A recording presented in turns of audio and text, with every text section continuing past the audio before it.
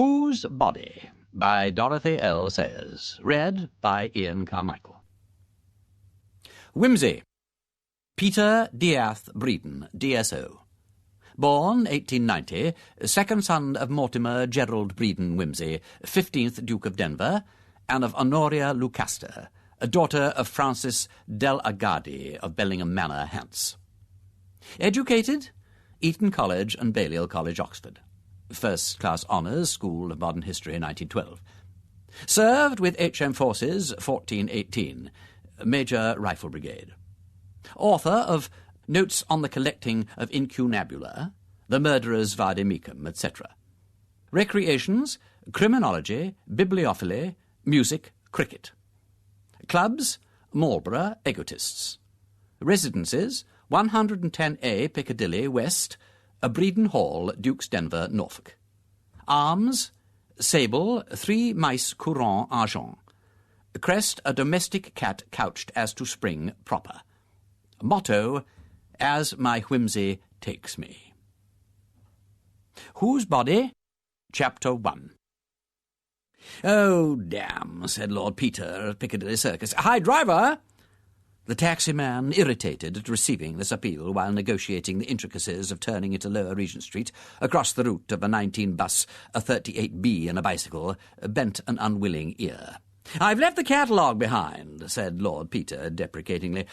"Uncommonly careless of me. Do you mind putting back to where we came from?" "To the Savile Club, sir?" "No, 110 Piccadilly, just beyond." "Thank you." "Thought you was in a hurry," said the man, overcome with a sense of injury. "I'm afraid it's an awkward place to turn in," said Lord Peter, answering the thought rather than the words. His long, amiable face looked as if it had generated spontaneously from his top hat, as white maggots breed from gorgonzola. The taxi, under the severe eye of a policeman, revolved by slow jerks with a noise like the grinding of teeth. The block of new, perfect and expensive flats in which Lord Peter dwelt upon the second floor stood directly opposite the Green Park, in a spot for many years occupied by the skeleton of a frustrate commercial enterprise. As Lord Peter let himself in, he heard his man's voice in the library, uplifted in that throttled stridency peculiar to well-trained persons using the telephone. "I believe that's his lordship just coming in again. If your grace would kindly hold the line a moment." "What is it, Bunter?" "Her grace has just called up from Denver, my lord. I was just saying your lordship had gone to the sale when I heard your lordship's latchkey." "Ah, thanks," said Lord Peter. "And you might find me my catalogue, would you? I think I must have left it in my bedroom or on the desk." He sat down to the telephone with an air of leisurely courtesy, as though it were an acquaintance dropped in for a chat. "Hello, mother, that you?" "Oh, there you are, dear," replied the voice of the Dowager Duchess. "I was afraid I'd just missed you." "Well, you had, as a matter of fact. I just started off to Brocklebury's sale to pick up a book or two, but I had to come back for the catalogue. What's up?" "There's such a quaint thing," said the Duchess. "I thought I'd tell you. You know little Mr. Thipps?" "Thipps?" said Lord Peter. "Thipps?" "Oh, yes, the little architect man who's doing the church roof. Yes, what about him?" "Mrs. Throgmorton's just been in quite a state of mind." Look, I'm sorry, Mother, I can't hear. Mrs. who?" "Throckmorton. Throckmorton, the vicar's wife." "Oh, Throckmorton. Yes?" "Mr. Thipps rang them up this morning. It was his day to come down, you know." "Yes?" "Well, he rang up to say he couldn't. He was so upset, poor little man. He'd found a dead body in his bath." Look, I'm sorry, Mother, I can't hear. Found what, where?" "A dead body, dear, in his bath." "What?" No, look, we have not finished yet. No, look, please don't cut us off. Hello, is that you, Mother? Hello? Mother? Oh, yes, sorry, the girl was trying to cut us off. What sort of a body?" "A dead man, dear, with nothing on but a pair of pince-nez. Mrs. Throckmorton positively blushed when she was telling me. I'm afraid people do get a little narrow-minded in country vicarages." "Well, it sounds a bit unusual. Was it anybody he knew?" No, dear, no, I don't think so. But of course he couldn't give her many details. She said he sounded quite distracted. He's such a respectable little man, and having the police in the house and so on really worried him.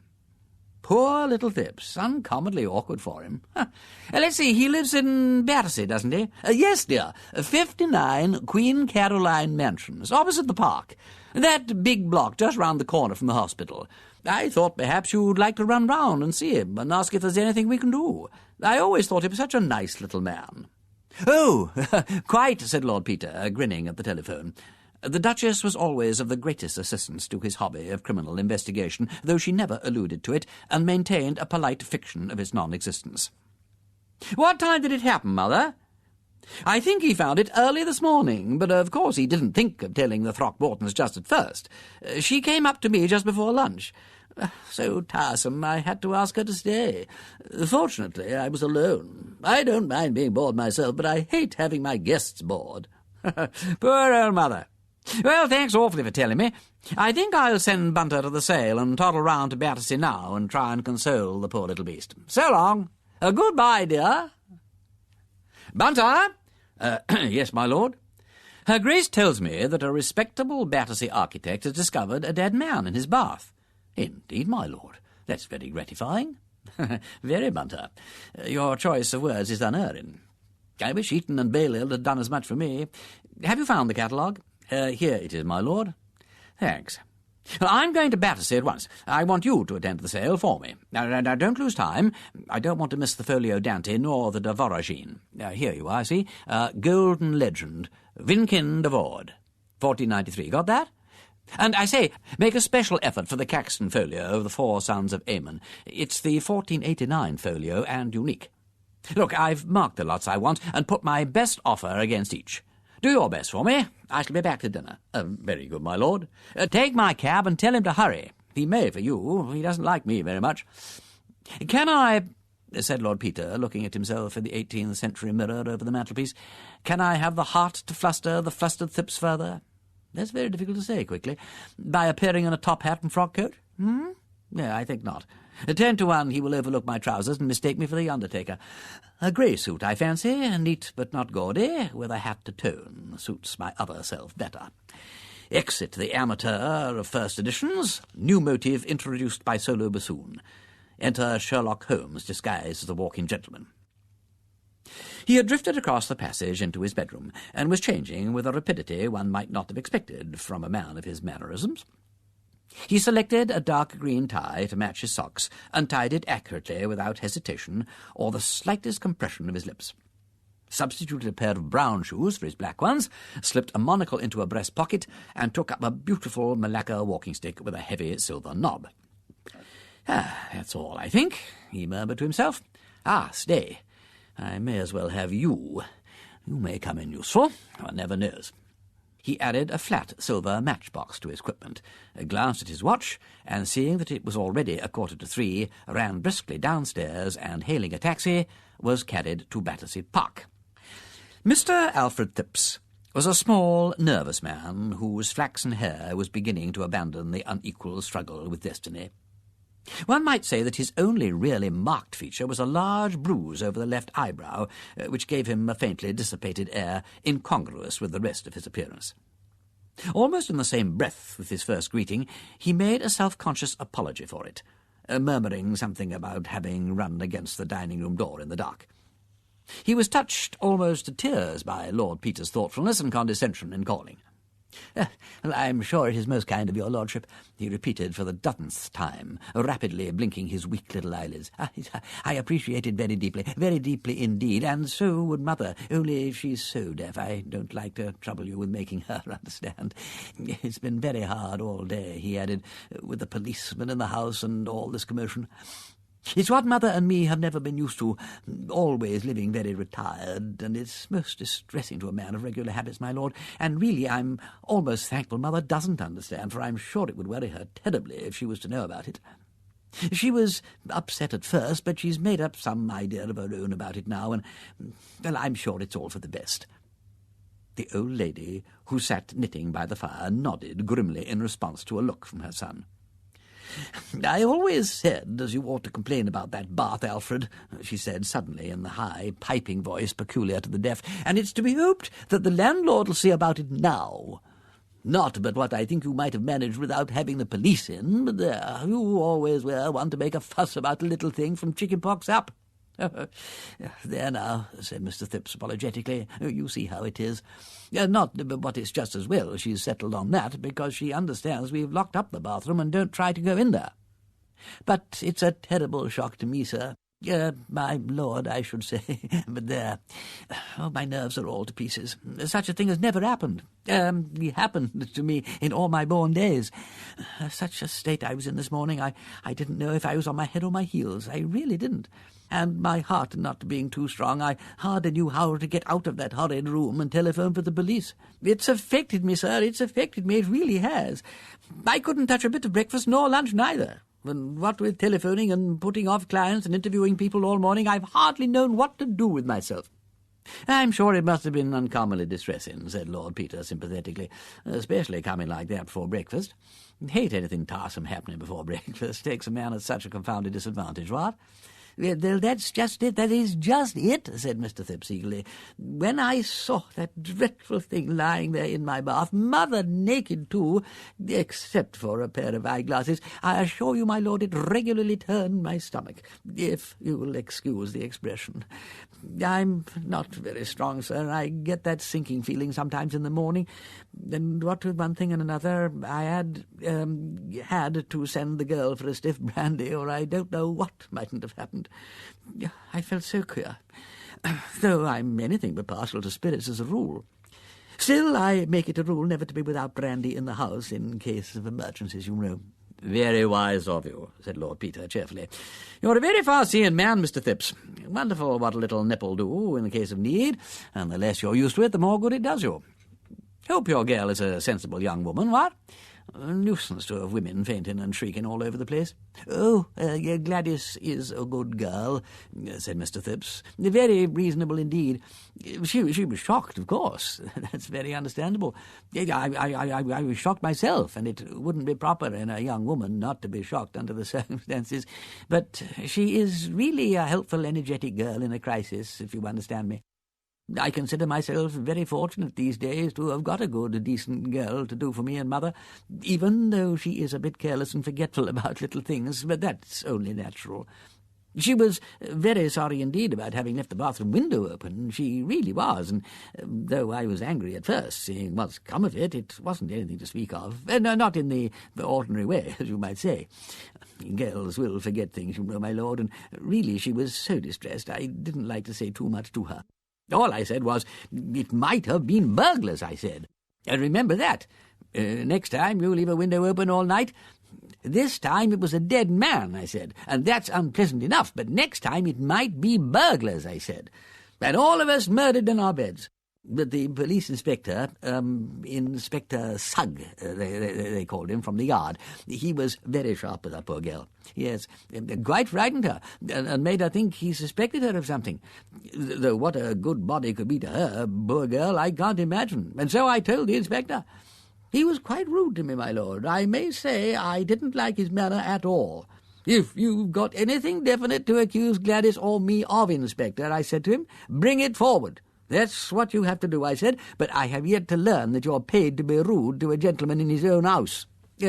House. Oh, really, said Mr. Phipps, growing quite pink on the top of his head.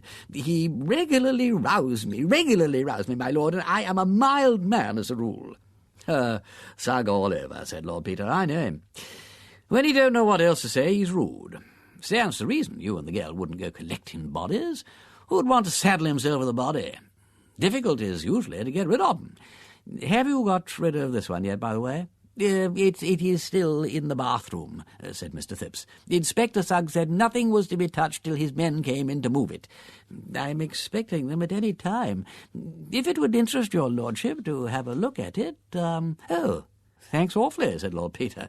I'd like to very much, if I'm not putting you out. Oh, not at all, said Mr. Phipps. His manner, as he led the way along the passage, convinced Lord Peter of two things. First, that gruesome as his exhibit was, he rejoiced in the importance it reflected upon himself and his flat, and secondly, that Inspector Sugg had forbidden him to exhibit it to anyone. The latter supposition was confirmed by the action of Mr. Phipps, who stopped to fetch the door key from his bedroom, saying that the police had the other, but that he had made it a rule to have 2 keys to every door in case of accident. The bathroom was in no way remarkable. It was long and narrow, the window being exactly over the head of the bath. The panes were of frosted glass, the frame wide enough to admit a man's body. Lord Peter stepped rapidly across to it, opened it, and looked out. The flat was the top one of the building, and situated about the middle of the block. The bathroom window looked out upon the backyards of the flats, which were occupied by various small outbuildings, coal holes, garages, and the like. Beyond these were the back gardens of a parallel line of houses. On the right rose the extensive edifice of St. Luke's Hospital, Battersea, with its grounds, and connected with it by a covered way, the residence of the famous surgeon Sir Julian Freak, who directed the surgical side of the great new hospital, and was in addition known in Harley Street as a distinguished neurologist with a highly individual point of view. This information was poured into Lord Peter's ear at considerable length by Mr. Phipps, who seemed to feel that the neighbourhood of anybody so distinguished shed a kind of halo of glory over Queen Caroline Mansions. "We had him round here himself this morning," he said, "about this horrid business.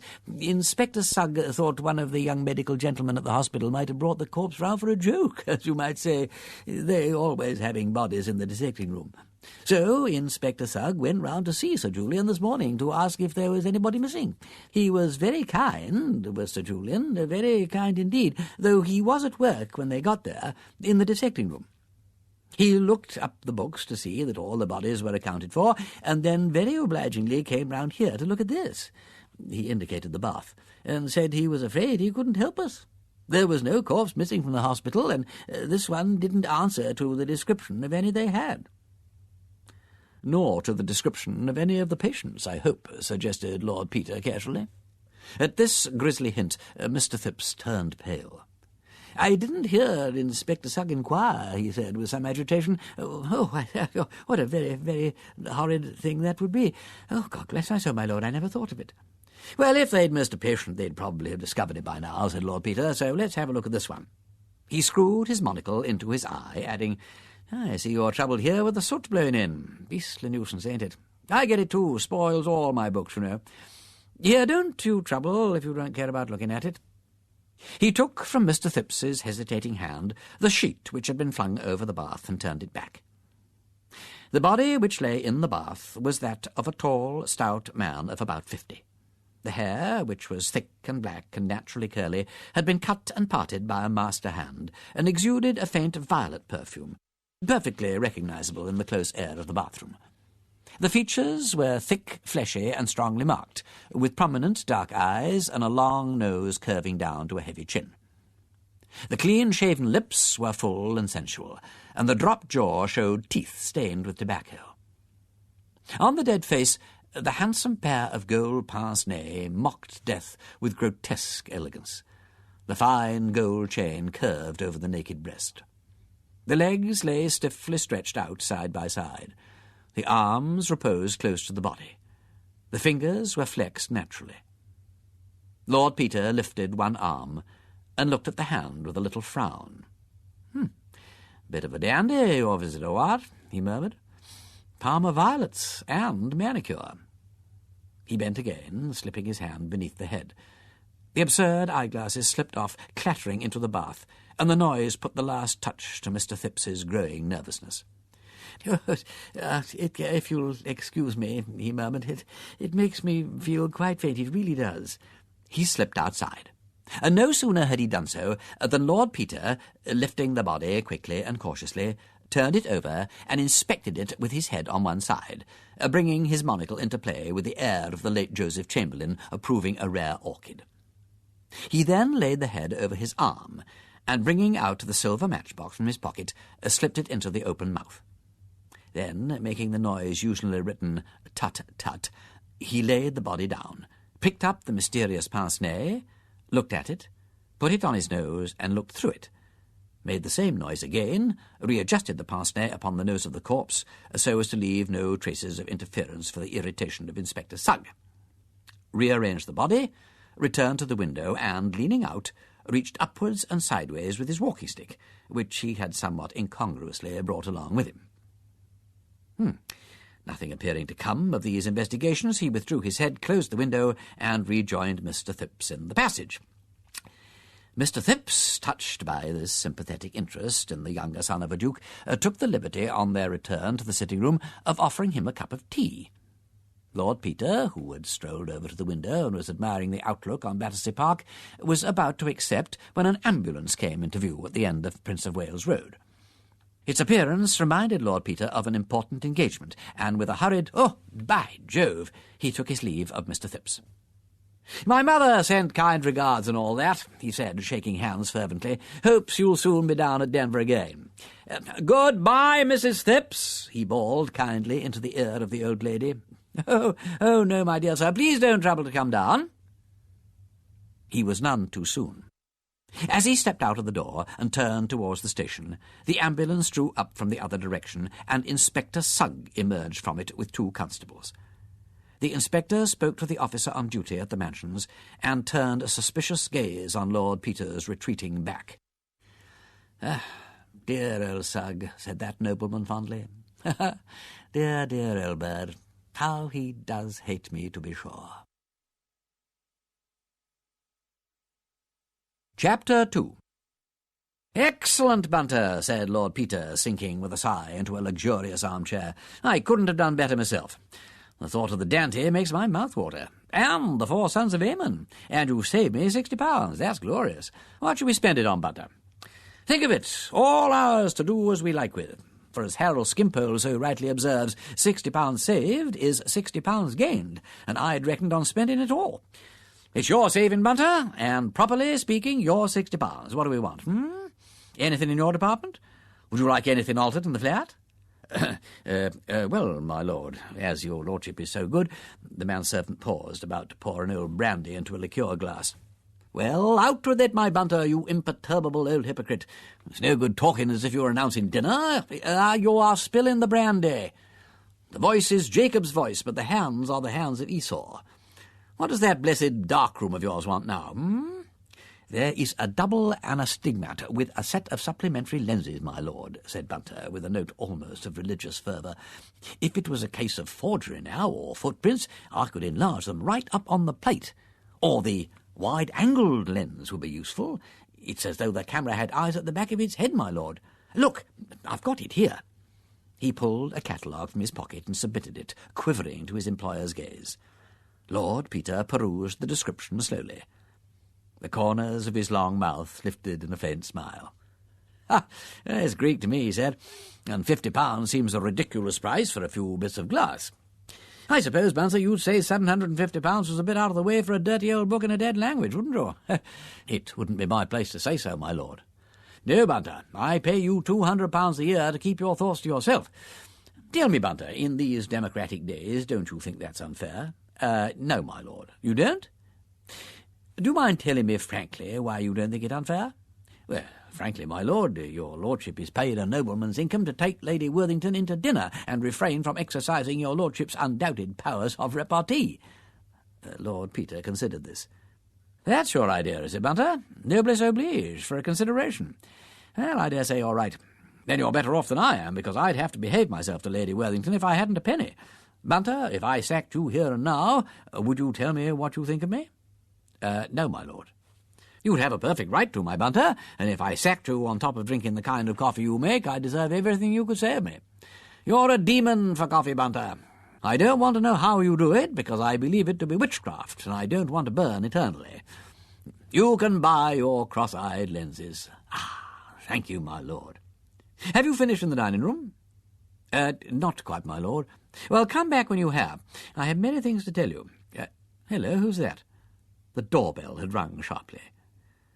"Unless it's anybody interested, I'm not at home." "Very good, my lord." Lord Peter's library was one of the most delightful bachelor rooms in London. Its scheme was black and primrose.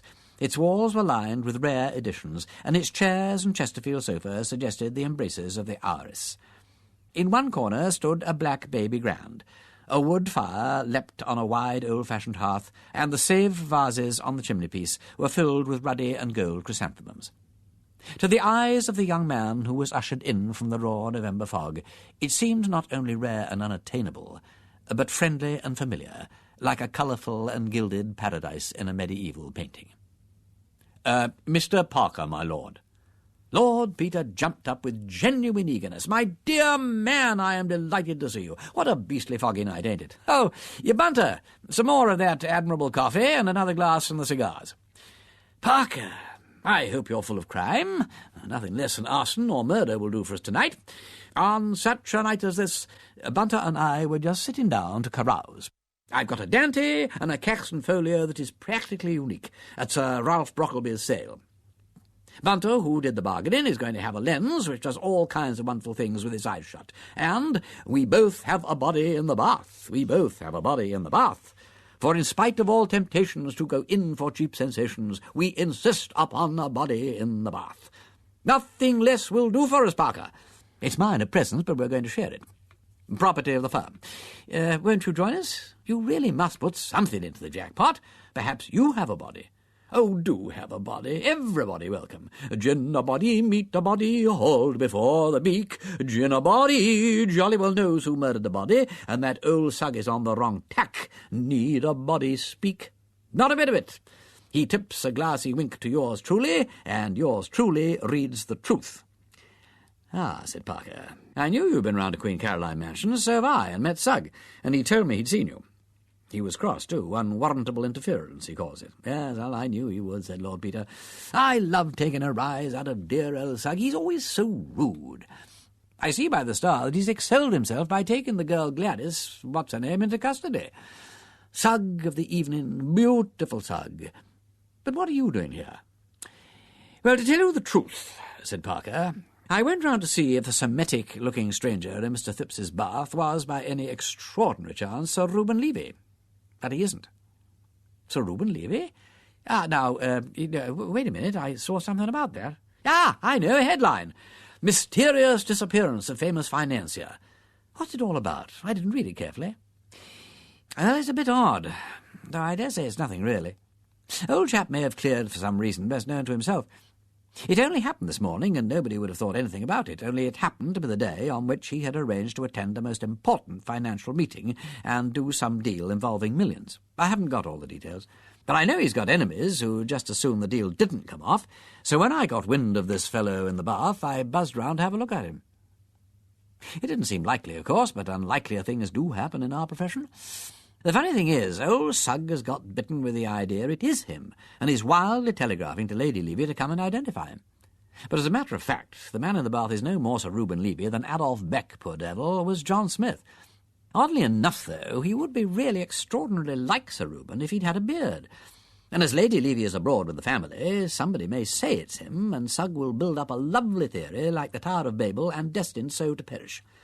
Sugg's a beautiful brain ass, said Lord Peter. He's like a detective in a novel. Well, I don't know anything about Levy, but I've seen the body, and I should say the idea was preposterous upon the face of it. What do you think of the brandy? Unbelievable, Wimsey. Sort of thing makes one believe in heaven. But I want your yarn. Do you mind if Bunter hears it too? Invaluable man, Bunter. Amazing fellow with a camera. And the odd thing is, he's always on the spot when I want my bath or my boots. I don't know when he develops things. I believe he does them in his sleep. Bunter! Yes, my lord. Look, stop fiddling about there and get yourself the proper things to drink and join the merry throng. Certainly, my lord. Mr. Parker has a new trick, the vanishing financier. Absolutely no deception. Hey, presto, pass, and where is he? Will some gentleman from the audience kindly step upon the platform and inspect the cabinet? Thank you, sir. The quickness of the hand deceives the eye. I'm afraid mine isn't much of a story, said Parker. It's just one of those simple things that offer no handle. Sir Reuben Levy dined last night with 3 friends at the Ritz. After dinner, the friends went to the theatre. He refused to go with them on account of an appointment. I haven't yet been able to trace the appointment, but anyhow he returned home to his house, 9A Park Lane, at 12 o'clock. Who saw him? The cook, who had just gone up to bed, saw him on the doorstep and heard him let himself in. He walked upstairs, leaving his greatcoat on the hall peg and his umbrella in the stand. You remember how it rained last night. He undressed and went to bed. Next morning, he wasn't there. That's all, said Parker abruptly, with a wave of the hand. "It isn't all, it isn't all." "Daddy, go on, that's not half a story," pleaded Lord Peter. "But it is all. When his man came to call him, he wasn't there. The bed had been slept in, his pyjamas and all his clothes were there, the only odd thing being that they were thrown rather untidily on the ottoman at the foot of the bed instead of being neatly folded on a chair, as is Sir Reuben's custom, looking as though he'd been rather agitated or unwell. No clean clothes were missing, no suit, no boots, nothing. The boots he'd worn were in his dressing-room as usual. He'd washed and cleaned his teeth and done all the usual things. The housemaid was down cleaning the hall at 6:30 and can swear that nobody came in or out after that. So one is forced to suppose that a respectable, middle-aged Hebrew financier either went mad between 12 and 6 a.m. and walked quietly out of the house in his birthday suit on a November night, or else he was spirited away like the lady in the Inglesby legends, body and bones, leaving only a heap of crumpled clothes behind him. Was the front door bolted? That is the sort of question you would ask straight off. It took me an hour to think of it. No. Contrary to custom, there was only the Yale lock on the door. On the other hand, some of the maids had been given leave to go to the theatre, and Sir Reuben may quite conceivably have left the door open under the impression that they had not come in. Such a thing has happened before. And that's really all? Really all. Except for one trifling circumstance. "I love trifling circumstances," said Lord Peter with childish delight. "So many men have been hanged by trifling circumstances. What was it?" Sir Reuben and Lady Levy, who are a most devoted couple, always share the same room. Lady Levy, as I said before, is in Menton at the moment for her health. In her absence, Sir Reuben sleeps in the double bed as usual, and invariably on his own side, the outside of the bed. Last night he put the two pillows together and slept in the middle, or, if anything, rather closer to the wall than the other side. The housemaid, who is a most intelligent girl, noticed this when she went up to make the bed, and with really admirable detective instinct refused to touch the bed or let anybody else touch it, though it wasn't till later that they actually sent for the police. Was nobody in the house but Sir Reuben and the servants? No. Lady Levy was away with her daughter and her maid. The valet, cook, parlour-maid, housemaid and kitchen-maid were the only people in the house, and naturally wasted an hour or two squawking and gossiping. I got there about 10. "What have you been doing since?" "Trying to get on the track of Sir Reuben's appointment last night, since, with the exception of the cook, his appointer was the only person who saw him before his disappearance. There may be some quite simple explanation, though I'm dashed if I can think of one for the moment. Hang it all, a man doesn't come in and go to bed and walk away again, mid-noddings on, in the middle of the night. He may have been disguised. Yes, well, I thought of that. In fact, it seems the only possible explanation. But it's deuced odd, Wimsey. An important city man, on the eve of an important transaction, without a word of warning to anybody, slips off in the middle of the night, disguised down to his skin, leaving behind his watch, purse, cheque-book, and, most mysterious and important of all, his spectacles, without which he can't see a step, as he is extremely short-sighted. Now that is important," interrupted Wimsey. "You are sure he didn't take a second pair?" "His man vouches for it. He had only 2 pairs, one of which was found on his dressing-table, and the other in the drawer where it is always kept." Lord Peter whistled. You got me there, Parker. Even if he'd gone out to commit suicide, he'd have taken those. So you'd think. All the suicide would have happened the first time he started to cross the road. However, I didn't overlook the possibility. I've got particulars of all today's street accidents, and I could lay my hand on my heart and say that none of them is Sir Reuben. Besides, he took his latchkey with him, which looks as though he'd meant to come back.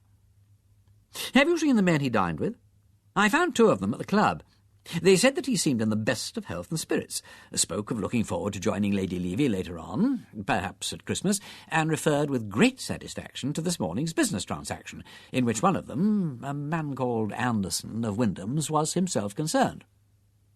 Then up till about 9 o'clock, anyhow, he had no apparent intention or expectation of disappearing. None. Unless he was a most consummate actor.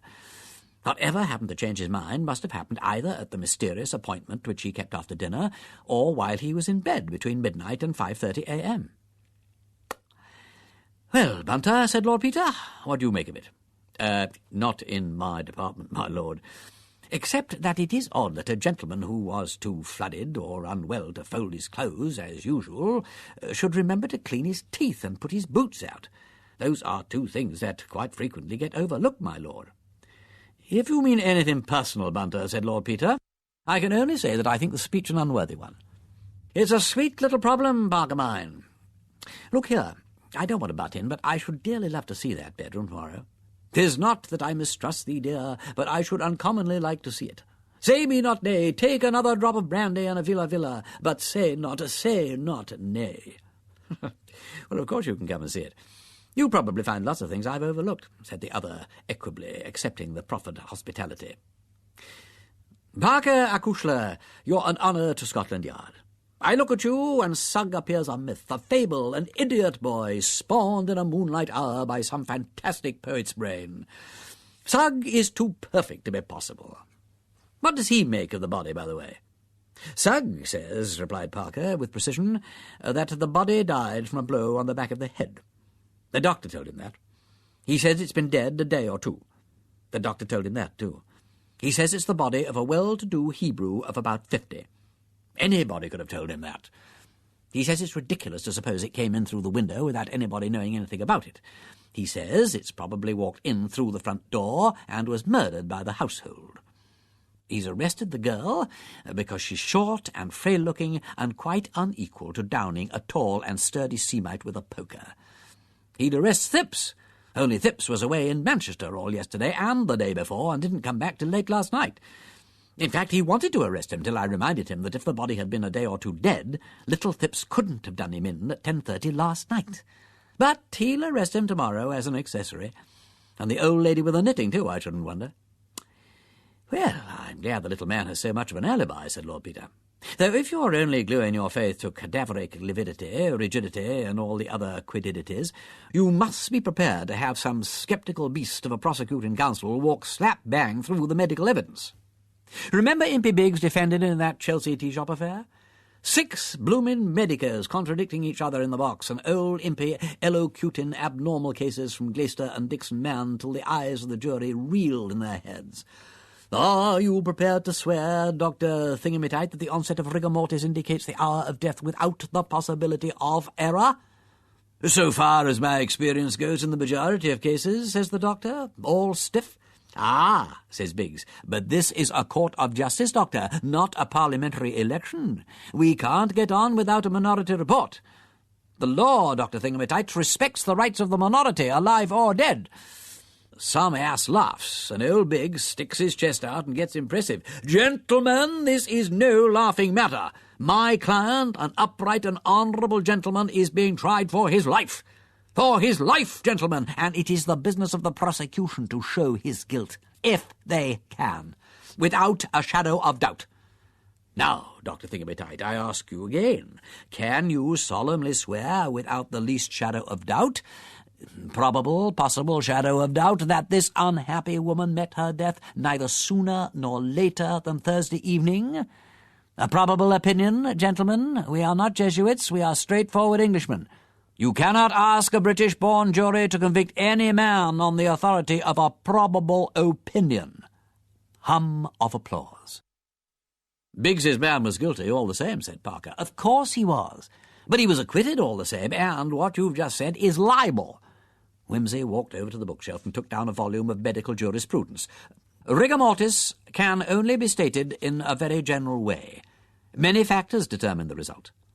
Cautious brute. "On the average, however, stiffening will have begun, neck and jaw, 5 to 6 hours after death, and in all likelihood have passed off in the bulk of cases by the end of 36 hours.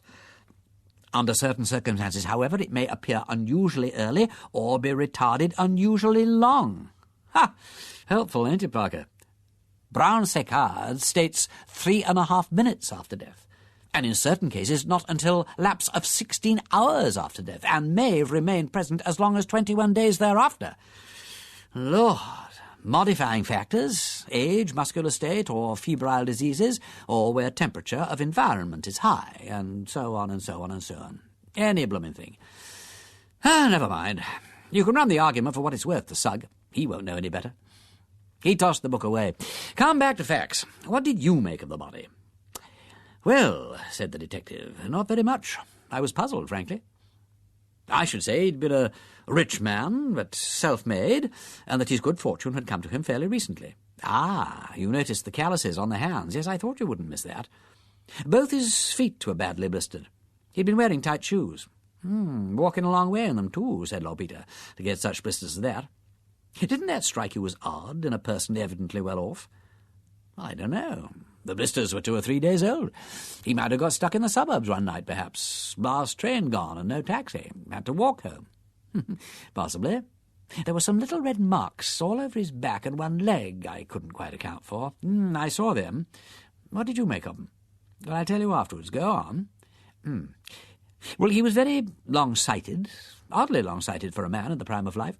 The glasses were like a very old man's. By the way, they had a very beautiful and remarkable chain of flat links chased with a pattern. It struck me he might be traced through them." "I've just put an advertisement in the Times about it," said Lord Peter. "Go on." "He'd had the glasses some time. They'd been mended twice." "Beautiful, Parker, beautiful. Did you realise the importance of that?" "Well, not especially, I'm afraid. Why?" "Never mind. Go on." "He was probably a sullen, ill-tempered man. His nails were filed down to the quick, as though he habitually bit them, and his fingers were bitten as well. He smoked quantities of cigarettes without a holder. He was particular about his personal appearance. Did you examine the room at all? I didn't get the chance." "Well, I couldn't find much in the way of footprints. Sugg and Co. had trampled all over the place, to say nothing of little Phipps and the maid. But I noticed a very definite patch just behind the head of the bath, as though something damp might have stood there. You could hardly call it a print. It rained hard all last night, of course." "Yes."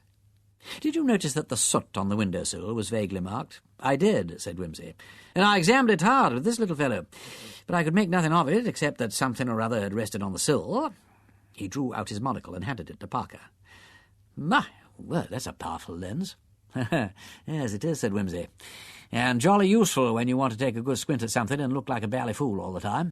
Only it don't do to wear it permanently. If people see you full face, they say, 'Dear me, how weak the sight of that eye must be.' Still, it's useful." "Sugg and I explored the ground at the back of the building," went on Parker, "but there wasn't a trace." "Oh, that's interesting. Did you try the roof?" "No." "Well, go over it tomorrow. The gutter's only a couple of feet off the top of the window. I measured it with my stick. The gentleman scout's vade mecum, I call it. It's marked off in inches.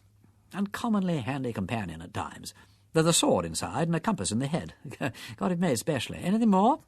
I'm afraid not, no." "Well, let's hear your version, Wimsey." "Well, I think you've got most of the points. There are just 1 or 2 little contradictions. For instance, here is a man wears expensive gold-rimmed pince-nez and has had them long enough to be mended twice. Yet his teeth are not merely discoloured, but badly decayed, and look as if he'd never cleaned them in his life. There are 4 molars missing on one side and 3 on the other, and 1 front tooth broken right across. He's a man careful of his personal appearance, as witness his hair and his hands. Now, what do you make of that?" "Oh, these self-made men of low origin don't think much about teeth and are terrified of dentists. True. But one of the molars has a broken edge so rough that it made a sore place on the tongue. Nothing is more painful. Do you mean to tell me a man would put up with that if he could afford to get the tooth filled? Oh, people are queer. I've known servants endure agonies rather than step over a dentist's doormat." "How did you see that, Wimsey?" "Had a look inside. Electric torch," said Lord Peter. "Handy little gadget. Looks like a matchbox." "Well, I dare say it's all right, but I just draw your attention to it. Second point. A gentleman with hair smelling of Parma violets and manicured hands and all the rest of it never washes inside of his ears. Full of wax. Nasty. Oh, well, you got me there, Wimsey. I never noticed it. Still, old habits die hard. Right-ho. Put it down at that. Third point. Gentleman with manicure and the brilliantine and all the rest of it suffers from fleas. By Jove, you're right. Flea bites. Ah, it never occurred to me. No doubt about it, old son. The marks were faint and old, but unmistakable. Well, of course, now you mention it. Still, that might happen to anybody. I loosed a whopper in the best hotel in Lincoln the week before last. I hope it bit the next occupier. Oh, all these things might happen to anybody. Separately. Fourth point. A gentleman who uses Parma violet for his hair, etc., etc., washes his body in strong carbolic soap, so that the strong smell hangs about for 24 hours later. Carbolic to get rid of fleas. I will say for you, Parker, you've an answer for everything. 5th point, carefully got-up gentleman with manicured, though masticated fingernails, has filthy black toenails which look as if they hadn't been cut for years. All of a piece with habits indicated. Yes, I know, but such habits. Now, 6th and last point, this gentleman with the intermittently gentlemanly habits arrives in the middle of a pouring wet night, and apparently through the window, when he has already been 24 hours dead, and lies down quietly in Mr. Phipps's bath, unseasonably dressed in a pair of pince-nez. Not a hair on his head is ruffled. The hair has been cut so recently that there are quite a number of little short hairs stuck on his neck and the sides of the bath, and he has shaved so recently that there is a line of dried soap on his cheek. Wimsey! Now, wait a minute. And dried soap in his mouth. Bunter got up and appeared suddenly at the detective's elbow, the respectful manservant all over. A little more brandy, sir," he murmured. "Wimsey," said Parker, "you're making me feel cold all over." He emptied his glass, stared at it as though he were surprised to find it empty, set it down, got up, walked across to the bookcase, turned round, stood with his back against it and said, "Look here, Wimsey, you've been reading detective stories. You're talking nonsense." "No, I ain't," said Lord Peter sleepily. "Uncommon good incident for a detective story, though, what? Bunter, we'll write one, and you shall illustrate it with photographs." "Soap in his—" "Oh, rubbish," said Parker. "It was something else, some discoloration." "No," said Lord Peter, "there were hairs as well, bristly ones. He had a beard." He took his watch from his pocket and drew out a couple of longish stiff hairs which he had imprisoned between the inner and outer case. Parker turned them over once or twice in his fingers, looked at them close to the light, examined them with the lens, handed them back to the impassible Bunter and said, "Do you mean to tell me, Wimsey, that any man alive would shave off his beard with his mouth open and then go and get killed with his mouth full of hairs? You are mad." "I don't tell you so," said Wimsey. "You policemen are all alike, only one idea in your skulls. Blessed if I can make out why you were ever appointed. He was shaved after he was dead. Pretty, ain't it? Uncommonly jolly little job for the barber, what? Here, sit down, man, and don't be an ass stumping about the room like that. Worse things happen in war. This is only a blinking shilling shocker. But I will tell you what, Parker, we're up against a criminal. The criminal. The real artist and blighter with imagination. Real, artistic, finished stuff. I am enjoying this, Parker." Chapter 3. Lord Peter finished a Scarlatti sonata and sat looking thoughtfully at his own hands. The fingers were long and muscular, with wide, flat joints and square tips. When he was playing, his rather hard grey eyes softened, and his long, indeterminate mouth hardened in compensation. At no other time had he any pretensions to good looks, and at all times he was spoilt by a long, narrow chin and a long, receding forehead, accentuated by the brushed-back sleekness of his tow-coloured hair. Labour papers, softening down the chin, caricatured him as a typical aristocrat. "That's a wonderful instrument," said Parker. "It ain't so bad," said Lord Peter, "but Scarlatti wants a harpsichord. Piano's too modern, all thrills and overtones. No good for our job, Parker. Have you come to any conclusion?" "The man in the bath," said Parker methodically, "was not a well-off man, careful of his personal appearance. He was a labouring man, unemployed, but who had only recently lost his employment. He had been tramping about looking for a job when he met his end. Somebody killed him, and washed him, and scented him, and shaved him in order to disguise him, and put him into Phipps's bath without leaving a trace. Conclusion? The murderer was a powerful man, since he killed him with a single blow on the neck. A man of cool head and masterly intellect, since he did all that ghastly business without leaving a mark. A man of wealth and refinement, since he had all the apparatus of an elegant toilet handy. And a man of bizarre and almost perverted imagination, as is shown in the two horrible touches of putting the body in the bath and of adorning it with a pair of pince-nez. He was a poet of crime, said Wimsey. By the way, your difficulty about the pince-nez is cleared up. Obviously the pince-nez never belonged to the body. That only makes a fresh puzzle. One can't suppose the murderer left them in that obliging manner as a clue to his own identity. Oh, you can hardly suppose that. I am afraid this man possessed what most criminals lack, a sense of humour. Rather macabre humour, true. But a man who can afford to be humorous at all in such circumstances is a terrible fellow. I wonder what he did with the body between the murder and depositing it chez Thipps. Then there are more questions. How did he get in there, and why? Was he brought in at the door, as Sugg of our heart suggests, or through the window, as we think, on the not very adequate testimony of a smudge on the windowsill? Had the murderer accomplices? Is little Thipps really in it, or the girl? It don't do to put the notion out of court merely because Sugg inclines to it. Even idiots occasionally speak the truth accidentally. If not, why was Thipps selected for such an abominable practical joke? Has anybody got a grudge against Thipps? Who are the people in the other flats? We must find out that. Does Thipps play the piano at midnight over their heads, or damage the reputation of the staircase by bringing home dubiously respectable ladies? Are there unsuccessful architects thirsting for his blood? Damn it all, Parker, there must be a motive somewhere. Can't have a crime without a motive, you know. A madman, suggested Parker doubtfully, with a deuced lot of method in his madness. He hasn't made a mistake, not one, unless leaving hairs in the corpse's mouth can be called a mistake. Well, anyhow, it's not Levy. All right there. I say, old thing, neither your man nor mine has left much clue to go upon, has he? And there don't seem to be any motives knocking about either. And we seem to be 2 suits of clothes short in the last night's work. Sir Reuben makes tracks without so much as a fig leaf, and a mysterious individual turns up at the pince-nez, which is quite useless for purposes of decency. Dash it all, if only I had some good excuse for taking up this body case officially. The telephone bell rang. The silent Bunter, whom the other two had almost forgotten, padded across to it. It is an elderly lady, my lord, he said. I think she's deaf. I can't make her hear anything, but she is asking for your lordship. Lord Peter seized the receiver and yelled into it a hello that might have cracked the vulcanite. He listened for some minutes with an incredulous smile, which gradually broadened into a grin of delight. At length he screamed, "All right! All right!" several times and rang off. "By Jove," he announced, beaming. "Sporting old bird. It's old Mrs. Thipps. Deaf as a post. Never used the telephone before, but determined. Perfect Napoleon. The incomparable Sugg has made a discovery and arrested little Thipps.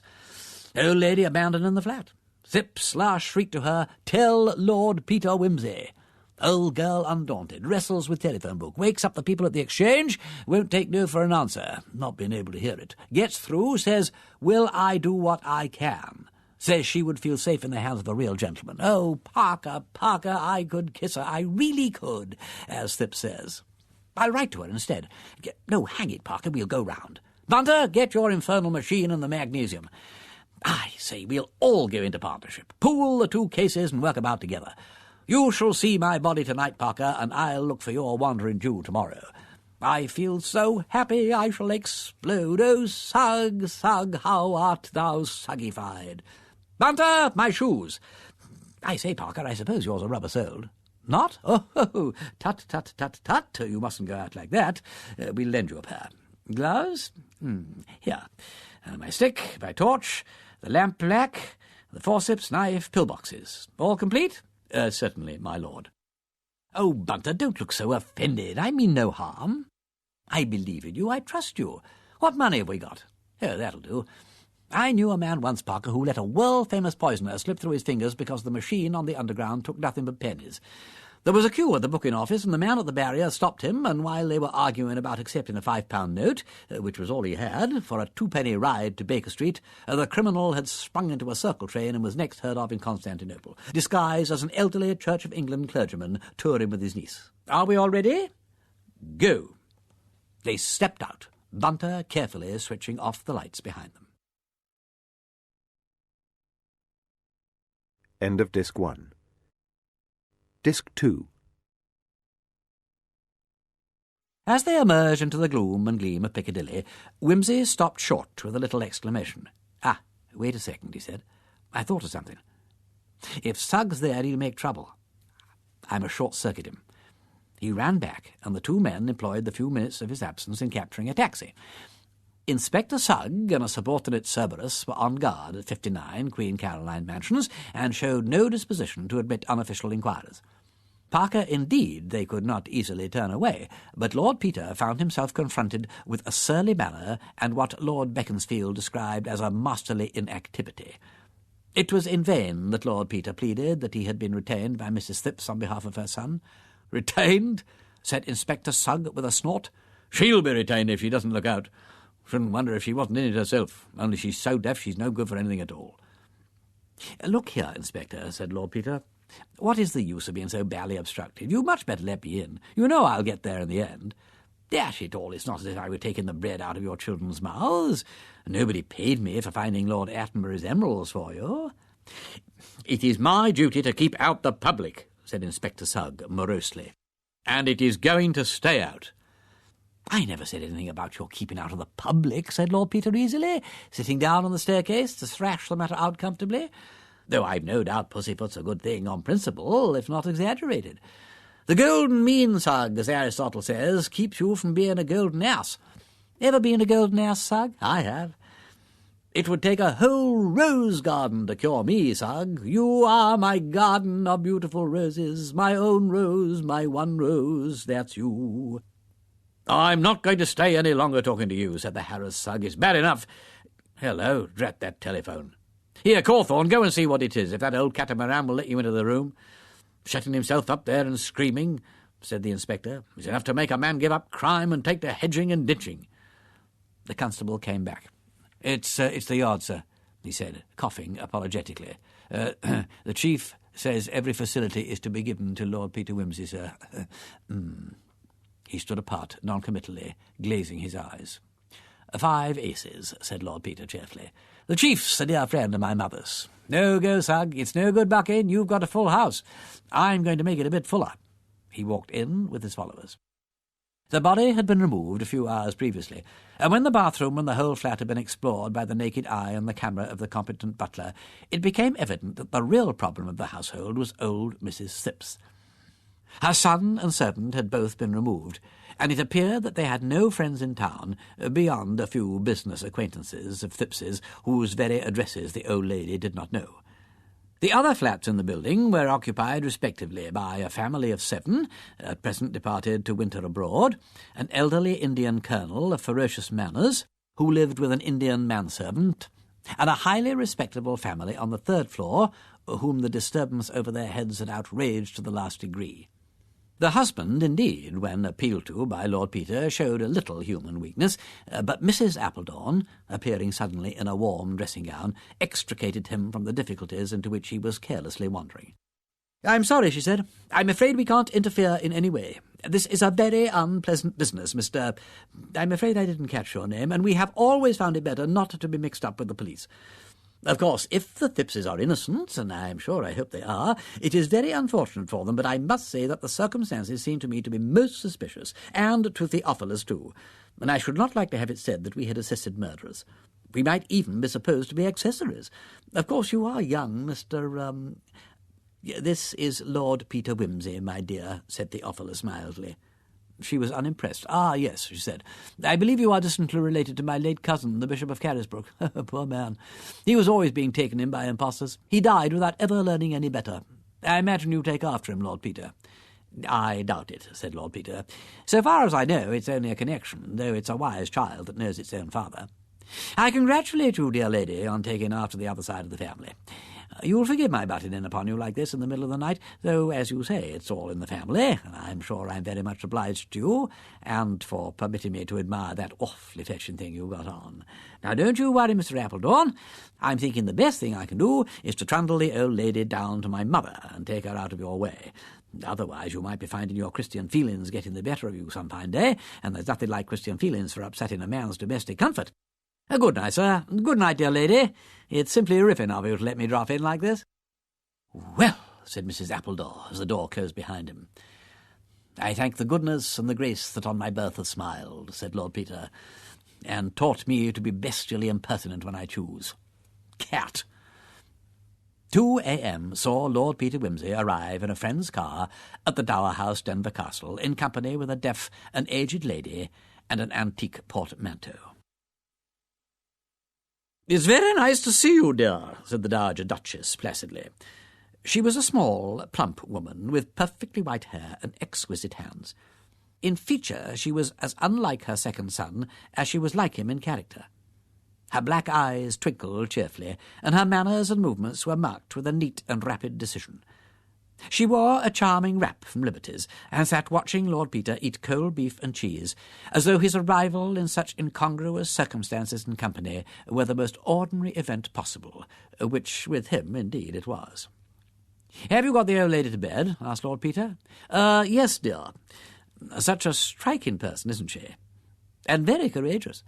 She tells me she's never been in a motor car before, but she thinks you are a very nice lad, dear. That careful of her that you remind her of her own son. Poor little Mr. Thipps. Whatever made your friend the inspector think he could have murdered anybody? My friend the inspector— No more, thank you, Mother— is determined to prove that the intrusive person in Thipps's bath is Sir Reuben Levy, who disappeared mysteriously from his house last night. His line of reasoning is, we've lost a middle-aged gentleman without any clothes on in Park Lane, we've found a middle-aged gentleman without any clothes on in Battersea. Therefore they are one and the same person, QED, and put little Thipps in quod. "You're very elliptical, my dear," said the Duchess mildly. "Why should Mr. Thipps be arrested, even if they are the same?" "Sugg must arrest somebody," said Lord Peter. "But there is one odd little bit of evidence come out which goes a long way to support Sugg's theory, only that I know it to be no go by the evidence of my own eyes. Last night, at about 9:15, a young woman was strolling up the Battersea Park Road for purposes best known to herself, when she saw a gentleman in a fur coat and a top hat sauntering along under an umbrella, looking at the names of all the streets. He looked a bit out of place, so not being a shy girl, you see, she walked up to him and said good evening. "Can you tell me, please," said the mysterious stranger, "whether this street leads into Prince of Wales Road?" She said it did, and further asked him in a jocular manner what he was doing with himself and all the rest of it. Only she wasn't altogether so explicit about that part of the conversation, because she was unburdening her heart to Sugg, you see, and he's paid by a grateful country to have very pure, high-minded ideals, what? Anyway, the old boy said he couldn't attend to her just then, as he had an appointment. "I've got to go and see a man, my dear," was how she said he put it, and he walked on up Alexandra Avenue towards Prince of Wales Road. She was staring after him, still rather surprised, when she was joined by a friend of hers who said, "It's no good wasting your time with him. That's Levy. I knew him when I lived in the West End, and the girls used to call him P. Green Incorruptible." Friend's name suppressed, owing to implications of story, but girl vouches for what was said. She thought no more about this till the milkman brought news this morning of the excitement at Queen Caroline's mansions. Then she went round, though not liking the police as a rule, and asked the man there whether the dead gentleman had a beard and glasses.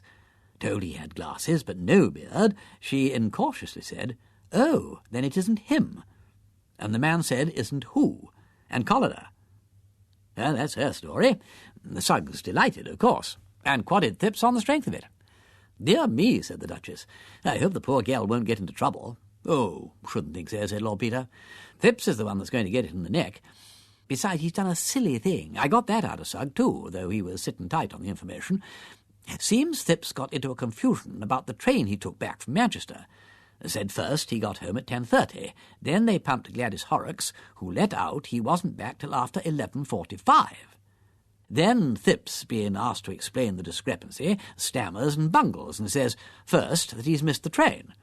Then Sugg makes inquiries at St. Pancras and discovers that he left his bag in the cloakroom there at 10. Thipps, again asked to explain, stammers worse and says he walked about for a few hours, met a friend. Can't say who, didn't meet a friend, can't say what he did with his time, can't explain why he didn't go back for his bag, can't say what time he did get in, can't explain how he got a bruise on his forehead. In fact, can't explain himself at all. Gladys Horrocks, interrogated again, says this time Thipps came in at 10:30, then admits she didn't hear him come in. Can't say why she didn't hear him come in, can't say why she said first of all that she did hear him. Bursts into tears, contradicts herself, everybody's suspicions aroused, quad 'em both. Well, as you put it, dear, said the Duchess, it all sounds very confusing, and not quite respectable. Poor little Mr. Thipps will be terribly upset by anything that wasn't respectable. I wonder what he did with himself, said Lord Peter thoughtfully. I really don't think he was committing a murder. Besides, I believe the fellow has been dead a day or two, though it don't do to build too much on doctor's evidence. It's an entertaining little problem. Very curious, dear. But so sad about poor Sir Reuben. I must write a few lines to Lady Levy. I used to know her quite well, you know, dear, down in Hampshire, when she was a girl. Christine Ford she was then. I remember so well the dreadful trouble there was about her marrying a Jew. That was before he made his money, of course, in that oil business out in America. The family wanted her to marry Julian Freak, who did so well afterwards and was connected with the family, but she fell in love with this Mr. Levy and eloped with him.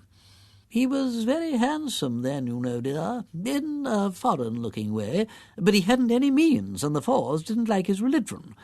Of course, we're all Jews nowadays, and they wouldn't have minded so much if he'd pretended to be something else, like that Mr. Simmons we met at Mrs. Porchester's, who always tells everybody that he got his nose in Italy at the Renaissance and claims to be descended somehow or other from La Bella Simonetta. They're so foolish, you know, dear, as if anybody believed it. I'm sure some Jews are very good people, and personally I'd much rather they believed something, though, of course, it must be very inconvenient, what with not working on Saturdays and circumcising the poor little babies and everything dependent on the new moon and that funny kind of meat they have with such a slang-sounding name, and never being able to have bacon for breakfast. Still, there it was, and it was much better for the girl to marry him if she was really fond of him, though I believe young Freak was really devoted to her, and they're still great friends. Not that there was ever a real engagement, only a sort of understanding with her father, but he's never married, you know, and lives all by himself in that big house next to the hospital, though he's very rich and distinguished now. But I know ever so many people who've tried to get hold of him. There was Lady Mannering wanted him for that eldest girl of hers, though I remember saying at the time it was no use expecting a surgeon to be taken in by a figure that was all padding. They have so many opportunities of judging, you know, dear. Lady Levy seems to have had the knack of making people devoted to her, said Peter. Look at the pea-green incorruptible Levy. Oh, that's quite true, dear. She was a most delightful girl, and they say her daughter is just like her. I rather lost sight of them when she married, and you know your father didn't care much about business people, but I know everybody always said they were a model couple.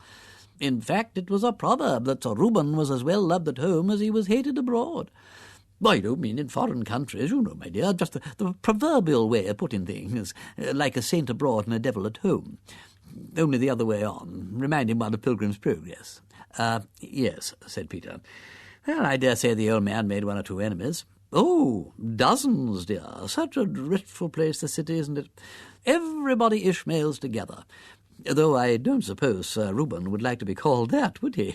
Doesn't it mean illegitimate, or not a proper Jew, anyway? I always did get confused with those Old Testament characters. Lord Peter laughed and yawned. I think I'll turn in for an hour or two, he said. I must be back in town at 8. Parker's coming for breakfast. The Duchess looked at the clock, which marked 5 minutes to 3. I'll send up your breakfast at 6:30, dear, she said. I hope you'll find everything all right. I told them just to slip a hot water bottle in. Those linen sheets are so chilly. You can put it out if it's in your way. Chapter 4. So there it is, Parker, said Lord Peter, pushing his coffee cup aside and lighting his after-breakfast pipe. You may find it leads you to something, though it don't seem to get me any further with my bathroom problem. Did you do anything more at that after I left? No, but I've been on the roof this morning. The deuce you have. What an energetic devil you are. I say, Parker, I think this cooperative scheme is an uncommonly good one. It's much easier to work on someone else's job than one's own. Gives one that delightful feeling of interfering and bossing about, combined with the glorious sensation that another fellow is taking all one's own work off one's hands. You scratch my back and I'll scratch yours. What? Did you find anything? Not very much. I looked for any footmarks, of course, but naturally with all this rain there wasn't a sign. Of course, if this were a detective story, there'd have been a convenient shower exactly an hour before the crime, and a beautiful set of marks which could only have come there between 2 and 3 in the morning. But this being real life in a London November, you might as well expect footprints in Niagara. I searched the roofs right along, and came to the jolly conclusion that any person in any blessed flat in the blessed row might have done it. All the staircases open onto the roof, and the leads are quite flat. You can walk along as easy as along Shaftesbury Avenue. Still, I've got some evidence that the body did walk along there. What's that?" Parker brought out his pocketbook and extracted a few shreds of material, which he laid before his friend. One was caught in the gutter just above Phipps's bathroom window, another in a crack of the stone parapet just over it, and the rest came from the chimney stack behind, where they had caught in an iron stanchion. What do you make of them?" Lord Peter scrutinised them very carefully through his lens. Interesting," he said. "Damned interesting. Have you developed those plates, Bunter?" he added, as that discreet assistant came in with the post. Yes, my lord." "Caught anything?" "I don't know whether to call it anything or not, my lord," said Bunter dubiously. "I'll bring the prints in." "Do," said Wimsey. "Hello, here's our advertisement about the gold chain in the Times. Very nice it looks. Write, phone or call 110A Piccadilly. Perhaps it would have been safer to put a box number, though I always think that the franker you are with people, the more you're likely to deceive them. So unused is the modern world to the open hand and the guileless heart, what? But you don't think the fellow who left that chain on the body is going to give himself away by coming here and inquiring about it?" "I don't, fathead," said Lord Peter, with the easy politeness of the real aristocracy. "That's why I've tried to get hold of the jeweller who originally sold the chain, see?" He pointed to the paragraph. "It's not an old chain, hardly worn at all. Oh, thanks, Bunter. Now see here, Parker. These are the finger marks you noticed yesterday on the window sash and on the far edge of the bath. I'd overlooked them. I give you full credit for the discovery. I crawl, I grovel, my name is Watson, and you need not say what you were just going to say, because I admit it all. Now we shall—" Hello. The three men stared at the photographs. "The criminal," said Lord Peter bitterly, "climbed over the roofs in the wet and not unnaturally got soot on his fingers. He arranged the body in the bath and wiped away all traces of himself except two, which he obligingly left to show us how to do our job. We learn from a smudge on the floor that he wore india-rubber boots, and from this admirable set of fingerprints on the edge of the bath that he had the usual number of fingers and wore rubber gloves. That is the kind of man he is. Take the fool away, gentlemen." He put the prints aside and returned to an examination of the shreds of material in his hand. Suddenly he whistled softly. "Do you make anything of these, Parker?" "They seem to me to be ravellings of some coarse cotton stuff, a sheet perhaps, or an improvised rope." "Yes," said Lord Peter, "yes. It may be a mistake, it may be our mistake. Yes, I wonder. Tell me, do you think these tiny threads are long enough and strong enough to hang a man?" He was silent, his long eyes narrowing into slits behind the smoke of his pipe. "What do you suggest doing this morning?" asked Parker. "Well," said Lord Peter, "it seems to me it's about time I took a hand in your job. Let's go round to Park Lane and see what lark Sir Reuben Levy was up to in bed last night." "And now, Mrs. Pemming, if you would be so kind as to give me a blanket," said Mr. Bunter, coming down into the kitchen, "and permit of me hanging a sheet across the lower part of this window, and drawing the screen across here so as to shut off any reflections, if you understand me, we will get to work." Sir Reuben Levy's cook, with her eye upon Mr. Bunter's gentlemanly and well-tailored appearance, hastened to produce what was necessary. Her visitor placed on the table a basket containing a water bottle, a silver-backed hairbrush, a pair of boots, a small roll of linoleum, and the letters of a self-made merchant to his son, bound in polished morocco. He drew an umbrella from beneath his arm and added it to the collection. He then advanced a ponderous photographic machine and set it up in the neighbourhood of the kitchen range. Then, spreading a newspaper over the fair, scrubbed surface of the table, he began to roll up his sleeves and insinuate himself into a pair of surgical gloves. Sir Reuben Levy's valet, entering at the moment and finding him thus engaged, put aside the kitchen maid, who was staring from a front-row position, and inspected the apparatus critically. Mr. Bunter nodded brightly to him and uncorked a small bottle of grey powder. "Odd sort of fish your employer, isn't he?" said the valet carelessly. "Very singular indeed," said Mr. Bunter. "Now, my dear," he added ingratiatingly to the parlour-maid, "I wonder if you'd just pour a little of this grey powder over the edge of the bottle while I'm holding it, and the same with this boot, here at the top. Thank you, Miss... what is your name?" Price? Oh, but you've got another name besides Price, haven't you? Mabel, eh? Ha ha! That's a name I'm uncommonly partial to. Ah, that's very nicely done. You have a steady hand, Miss Mabel. Ah, see that? That's the finger marks.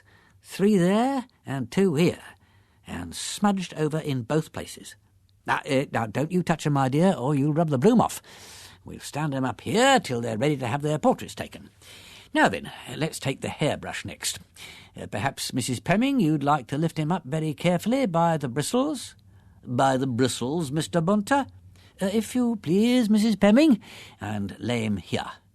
Now, Miss Mabel, another little exhibition of your skill, if you please.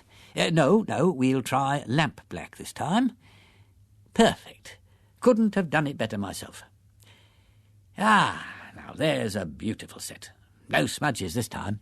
Ah, that'll interest his lordship. Now the little book. No, I'll pick that up myself, with these gloves, you see, and by the edges. I'm a careful criminal, Mrs. Pemming. I don't want to leave any traces. Dust the cover all over, Miss Mabel. Now this side. That's the way to do it. Ah, lots of prints and no smudges, all according to plan. Oh, please, Mr. Graves, you mustn't touch it. No, it's as much as my place is worth to have it touched. Do you have to do much of this sort of thing? Inquired Mr. Graves from a superior standpoint. Any amount, replied Mr. Bunter, with a groan calculated to appeal to Mr. Graves's heart and unlock his confidence. If you'd kindly hold one end of this bit of linoleum, Mrs. Pemming, I'll hold up this end while Miss Mabel operates. Yes, Mr. Graves, yes, it's a hard life, valeting by day and developing by night. Morning tea at any time from 6:30 to 11, and criminal investigations at all hours. It's wonderful the ideas these rich men with nothing to do get into their heads. Well, I wonder you stand it, said Mr. Graves. No, there's none of that here. A quiet, orderly domestic life, Mr. Bunter, has much to be said for it. Meals at regular hours, decent, respectable families to dinner, none of your painted women, and no valeting at night. There's much to be said for it.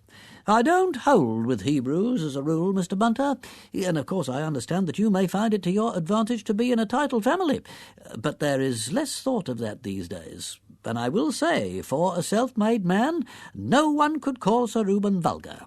And my lady, at any rate, is county. Miss Ford, she was, one of the Hampshire Fords, and both of them always most considerate. I agree with you, Mr. Graves. His lordship and me have never held with being narrow-minded. Why, yes, my dear, of course it's a footmark. This is the washstand linoleum. A good Jew can be a good man, that's what I've always said, and regular hours and considerate habits have a great deal to recommend them. Very simple in his tastes now, Sir Reuben, isn't he? For such a rich man, I mean. Very simple indeed, said the cook. The meals he and her ladyship have when they're by themselves with Miss Rachel, well, there now, if it weren't for dinners, which is always good when there's company, I'd be wasting my talents and education here, if you understand me, Mr. Bunter. Mr. Bunter added the handle of the umbrella to his collection and began to pin a sheet across the window, aided by the housemaid. Admirable, he said. Now, if I might have this blanket on the table and another on a towel horse or something of that kind by way of background. Ah, you're very kind, Mrs. Pemming. Ah, I wish his lordship never wanted valeting at night. Many is the time I've sat up till 3 and 4 and up again to call him early to go off Sherlocking at the other end of the country, and the mud he gets on his clothes and boots. I'm sure it's a shame, Mr. Bunter, said Mrs. Pemming warmly. Low, I calls it. In my opinion, police work ain't no fit occupation for a gentleman, let alone a lordship. Everything's made so difficult, too, said Mr. Bunter, nobly sacrificing his employer's character and his own feelings in a good cause. Boots chucked into a corner, clothes hung up on the floor, as they say. That's often the case with these men as are born with silver spoons in their mouths, said Mr. Graves. Now, Sir Reuben, he's never lost his good old-fashioned habits. Clothes folded up neat, boots put out in his dressing-room, so as a man could get them in the morning, everything made easy. He forgot about them the night before last, though. The clothes, not the boots. Always thoughtful for others, is Sir Reuben. I hope nothing's happened to him. Indeed no, poor gentleman, chimed in the cook. And as for what they're saying, that he'd have gone out surreptitious-like to do something he didn't ought, well, I'd never believe it of him, Mr. Bunter. Not if I was to take my dying oath upon it. "Ah," said Mr. Bunter, adjusting his arc lamps and connecting them with the nearest electric light, "and that's more than most of us could say of 'em as pays us." 5'10", said Lord Peter, "and not an inch more." He peered dubiously at the depression in the bedclothes and measured it a second time with the gentleman scout's vade mecum. Parker entered this particular in a neat pocket-book. "I suppose," he said, "a 6-foot man might leave a 5'10" depression if he curled himself up." "Have you any Scotch blood in you, Parker?" inquired his colleague bitterly. "Not that I know of," replied Parker. "Why?" "Because of all the cautious, ungenerous, deliberate and cold-blooded devils I know," said Lord Peter, "you are the most cautious, ungenerous, deliberate and cold-blooded. Here am I, sweating my brains out to introduce a really sensational incident into your dull and disreputable little police investigation, and you refuse to show a single spark of enthusiasm. Well, it's no good jumping at conclusions. Jump? You don't even crawl distantly within sight of a conclusion. I believe if you caught the cat with her head in the cream jug, you'd say it was conceivable that the jug was empty when she got there. Well, it would be conceivable, wouldn't it?" "Oh, curse you," said Lord Peter. He screwed his monocle into his eye and bent over the pillow, breathing hard and tightly through his nose. "Here, give me the tweezers," he said presently. "Good heavens, man, don't blow like that. You might be a whale." He nipped up an almost invisible object from the linen. "What is it?" asked Parker. "It is a hair," said Wimsey grimly, his hard eyes growing harder. "Let's go and look at Levy's hat, shall we? And you might just ring for that fellow with the churchyard name, do you mind?" Mr. Graves, when summoned, found Lord Peter squatting on the floor of the dressing-room before a row of hats arranged upside down before him. "Here you are," said that nobleman cheerfully. "Now, Graves, this is a guessing competition, a sort of a 3-hat trick, to mix metaphors. Here are 9 hats, including 3 top hats. Do you identify all these hats as belonging to Sir Reuben Levy? You do? Very good.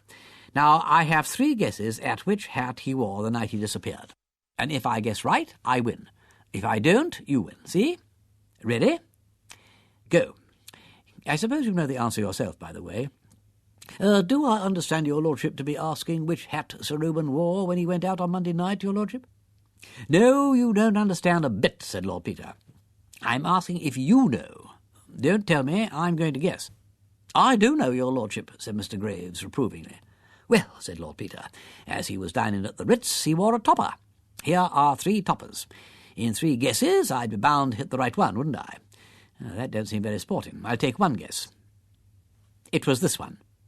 He indicated the hat next the window. "Am I right, Graves? Have I got the prize?" That is the hat in question, my lord," said Mr. Graves without excitement. "Thanks," said Lord Peter. "That's all I wanted to know. Ask Bunter to step up, would you?" Mr. Bunter stepped up with an aggrieved air, and his usually smooth hair ruffled by the focusing cloth. "There you are, Bunter," said Lord Peter. "Look here." "Here I am, my lord," said Mr. Bunter with respectful reproach, "but if you'll excuse me saying so, downstairs is where I ought to be with all those young women about. They'll be fingering the evidence, my lord." "I cry your mercy," said Lord Peter, "but I've quarrelled hopelessly with Mr. Parker and distracted the estimable Graves, and I want you to tell me what fingerprints you found. I shan't be happy till I get it, so don't be harsh with me, Bunter." "Well, my lord, your lordship understands I haven't photographed them yet, but I won't deny that their appearance is interesting, my lord. The little book off the night table, my lord, has only the marks of 1 set of fingers. There's a little scar on the right thumb, which makes them easily recognised. The hairbrush, too, my lord, has only the same set of marks. The umbrella, the tooth-glass, and the boots all have 2 sets. The hand with the scarred thumb, which I take to be Sir Reuben's, my lord, and a set of smudges superimposed upon them, if I may put it that way, my lord, which may or may not be the same hand in rubber gloves. I could tell you better when I've got the photographs made to measure them, my lord. The linoleum in front of the washstand is very gratifying indeed, my lord, if you will excuse my mentioning it. Besides the marks of Sir Reuben's boots, which your lordship pointed out, there's the print of a man's naked foot, a much smaller one, my lord, not much more than a 10-inch sock, I should say, if you ask me." Lord Peter's face became irradiated with almost a dim religious light. "A mistake," he breathed, "a mistake, a little one, but he can't afford it. When was the linoleum washed last, Bunter?" "Monday morning, my lord. The housemaid did it and remembered to mention it." Only remark she's made yet, and it is to the point. The other domestics," his features expressed disdain. "What did I say, Parker? 5'10" and not an inch longer. And he didn't dare to use the hairbrush. Beautiful! But he had to risk the top hat. Gentlemen can't walk home in the rain late at night without a hat, you know, Parker. Look, what do you make of it? 2 sets of fingerprints on everything but the book and the brush, 2 sets of feet on the linoleum, and 2 kinds of hair in the hat." He lifted the top hat to the light and extracted the evidence with tweezers. "Think of it, Parker. To remember the hairbrush and forget the hat. To remember his fingers all the time and to make that one careless step on the telltale linoleum. Here they are, you see, black hair and tan hair. Black hair in the bowler and the Panama, and black and tan in last night's topper. And then, just to make certain that we're on the right track, just one little auburn hair on the pillow. On this pillow, Parker, which isn't quite in the right place. It almost brings tears to my eyes." "Do you mean to say," said the detective slowly. "I mean to say," said Lord Peter, "that it was not Sir Reuben Levy whom the cook saw last night on the doorstep. I say that it was another man, perhaps a couple of inches shorter, who came here in Levy's clothes and let himself in with Levy's latchkey. Oh, he was a bold, cunning devil, Parker. He had on Levy's boots and every stitch of Levy's clothing down to the skin. He had rubber gloves on his hands, which he never took off, and he did everything he could to make us think that Levy slept here last night. He took his chances, and he won. He walked upstairs, he undressed, he even washed and cleaned his teeth, though he didn't use the hairbrush for fear of leaving red hairs in it. He had to guess what Levy did with boots and clothes. One guess was wrong and the other right, as it happened. The bed must look as if it had been slept in, so he gets in and lies there in his victim's very pyjamas. Then, in the morning sometime, probably in the deadest hour between 2 and 3, he gets up and dresses himself in his own clothes that he's brought with him in a bag and creeps downstairs. If anybody wakes, he's lost, but he is a bold man and he takes his chance. He knows that people do not wake as a rule, and they don't wake. He opens the street door which he left on the latch when he came in. He listens for the stray passer-by or the policeman on his beat. He slips out. He pulls the door quietly to with a latchkey. He walks briskly away in rubber-soled shoes. He is the kind of criminal who isn't complete without rubber-soled shoes. In a few minutes he is at Hyde Park Corner, and after that... He paused and added, "He did all that, and unless he had nothing at stake, he had everything at stake. Either Sir Reuben Levy has been spirited away for some silly practical joke, or the man with the auburn hair has the guilt of murder upon his soul." "Dear me," ejaculated the detective. "You're very dramatic about it." Lord Peter passed his hands rather wearily over his hair. "My true friend," he murmured in a voice supercharged with emotion, "you recall me to the nursery rhymes of my youth, the sacred duty of flippancy.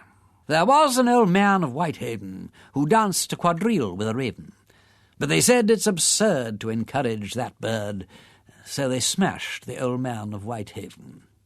That's the correct attitude, Parker. Here's a poor old buffer spirited away. Such a joke, and I don't believe he'd hurt a fly himself. That makes it funnier. Do you know, Parker, I don't care frightfully about this case after all." "Which, this or yours?" "Both. I say, Parker, shall we go quietly home and have lunch and go to the Coliseum?" "You can if you like," replied the detective, "but you forget I do this for my bread and butter." "And I haven't even that excuse," said Lord Peter. "Well, what's the next move? What would you do in my case?" "I'd do some good hard grind," said Parker. "I'd distrust every bit of work Sugg ever did, and I'd get the family history of every tenant of every flat in Queen Caroline Mansions. I'd examine all their box rooms and roof traps. I would inveigle them into conversations and suddenly bring in the words body and pince-nez and see if they wriggled, like those modern psycho-what's-his-names." "You would you?" said Lord Peter with a grin. "Well, we've exchanged cases, you know, so just you toddle off and do it. I'm going to have a jolly time at Wyndham's." Parker made a grimace. "Well," he said, "I don't suppose you'd ever do it, so I'd better. You'll never become a professional till you learn to do a little work, Wimsey. How about lunch?" "I'm invited out," said Lord Peter magnificently. "I'll run around and change at the club. Can't feed with Freddie Arbuthnot in these bags. Bunter?" "Yes, my lord." Pack up if you're ready and come round and wash my face and hands for me at the club. Work here for another 2 hours, my lord. Can't do with less than 30 minutes exposure. The current's no too strong. You see how I am bullied by my own man, Parker? Well, I must bear it, I suppose. Ta-ta. He whistled his way downstairs. The conscientious Mr. Parker, with a groan, settled down to a systematic search through Sir Reuben Levy's papers, with the assistance of a plate of ham sandwiches and a bottle of Bass. Lord Peter and the Honourable Freddy Arbuthnot, looking together like an advertisement for gents' trouserings, strolled into the dining room at Wyndham's. "Haven't seen you for an age," said the Honourable Freddy. "What have you been doing with yourself?" "Oh, fooling about," said Lord Peter languidly. Thick or clear, sir?" inquired the waiter of the Honourable Freddy. Which'll you have, Wimsey?" said the gentleman, transferring the burden of selection to his guest. "They're both equally poisonous." "Well, clear's less trouble to lick out of the spoon," said Lord Peter. "Clear," said the Honourable Freddy. "Consommé polonaise," agreed the waiter. "Very nice, sir." Conversation languished until the Honourable Freddy found a bone in the filleted sole and sent for the head waiter to explain its presence. When this matter had been adjusted, Lord Peter found energy to say, "Sorry to hear about your governor, old man." "Oh, yes, poor old buffer," said the Honourable Freddy. "They say he can't last long now, what?" "Oh, the Montrachet 08. There's nothing fit to drink in this place," he added gloomily. After this deliberate insult to a noble vintage, there was a further pause, till Lord Peter said, "How's exchange?" "Oh, rotten," said Honourable Freddy. He helped himself gloomily to a salmi of game. "Can I do anything?" asked Lord Peter. "Oh, no, thanks. Very decent of you, but it'll pan out all right in time." This isn't a bad salmi," said Lord Peter. "I've eaten worse," admitted his friend. "What about those Argentines?" inquired Lord Peter. "Here, waiter! There's a bit of cork in my glass." "Cork!" cried the Honourable Freddy, with something approaching animation. "You'll hear about this, waiter. It's an amazing thing. A fellow who's paid to do a job can't manage to take a cork out of a bottle. What you say? Argentines? Oh, yeah, we're gone all to hell. Old Levy bunking off like that's knocked the bottom out of the market." "You don't say so," said Lord Peter. "What do you suppose happened to the old man?" "Oh, cursed if I know," said the Honourable Freddy. "Knocked on the head by the bears, I should think." "Perhaps he's gone off on his own," suggested Lord Peter. "Double life, you know. Giddy old blighters, some of these city men." "Oh, no," said the Honourable Freddy, faintly roused. "No, look, hang it all, Wimsey, I wouldn't care to say that. He's a decent old domestic bird, and his daughter's a charming girl.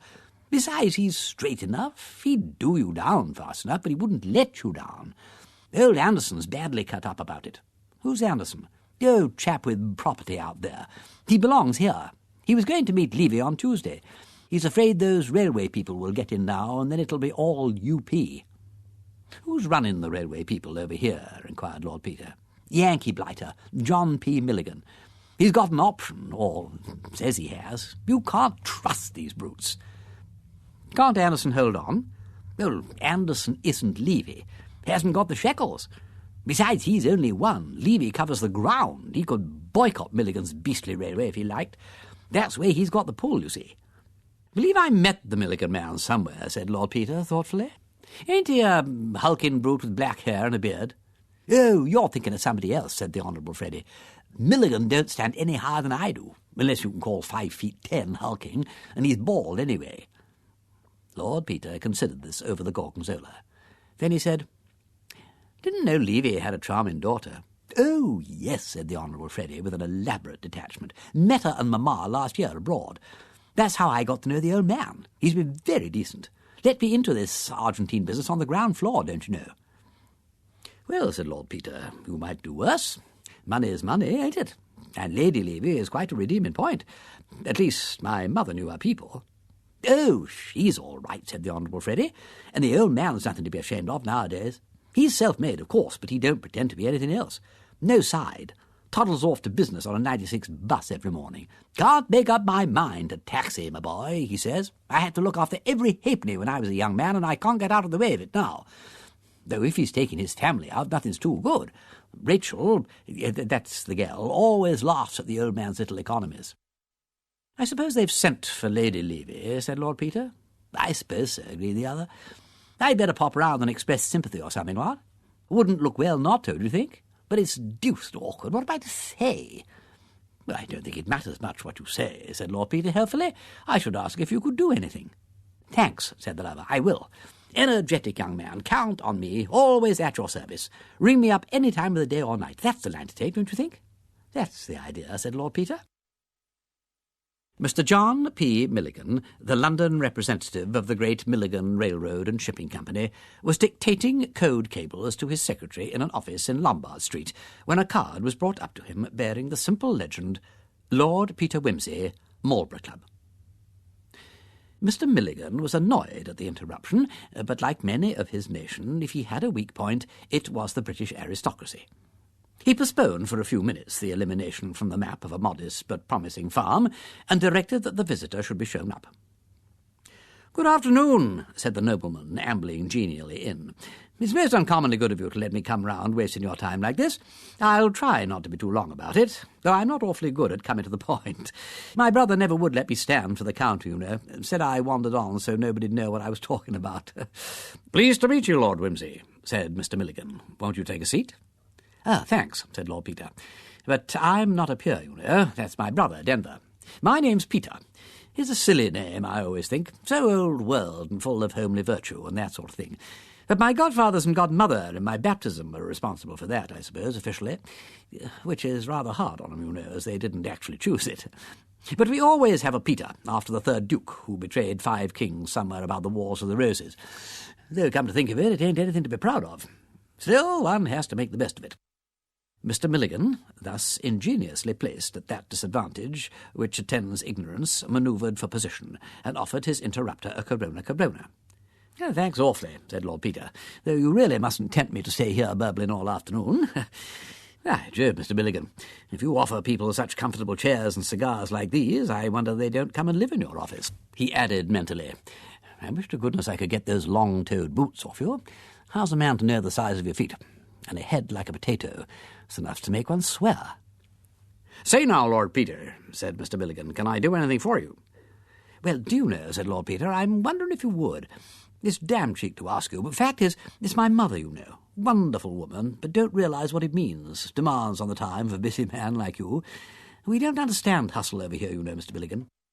"Now don't you mention that," said Mr. Milligan. "I'd be surely charmed to do anything to oblige the Duchess." He felt a momentary qualm as to whether a duke's mother were also a duchess, but breathed more freely as Lord Peter went on. "Oh, thanks, that's uncommonly good of you.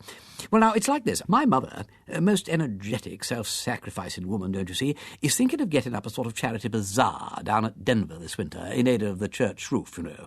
Very sad case, Mr. Milligan. Fine old antique. Early English windows and decorated angel roof and all that. All tumbling to pieces, rain pouring in and so on. Vicar catching rheumatism at early service owing to the draught blowing in over the altar. You know the sort of thing. They've got a man down starting on it, little beggar called Phipps, lives with an aged mother in Battersea. Vulgar little beast, but quite good on angel roofs and things, I'm told." At this point, Lord Peter watched his interlocutor narrowly, but finding that this rigmarole produced in him no reaction more startling than polite interest, tinged with faint bewilderment, he abandoned this line of investigation and proceeded. "I say, I beg your pardon frightfully. I'm afraid I'm being beastly long-winded. Fact is, my mother is getting up this bazaar, and she thought it would be an awfully interesting sideshow to have some lectures, sort of little talks, you know, by eminent businessmen of all nations.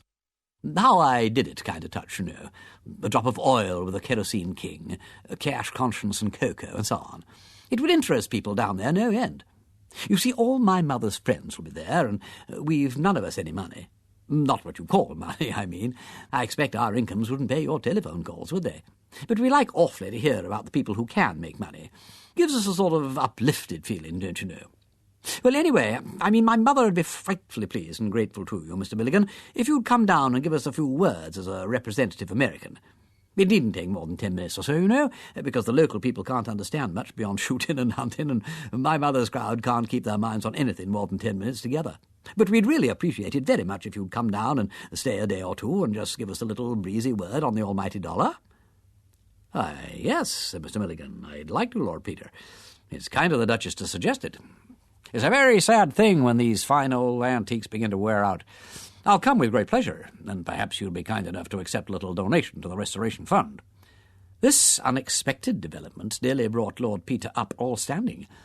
To pump, by means of an ingenious lie, a hospitable gentleman whom you are inclined to suspect of a peculiarly malicious murder, and to accept from him in the course of the proceedings a large cheque for a charitable object, has something about it unpalatable to any but the hardened Secret Service agent. Lord Peter temporised. "That's awfully decent of you," he said. "I'm sure they'd be no end grateful. But you'd better not give it to me, you know. I might spend it or lose it. I'm not very reliable, I'm afraid. The vicar's the right person. The Reverend Constantine Throgmorton, St. John before the Latin Gate Vicarage, Duke's Denver, if you like to send it there." "I will," said Mr. Milligan. "Will you write it out now for £1,000, Scoot, in case it slips my mind later?" The secretary, a sandy-haired young man with a long chin and no eyebrows, silently did as he was requested. Lord Peter looked from the bald head of Mr. Milligan to the red head of the secretary, hardened his heart, and tried again. "Well, I'm no end grateful to you, Mr. Milligan, and so'll my mother be when I tell her. I'll let you know the date of the bazaar. It's not quite settled yet, and I've got to see some other businessmen, don't you know. I thought of asking someone from one of the big newspaper combines to represent British advertising talent, what? And a friend of mine promises me a leading German financier. Very interesting, if there ain't too much feeling against it down in the country. Then I'll have to find somebody or other to do the Hebrew point of view. I thought of asking Levy, you know, only he's floated off in this inconvenient way." "Yes," said Mr. Milligan, "that's a very curious thing, though I don't mind saying, Lord Peter, that it's a convenience to me. He had a cinch on my railroad combine, but I'd nothing against him personally, and if he turns up after I've brought off a little deal I've got on, I'll be happy to give him the right hand of welcome." A vision passed through Lord Peter's mind of Sir Reuben kept somewhere in custody till a financial crisis was over. This was exceedingly possible and far more agreeable than his earlier conjecture. It also agreed better with the impression he was forming of Mr. Milligan. "Well, it's a rum go," said Lord Peter, "but I dare say he had his reasons. Much better not to inquire into people's reasons, you know, what? Especially as a police friend of mine who was connected with the case says the old Johnny dyed his hair before he went out." Out of the tail of his eye, Lord Peter saw the red-headed secretary add up 5 columns of figures simultaneously and jot down the answer. "Dyed his hair, did he?" said Mr. Milligan. "Dyed it red," said Lord Peter. The secretary looked up. "Odd thing," continued Wimsey. "They can't lay hands on the bottle. Something fishy there, don't you think, what?" The secretary's interest seemed to have evaporated. He inserted a fresh sheet into his loose-leaf ledger and carried forward a row of digits from the preceding page. "I dare say there's nothing in it," said Lord Peter, rising to go. "Well, it's uncommonly good of you to be bothered with me like this, Mr. Milligan. My mother'll be no end pleased. She'll write about the date." "I'm charmed," said Mr. Milligan. "Very pleased to have met you." Mr. Scoot rose silently to open the door, uncoiling as he did so a portentous length of thin leg, hitherto hidden by the desk. With a mental sigh, Lord Peter estimated him at 6'4". "It's a pity I can't put Scoot's head on Milligan's shoulders," said Lord Peter, emerging into the swirl of the city. "And what will my mother say?"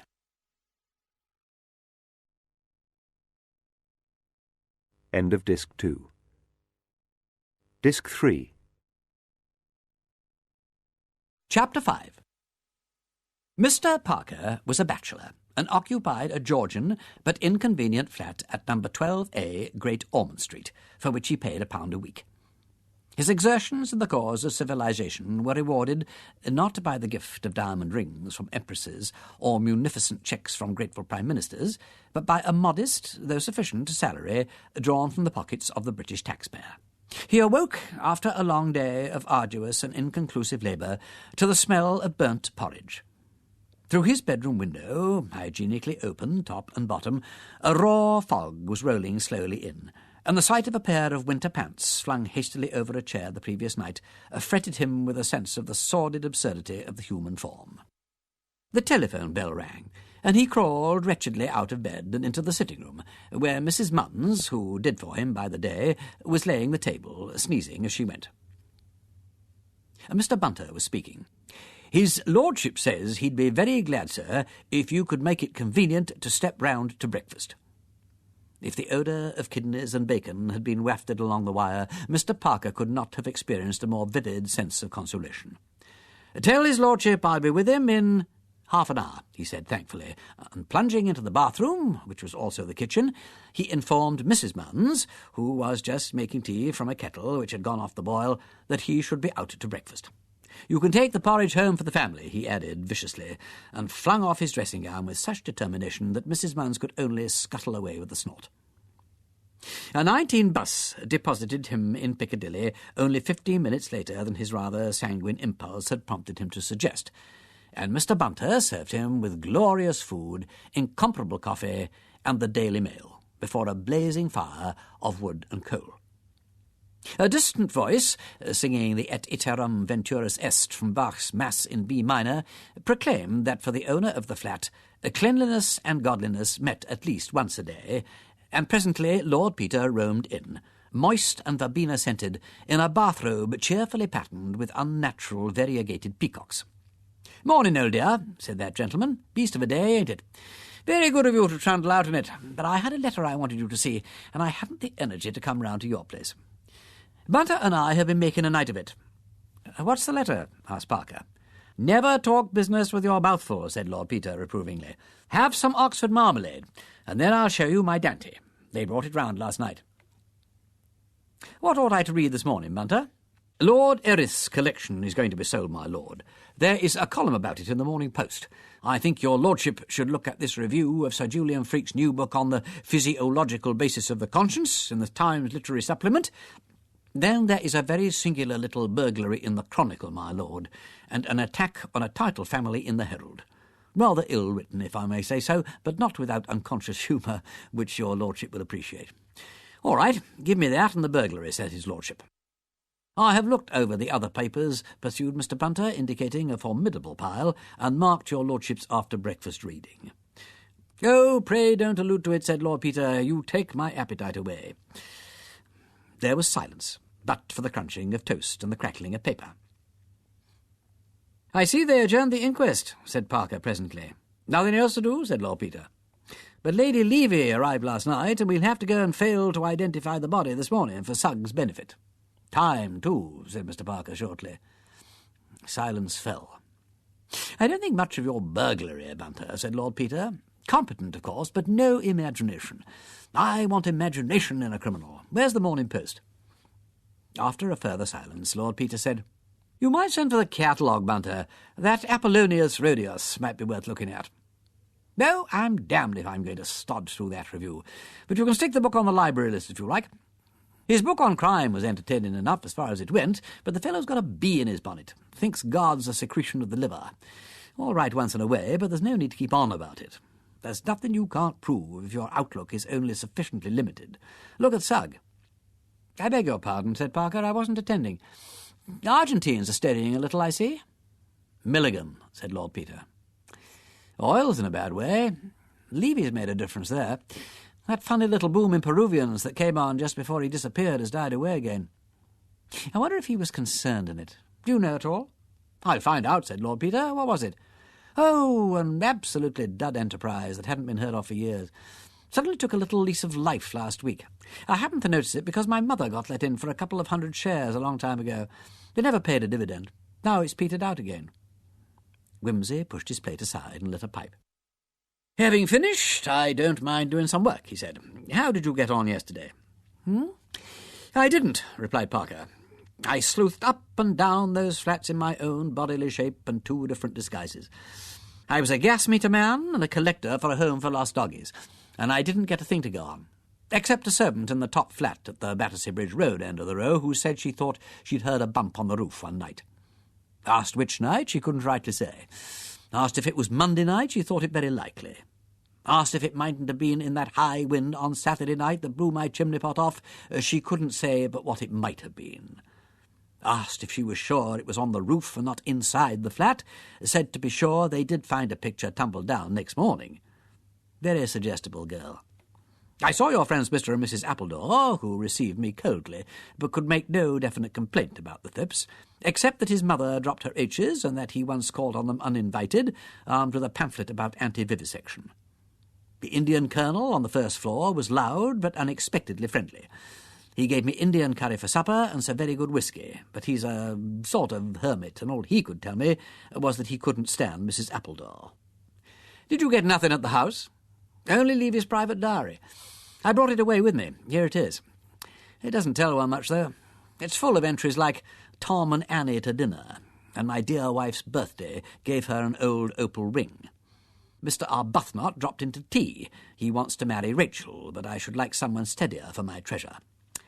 Still, I thought it would show who came to the house and so on. He evidently wrote it up at night. There's no entry for Monday. I expect it'll be useful, said Lord Peter, turning over the pages. Poor old Buffer. I say I'm not so certain now he was done away with. He detailed to Mr. Parker his day's work. Arbuthnot, said Parker. Is that the Arbuthnot of the diary? I suppose so. I hunted him up because I knew he was fond of fooling around the stock exchange. As for Milligan, he looks all right, but I believe he's pretty ruthless in business, and you never can tell. Then there's the red-haired secretary, lightning calculator man with a face like a fish. Keeps on saying nothing. Got the tar baby in his family tree, I should think. Milligan's got a jolly good motive for, at any rate, suspended Levy for a few days. Then there's the new man. What new man? Ah, that is the letter I mentioned to you. Where did I put it? Here we are. Good parchment paper, printed address of solicitor's office in Salisbury, and postmark to correspond. Very precisely written, with a fine nib by an elderly businessman of old-fashioned habits. Parker took the letter and read. Crimplesham and Wicks, solicitors, Milford Hill, Salisbury, 17 November. Sir, with reference to your advertisement today in the personal column of the Times, I am disposed to believe that the eyeglasses and chain in question may be those I lost on the LB and SC Electric Railway while visiting London last Monday. I left Victoria by the 5:45 train and did not notice my loss till I arrived at Balham. This indication, and the optician's specification of the glasses, which I enclose, should suffice at once as an identification and a guarantee of my bona fides. If the glasses should prove to be mine, I should be greatly obliged if you would kindly forward them to me by registered post, as the chain was a present from my daughter and is one of my dearest possessions. Thanking you in advance for this kindness, and regretting the trouble to which I shall be putting you, I am yours very truly, Thomas Crimplesham. Lord Peter Wimsey, 110A Piccadilly West. Enclosure. Dear me, said Parker, this is what you might call unexpected. Either it is some extraordinary misunderstanding, said Lord Peter, or Mr. Crimplesham is a very bold and cunning villain. Or possibly, of course, they are the wrong glasses. We may as well get a ruling on that point at once. I suppose the glasses are at the Yard. I wish you'd just ring them up and ask them to send around an optician's description of them at once. And you might ask at the same time whether it's a very common prescription. Right you are, said Parker, and took the receiver off the hook. And now, said his friend, when the message was delivered, just come into the library for a minute. On the library table, Lord Peter had spread out a series of bromide prints, some dry, some damp, and some but half-washed. These little ones are the originals of the photos we've been taking, said Lord Peter, and these big ones are enlargements, all made to precisely the same scale. This one here is the footmark on the linoleum. We'll put that by itself at the present. Now, these fingerprints can be divided into 5 lots. I've numbered them on the prints, see? And made a list. A.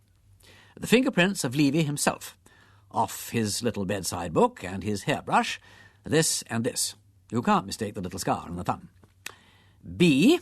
The smudges made by the gloved fingers of the man who slept in Levy's room on Monday night. They show clearly on the water bottle and on the boots, superimposed on Levy's. They're very distinct on the boots, surprisingly so for gloved hands, and I deduced that the gloves were rubber ones and had recently been in the water. Now, here's another interesting point. Levy walked in the rain on Monday night, as we know, and these dark marks are mud splashes. You see, they lie over Levy's fingerprints in every case. Now, see, on this left boot we find the strangest thumb mark over the mud on the leather above the heel. Now, that's a funny place to find a thumb mark on a boot, isn't it? That is, if Levy took off his own boots, but it's the place where you'd expect to see it if somebody forcibly removed his boots for him. Again, most of the strangest finger marks come over the mud marks, But here is one splash of mud which comes on top of them again, which makes me infer that the stranger came back to Park Lane wearing Levy's boots in a carriage or car, but that at some point or other he walked a little way, just enough to tread in a puddle and get a splash on the boots. What do you say? Very pretty, said Parker. A bit intricate, though, and the marks are not all that I could wish a fingerprint to be. Well, I won't lay too much stress on it, but it fits in with our previous ideas. Now let's turn to C. The prints obligingly left by my own particular villain on the further edge of Phipps's bath, where you spotted them, and I ought to be scourged for not having spotted them. The left hand, you notice, the base of the palm and the fingers, but not the tips, looking as though he had steadied himself on the edge of the bath while leaning down to adjust something at the bottom. The pince-nez, perhaps. Gloved, you see, but showing no ridge or seam of any kind. I say rubber. You say rubber. That's that. Now see here. D and E come off a visiting card of mine. There's this thing at the corner, marked F, but that you can disregard.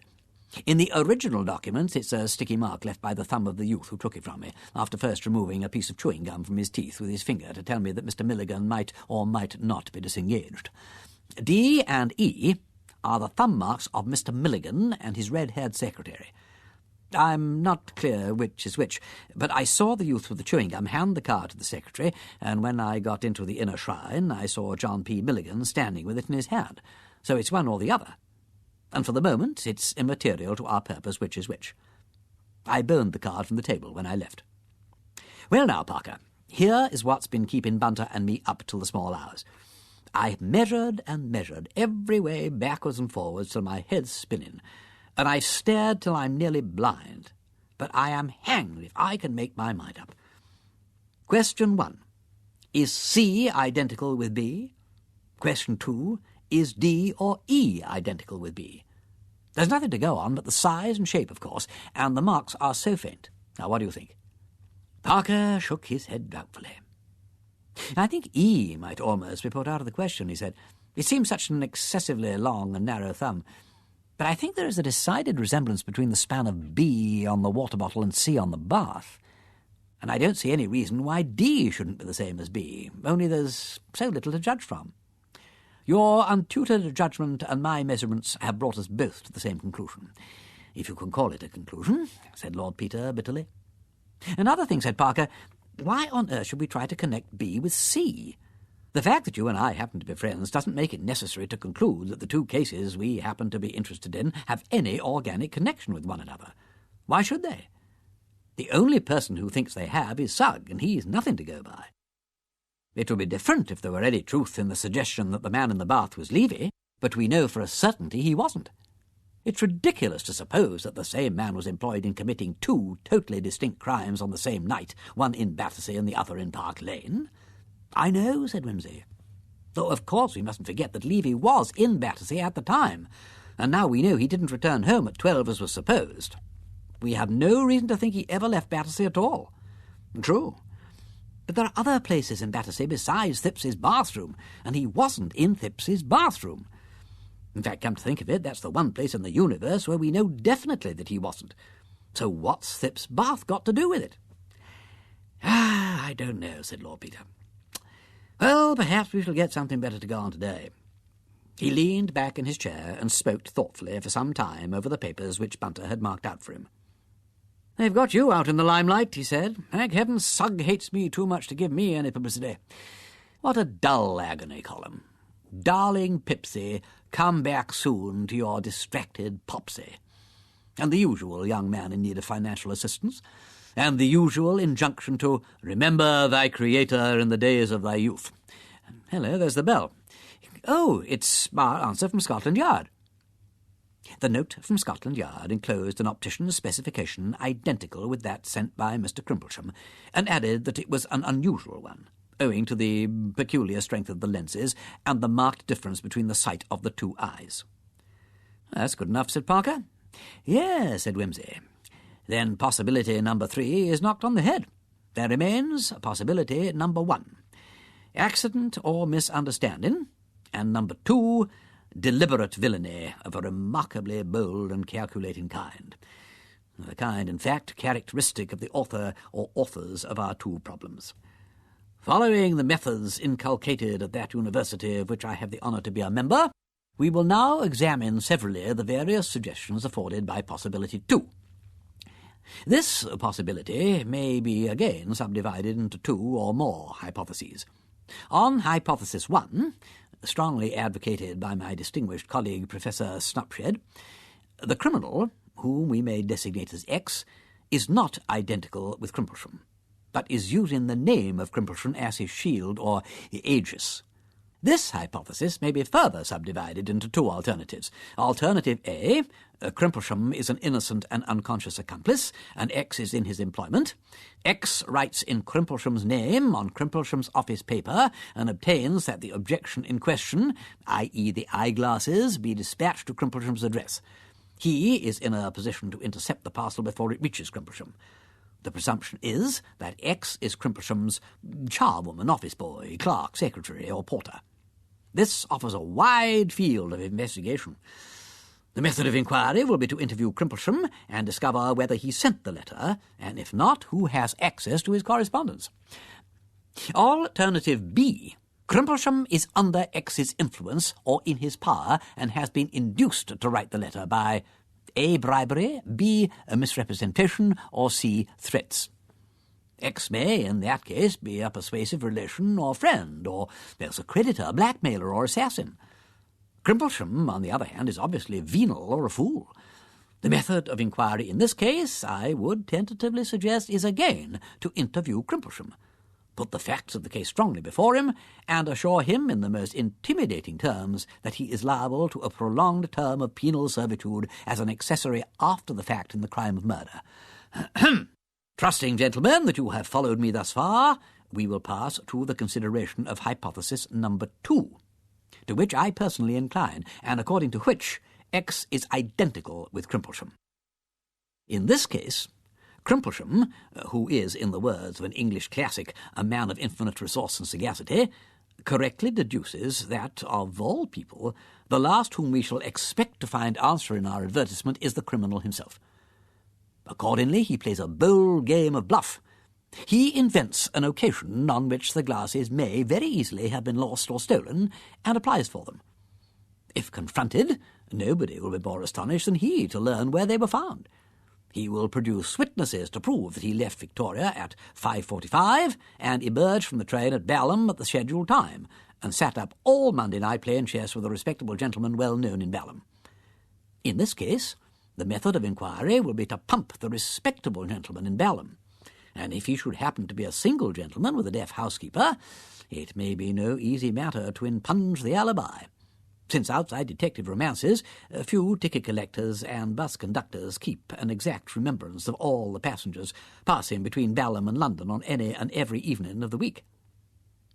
Finally, gentlemen, I will frankly point out the weak point of all these hypotheses, namely, that none of them offers any explanation as to why the incriminating article was left so conspicuously on the body in the first instance. Mr. Parker had listened with commendable patience to this academic exposition. Might not X, he suggested, be an enemy of Crimplesham's who designed to throw suspicion upon him? He might. In that case, he should be easy to discover, since he obviously lives in close proximity to Crimplesham and his glasses, and Crimplesham, in fear of his life, will then be a valuable ally for the prosecution. How about the first possibility of all, misunderstanding or accident? Well, for purposes of discussion, nothing, because it really doesn't afford any data for discussion. In any case, said Parker, the obvious course appears to be to go to Salisbury. That seems to be indicated, said Lord Peter. Very well, said the detective. Is it to be you or me? Or both of us? It is to be me, said Lord Peter, and that for 2 reasons. First, because if, by possibility number 2, hypothesis 1, alternative A, Crimplesham is an innocent cat's paw, the person who put in the advertisement is the proper person to hand over the property. Secondly, because if we are to adopt hypothesis 2, we must not overlook the sinister possibility that Crimplesham X is laying a careful trap to rid himself of the person who so unwarily advertised in the daily press his interest in the solution of the Battersea Park mystery." "That appears to me to be an argument for our both going," objected the detective. "Far from it," said Lord Peter, "far from it. Why play into the hands of Crimplesham X by delivering over to him the only two men in London with the evidence, such as it is, and, shall I say, the wits, to connect him with the Battersea body? But if we told the Yard where we were going, and we both got nobbled," said Mr. Parker, "it would afford strong presumptive evidence of Crimplesham's guilt. And anyhow, if he didn't get hanged for murdering the man in the bath, he'd at least get hanged for murdering us." "Well," said Lord Peter, "if he only murdered me, you could still hang him." "What's the good of wasting a sound, marriageable young male like yourself? Besides, how about old Levy? If you're incapacitated, do you think anybody else is going to find him?" "But we could frighten Crimplesham by threatening him with the Yard." "Well, dash it all, if he comes to that, I can frighten him by threatening him with you, which, seeing you hold what evidence there is much more to the point. And then, supposing it's a wild goose chase after all, you'll have wasted time when you might have been getting on with the case. There are several things that need doing." "Well," said Parker, silenced but reluctant, "why can't I go in that case?" "Bosh," said Lord Peter. "I am retained by old Mrs. Thipps, from whom I entertain the greatest respect, to deal with this case, and it is only by courtesy that I allow you to have anything to do with it." Mr. Parker groaned. "Will you at least take Bunter?" he said. "In deference to your feelings," replied Lord Peter, "I will take Bunter, though he could be far more usefully employed taking photographs or overhauling my wardrobe. When is there a good train to Salisbury, Bunter?" "There is an excellent train at 10:50, my lord." "Kindly make arrangements to catch it," said Lord Peter, throwing off his bathrobe and trailing away with it into his bedroom. "And, Parker, if you have nothing else to do, you might get hold of Levy's secretary and look into that little matter of the Peruvian oil." Lord Peter took with him for light reading in the train Sir Reuben Levy's diary. It was a simple, and in the light of recent facts, rather a pathetic document. The terrible fighter of the Stock Exchange, who could, with one nod, set the surly bear dancing, or bring the savage bull to feed out of his hands, whose breath devastated whole districts with famine or swept financial potentates from their seats, was revealed in private life as kindly, domestic, innocently proud of himself and his belongings, confiding, generous, and a little dull. His own small economies were duly chronicled side by side with extravagant presents to his wife and daughter. Small incidents of household routine appeared, such as man came to mend the conservatory roof, or the new butler, Simpson, has arrived, recommended by the Goldbergs. I think he will be satisfactory.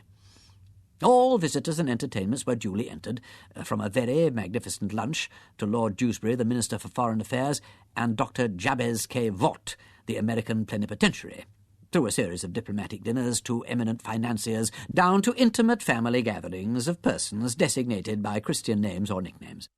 About May there came a mention of Lady Levy's nerves, and further reference was made to the subject in subsequent months. In September it was stated that Freak came to see my dear wife and advised complete rest and change of scene. She thinks of going abroad with Rachel.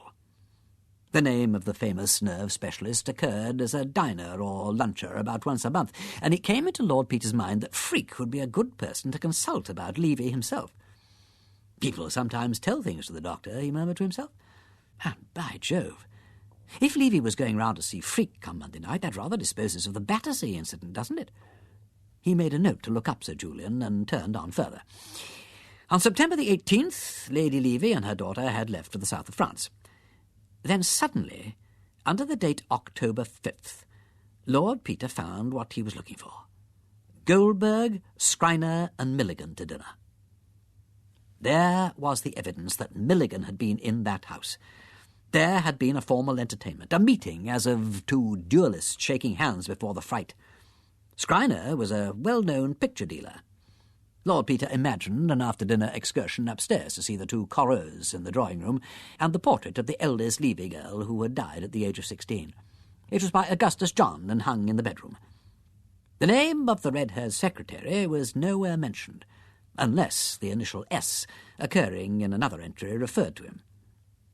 Throughout September and October, Anderson, of Wyndham's, had been a frequent visitor. Lord Peter shook his head over the diary and turned to the consideration of the Battersea Park mystery. Whereas in the Levy affair it was easy enough to supply a motive for the crime, if crime it were, and the difficulty was to discover the method of its carrying out and the whereabouts of the victim, in the other case the chief obstacle to inquiry was the entire absence of any imaginable motive.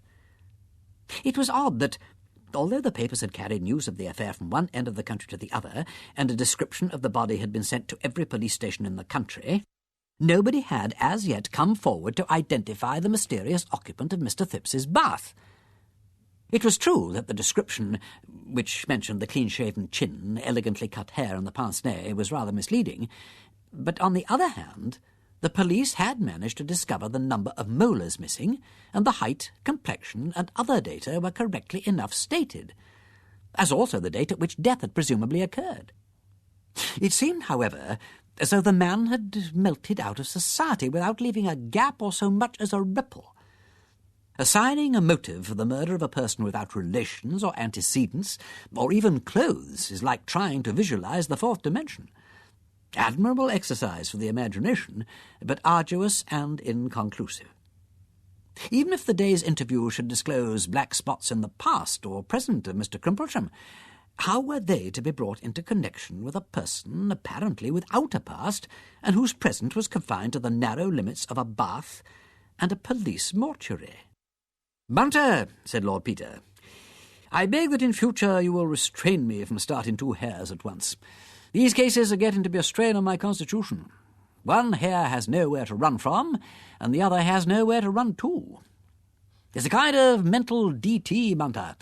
When this is over, I shall turn pussyfoot, forswear the police news, and take to an emollient diet of the works of the late Charles Garvice."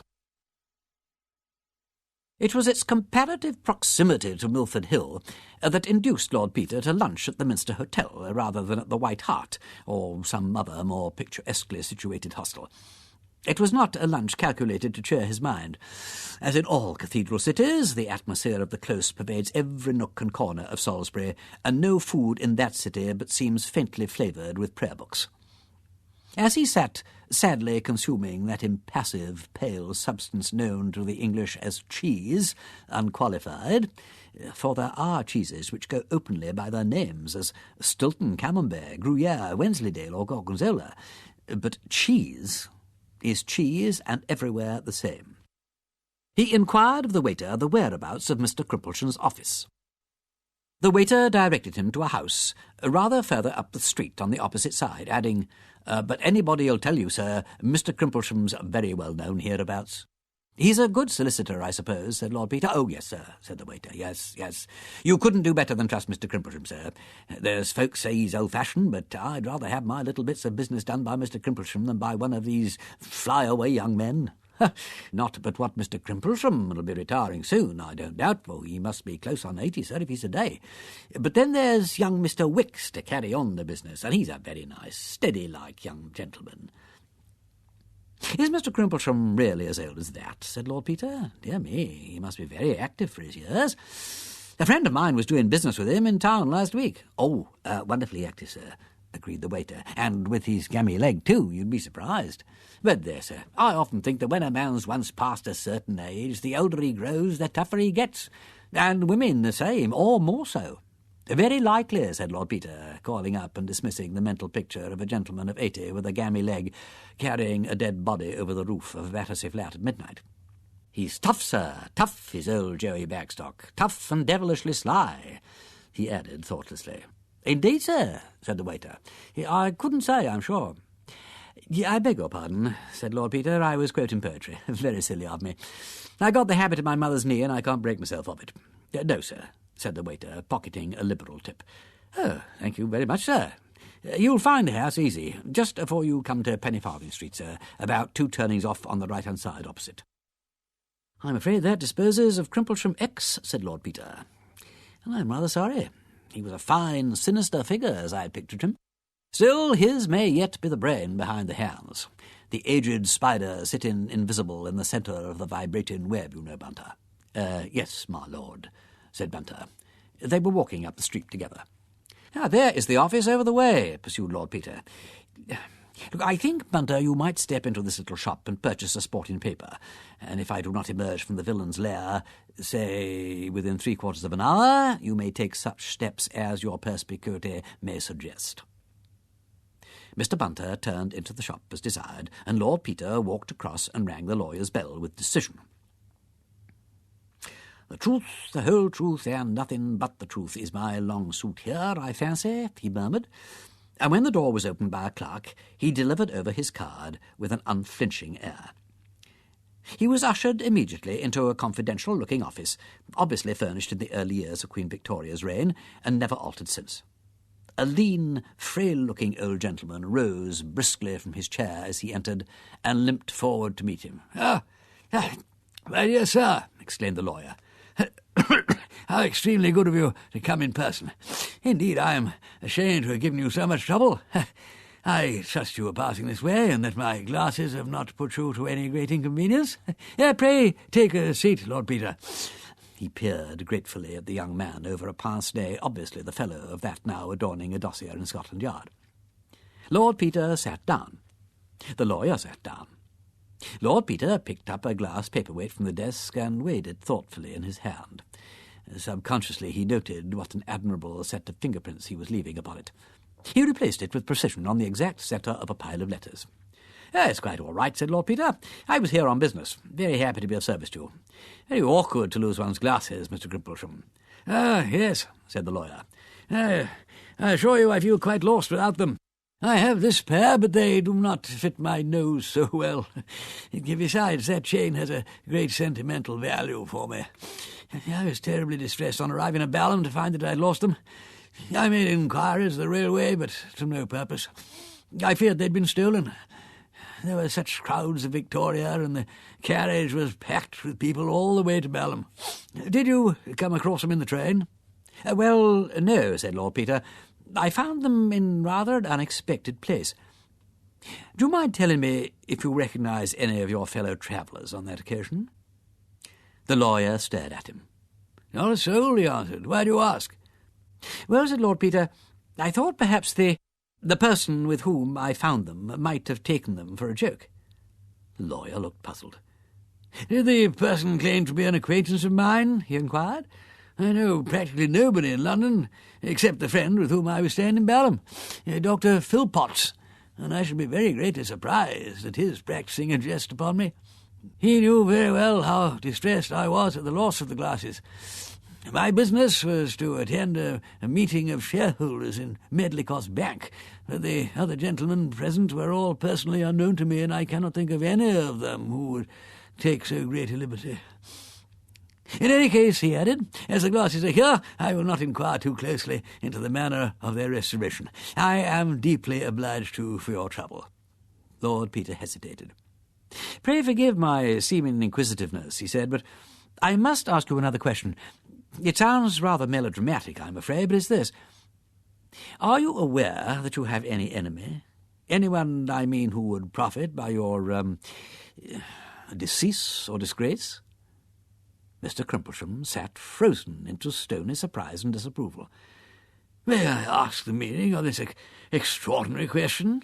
he inquired stiffly. "Well," said Lord Peter, "the circumstances are a little unusual.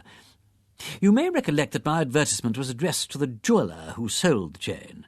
"Yes, well, that surprised me at the time," said Mr. Crimplesham, "but I begin to think your advertisement and your behaviour are all of a piece." "They are," said Lord Peter. "As a matter of fact, I did not expect the owner of the glasses to answer my advertisement. Mr. Crimplesham, you have no doubt read what the papers have to say about the Battersea Park mystery. Your glasses are the pair that was found on the body, and they are now in the possession of the police at Scotland Yard, as you may see by this." He placed the specification of the glasses and the official note before Crimplesham. "Good God!" exclaimed the lawyer. He glanced at the paper and then looked narrowly at Lord Peter. "Are you yourself connected with the police?" he inquired. Not officially," said Lord Peter. "I am investigating the matter privately in the interest of one of the parties." Mr. Crimplesham rose to his feet. "My good man," he said, "this is a very impudent attempt, but blackmail is an indictable offence, and I advise you to leave my office before you commit yourself." He rang the bell. "Yes, I was afraid you'd take it like that," said Lord Peter. "It looks as this ought to have been my friend Detective Parker's job after all." He laid Parker's card on the table beside the specification and added, "If you should wish to see me again, Mr. Crimplesham, before tomorrow morning, you will find me at the Minster Hotel." Mr. Crimplesham disdained to reply further than to direct the clerk who entered to "show this person out." In the entrance, Lord Peter brushed against a tall young man who was just coming in, and who stared at him with surprised recognition. His face, however, aroused no memories in Lord Peter's mind, and that baffled nobleman, calling out Bunter from the newspaper shop, departed to his hotel to get a trunk call through to Parker. Meanwhile, in the office, the meditations of the indignant Mr. Crimplesham were interrupted by the entrance of his junior partner. "I say," said the latter gentleman, "has somebody done something really wicked at last? Whatever brings such a distinguished amateur of crime on our sober doorstep, "I have been the victim of a vulgar attempt at blackmail," said the lawyer. "An individual passing himself off as Lord Peter Wimsey—" "But that is Lord Peter Wimsey," said Mr. Wicks. "There's no mistaking him. I saw him give evidence in the Attenbury Emerald case. He's a big little part in his way, you know, and goes fishing with the head of Scotland Yard." "Oh, dear," said Mr. Crimplesham. Fate had arranged that the nerves of Mr. Crimplesham should be tried that afternoon. When, escorted by Mr. Wicks, he arrived at the Minster Hotel, he was informed by the porter that Lord Peter Wimsey had strolled out, mentioning that he thought of attending evensong. "But his man is here," he added, "if you'd like to leave a message." Mr. Wicks thought that, on the whole, it would be well to leave a message. Mr. Bunter, on inquiry, was found to be sitting by the telephone waiting for a trunk call. As Mr. Wicks addressed him, the bell rang, and Mr. Bunter, politely excusing himself, took down the receiver. "Hello," he said. Is that Mr. Parker?" "Oh, thanks. Look, exchange. Look, sorry, can you put me through to Scotland Yard? Excuse me, gentlemen, keeping you waiting. Exchange. All right. Scotland Yard? Look, hello, is that Scotland Yard? Is Inspector Parker round there? Can I speak to him? I shall have done in a moment, gentlemen. Hello, is that you, Mr. Parker? Lord Peter would be much obliged if you could find it convenient to step down to Salisbury, sir. Oh, no, sir, no, he's in excellent health, sir.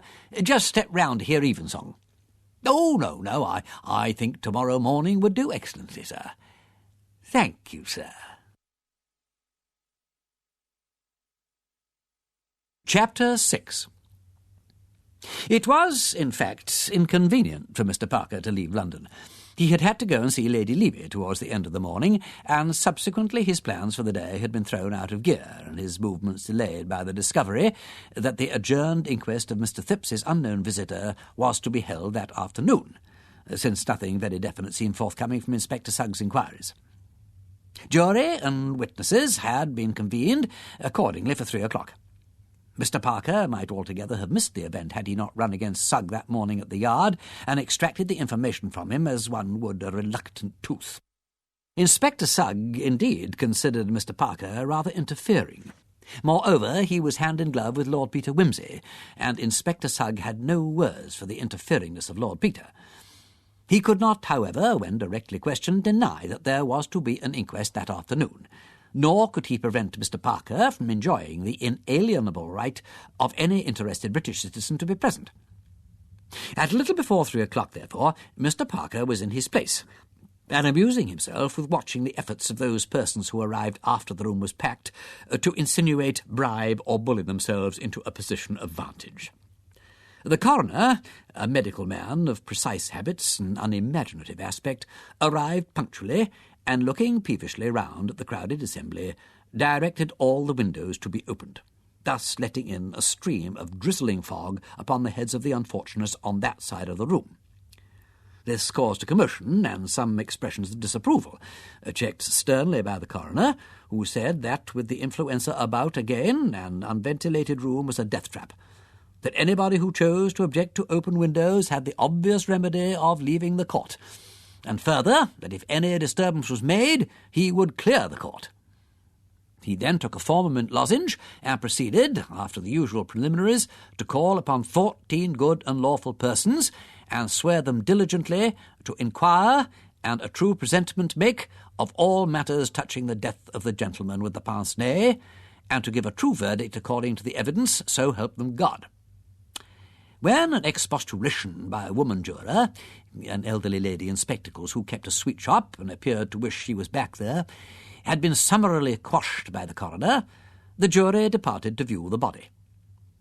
Mr. Parker gazed round again, and identified the unhappy Mr. Phipps and the girl Gladys, led into an adjoining room under the grim guard of the police. They were soon followed by a gaunt old lady in a bonnet and mantle. With her, in a wonderful fur coat and a motor bonnet of fascinating construction, came the Dowager Duchess of Denver, her quick, dark eyes darting hither and thither about the crowd. The next moment they had lighted on Mr. Parker, who had several times visited the Dower House, and she nodded to him and spoke to a policeman. Before long, a way opened magically through the press, and Mr. Parker found himself accommodated with a front seat just behind the Duchess, who greeted him charmingly and said, "What's happened to poor Peter?" Parker began to explain, and the coroner glanced irritably in their direction. Somebody went up and whispered in his ear, at which he coughed and took another formament. "We came up by car," said the Duchess. "So tiresome, such bad roads between Denver and Gumbri St. Walters, and there were people coming to lunch. I had to put them off. I couldn't let the old lady go alone, could I? By the way, such an odd thing's happened about the Church Restoration Fund. The vicar— Oh, dear, here are these people coming back again. Well, I'll tell you afterwards. Do look at that woman looking shocked, and the girl in tweeds trying to look as if she sat on undraped gentlemen every day of her life. I don't mean that. Corpses, of course. But one finds oneself being so Elizabethan nowadays. What an awful little man the coroner is, isn't he? He's looking daggers at me. Do you think he'll dare to clear me out of the court or commit me for whatchamacallit? The first part of the evidence was not of great interest to Mr. Parker. The wretched Mr. Phipps, who had caught cold in jail, deposed in an unhappy croak to having discovered the body when he went in to take his bath at 8 o'clock. He had such a shock he had to sit down and send the girl for brandy. He had never seen the deceased before. He had no idea how he came there. Yes, he had been in Manchester the day before. He had arrived at St. Pancras at 10 o'clock. He had cloak-roomed his bag. At this point, Mr. Phipps became very red, unhappy, and confused, and glanced nervously about the court. "Now, Mr. Phipps," said the coroner briskly, "you must have your movements quite clear. You must appreciate the importance of the matter. You have chosen to give evidence which you need not have done, but having done so you will find it best to be perfectly explicit." Yes," said Mr. Phipps faintly. "Have you cautioned this witness, officer?" inquired the coroner, turning sharply to Inspector Sugg. The inspector replied that he had told Mr. Phipps that anything he said might be used agin him at his trial. Mr. Phipps became ashy and said in a bleating voice that he hadn't meant to do anything that wasn't right. This remark produced a mild sensation, and the coroner became even more acidulated in manner than before. "Is anybody representing Mr. Phipps?" he asked irritably. "No? Did you not explain to him that he ought to be represented?" "You did not? Yes, really, Inspector. Did you not know, Mr. Phipps, that you had a right to be legally represented?" Mr. Phipps clung to a chair back for support and said, "No," in a voice barely audible. "It is incredible," said the coroner, "that so-called educated people should be so ignorant of the legal procedure of their own country. This places us in a very awkward position. I doubt, Inspector, whether I should permit the prisoner, Mr. Phipps, to give evidence at all. It is a delicate position." The perspiration stood on Mr. Phipps's forehead. "Save us from our friends," whispered the Duchess to Parker. "If that cough-drop-devouring creature had openly instructed those 14 people, and what unfinished-looking faces they have, so characteristic, I always think, of the lower middle class, rather like sheep or calf's head, boiled, I mean. To bring in wilful murder against the poor little man, he couldn't have made himself plainer. "He can't let him incriminate himself, you know," said Parker. "Stuff," said the Duchess. "How could the man incriminate himself when he never did anything in his life? You men never think of anything but your red tape." Meanwhile, Mr. Phipps, wiping his brow with a handkerchief, had summoned up courage. He stood up with a kind of weak dignity, like a small white rabbit brought to bay. "I would rather tell you," he said, "though it's really very unpleasant for a man in my position, but I really couldn't have it thought for a moment that I'd committed this dreadful crime. I assure you, gentlemen, I couldn't bear that. No, I'd rather tell you the truth, though I'm afraid it places me in rather a... Well, I'll tell you." "You fully understand the gravity of making such a statement, Mr. Phipps," said the coroner. "Quite," said Mr. Phipps. "It's all right. Might I have a drink of water?" "Take your time," said the coroner, at the same time rubbing his remark of all conviction by an impatient glance at his watch. "Thank you, sir," said Mr. Phipps. "Well, then, look, it is true. I got to St. Pancras at 10, but there was a man in the carriage with me. He'd got in at Leicester. I didn't recognise him at first, but he turned out to be an old schoolfellow of mine." "What was the gentleman's name?" inquired the coroner, his pencil poised. Mr. Phipps shrank together visibly. I'm afraid I can't tell you that," he said. You see, that is... Well, you will see. It would get him into trouble, and I couldn't do that. No, I really couldn't do that. Not if my life depended upon it. No," he added, as the ominous pertinence of the last phase smote upon him. "I'm sure I couldn't do that." "Well, well," said the coroner. The Duchess leaned over to Parker again. "I am beginning quite to admire the little man," she said. Mr. Phipps resumed. "When we got to St. Pancras, I was going home, but my friend said no. We hadn't met for a long time, and we ought to make a night of it," was his expression. "I fear I was weak, and let him over-persuade me to accompany him to one of his haunts." I used the word advisedly," said Mr. Phipps. "And I now assure you, sir, that if I had known beforehand where we were going, I never would have set foot in the place. I cloak-roomed my bag, for he did not like the notion of our being encumbered with it, and we got into a taxicab and drove to the corner of Tottenham Court Road and Oxford Street. We then walked a little way and turned into a side street, I do not recollect which, where there was an open door with the light shining out. There was a man at a counter, and my friend bought some tickets, and I heard the man at the counter say something to him about your friend, meaning me, and my friend said, "Oh, yes, he's been here before, haven't you, Alf?" which was what they called me at school. Though I assure you, sir, here Mr. Phipps grew very earnest, I never had, and nothing in the world should induce me to go into such a place again. Well, we went down into a room underneath, where there were drinks, and my friend had several, and made me take one or two, though I am an abstemious man as a rule, and he talked to some other men and girls who were there.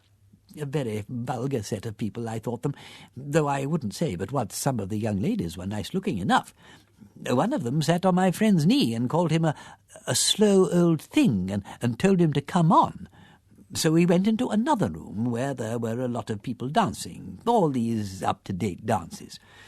My friend went and danced. I sat on the sofa. One of the young ladies came up to me and said, didn't I dance? And I said no. So she said, wouldn't I stand her a drink then? You'll stand us a drink then, darling. That was what she said. And I said, wasn't it after hours? And she said that it didn't matter. So I ordered the drink. Gin and bitters it was, for I didn't like not to. The young lady seemed to expect it of me, and I felt it wouldn't be gentlemanly to refuse when she asked. But it went against my conscience. Such a young girl as she was, and she put her arm round my neck and afterwards kissed me, just like as if she was paying for the drink. It really went to my heart, said Mr. Phipps, a little ambiguously, but with uncommon emphasis. Here somebody at the back said, "Cheery-ho!" and a sound was heard as of the noisy smacking of lips. "Remove that person who made that improper noise," said the coroner with great indignation. "Go on, please, Mr. Thipps." "Well," said Mr. Thipps, "about 12:30, as I should reckon, things began to get a bit lively, and I was looking for my friend to say good night, not wishing to stay longer, as you will understand, when I saw him with one of the young ladies, and they seemed to be getting on altogether too well, if you follow me. My friend pulling the ribbons off her shoulder, and the young lady laughing, and so on," said Mr. Thipps hurriedly. "So I thought I'd just slip quietly out, when I heard a scuffle and a shout. And before I knew what was happening, there were half a dozen policemen in, and the lights went out, and everybody stampeding and shouting. Oh, quite horrid it was. I was knocked down in the rush and hit my head a nasty knock on a chair. That was where I got that bruise they asked me about, and I was dreadfully afraid I'd never get away, and it would all come out, and perhaps my photograph in the papers, when someone caught hold of me. I think it was the young lady I'd given the gin and bitters to, and she said, 'This way,' and pushed me along a passage and out at the back somewhere. So I ran through some streets and found myself in Goodge Street, and there I got a taxi and came home. I saw the account of the raid afterwards in the papers and saw my friend had escaped, and so, as it wasn't the sort of thing I wanted to make public, and I didn't want to get him into difficulties, I just said nothing. But that is the truth." "Well, Mr. Thipps," said the coroner, "we shall be able to substantiate a certain amount of the story. Your friend's name?" No," said Mr. Thipps stoutly, "Not on any account." "Very good," said the coroner. "Now, can you tell us what time you did get in?" About 1:30, I should think, though really I was so upset." "Quite so. Did you go straight to bed?" Yes, I took my sandwich and glass of milk first. I thought it might settle my inside, so to speak," added the witness apologetically, "not being accustomed to alcohol so late at night and on an empty stomach, as you may say." "Quite so. Nobody sat up for you?" "Nobody." "How long did you take getting to bed, first and last?" Mr. Thipps thought it might have been half an hour. "Did you visit the bathroom before turning in?" No." "And you heard nothing in the night?" No. I fell fast asleep. I was rather agitated, so I took a little dose to make me sleep, and what with being so tired and the milk and the dose, I just tumbled right off and didn't wake till Gladys called me." Further questioning elicited little from Mr. Thipps. Yes, the bathroom window had been open when he went in the morning. He was sure of that, and he had spoken very sharply to the girl about it. He was ready to answer any questions. He would be only too happy to have this dreadful affair sifted to the bottom. Gladys Horrocks stated that she had been in Mr. Thipps's employment about 3 months. Her previous employers would speak to her character. It was her duty to make the round of the flat at night, when she had seen Mrs. Thipps to bed at 10. Yes, she remembered doing so on Monday evening. She had looked into all the rooms. Did she recollect shutting the bathroom window that night? Well, no, she couldn't swear to it, not in particular. But when Mr. Thipps called her into the bathroom in the morning, it certainly was open. She had not been into the bathroom before Mr. Thipps went in. Well, yes, it had happened that she had left that window open before, when anyone had been having a bath in the evening and had let the blind down. Mrs. Thipps had had a bath on the Monday evening. Mondays was one of her regular bath nights. She was very much afraid that she hadn't shut the window on Monday night, though she wished her head had been cut off afore she'd been so forgetful. Here the witness burst into tears and was given some water, while the coroner refreshed himself with a third lozenge. Recovering, witness stated that she had certainly looked into all the rooms before going to bed. No, it was quite impossible for a body to be hidden in the flat without her seeing it. She had been in the kitchen all evening, and there wasn't hardly room to keep the best dinner service there, let alone a body. Old Mrs. Thipps sat in the drawing-room. Yes, she was sure she'd been into the dining-room. How? Because she put Mr. Thipps's milk and sandwiches there, ready for him. There had been nothing in there. That she could swear to. Nor yet in her own bedroom. Nor in the hall. Had she searched the bedroom cupboard in the box room? Well, no, not to say searched. She wasn't used to searching people's houses for skeletons every night, so that a man might have concealed himself in the box-room or a wardrobe. She supposed he might. In reply to a woman juror, well, yes, she was walking out with a young man. Williams was his name, Bill Williams. Well, yes, William Williams, if they insisted. He was a glazier by profession. Well, yes, he had been in the flat sometimes. Well, she supposed you might say he was acquainted with the flat. Had she ever... No, she hadn't. And if she thought such a question was going to be put to a respectable girl, she wouldn't have offered to give evidence. The vicar of St. Mary's would speak to her character and to Mr. Williams. Last time Mr. Williams was at the flat was a fortnight ago. Well, no, it wasn't exactly the last time she had seen Mr. Williams. Well, yes, the last time was Monday. Well, yes, Monday night. Well, if she must tell the truth, she must. Yes, the officer had cautioned her, but there wasn't any harm in it, and it was better to lose her place than be hung, though it was a cruel shame that a girl couldn't have a bit of fun without a nasty corpse coming in through the window to get her into difficulties. After she had put Mrs. Phipps to bed, she had slipped out to go to the plumber's and glazier's ball at the Black-Faced Ram. Mr. Williams had met her and brought her back. He could testify to where she'd been and that there wasn't no harm in it.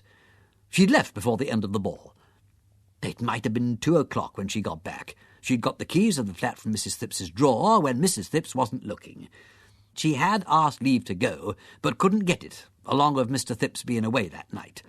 She was bitterly sorry she'd behaved so, and she was sure she'd be punished for it. She had heard nothing suspicious when she came in. She'd gone straight to bed without looking round the flat. She wished she were dead. No, Mr. and Mrs. Phipps didn't hardly ever have any visitors. They kept themselves very retired. She had found the outside door bolted that morning as usual. She wouldn't never believe any harm of Mr. Phipps. Thank you, Miss Horrocks. Call Georgiana Phipps, and the coroner thought we had better light the gas. End of Disc 3. Disc 4. The examination of Mrs. Phipps provided more entertainment than enlightenment, affording, as it did, an excellent example of the game called Cross Questions and Crooked Answers.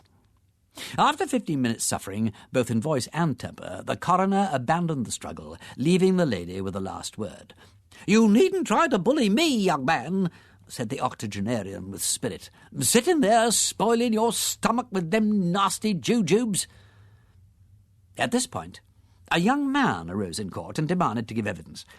Having explained that he was William Williams, glazier, he was sworn and corroborated the evidence of Gladys Horrocks in the matter of her presence at the Black-Faced Ram on Monday night. They had returned to the flat rather before 2, he thought, but certainly later than 1:30. He was sorry that he had persuaded Miss Horrocks to come out with him when she didn't ought. He had observed nothing of a suspicious nature in Prince of Wales Road at either visit. Inspector Sugg gave evidence of having been called in at about 8:30 on Tuesday morning. He'd considered the girl's manner to be suspicious and had arrested her. On later information, leading him to suspect that the deceased might have been murdered that night, he had arrested Mr. Phipps. He had found no trace of breaking into the flat. There were marks on the bathroom windowsill which pointed to somebody having got in that way. There were no ladder marks or footmarks in the yard. The yard was paved with asphalt. He had examined the roof, but found nothing on the roof. In his opinion, the body had been brought into the flat previously and concealed till the evening by someone who had then gone out during the night by the bathroom window, with the connivance of the girl. In that case, why should not the girl have let the person out by the door? Well, it might have been so. Had he found traces of a body or a man, or both, having been hidden in the flat? He found nothing to show that they might not have been so concealed. What was the evidence that led him to suppose that the death had occurred that night? At that point, Inspector Sugg appeared uneasy and endeavoured to retire upon his professional dignity. On being pressed, however, he admitted that the evidence in question had come to nothing. One of the jurors. Was it the case that any finger marks had been left by the criminal? Inspector Sugg. Some marks had been found on the bath, but the criminal had worn gloves.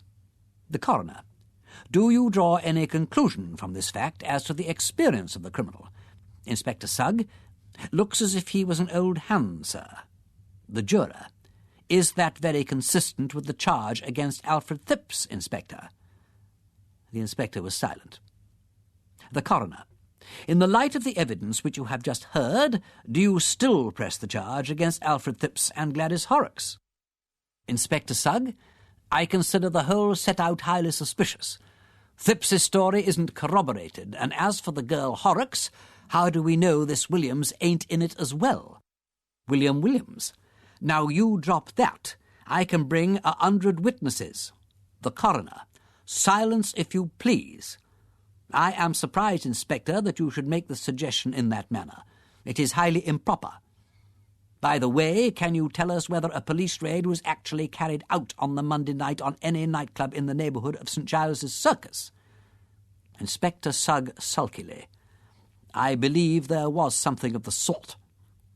The coroner: "You will no doubt inquire into the matter.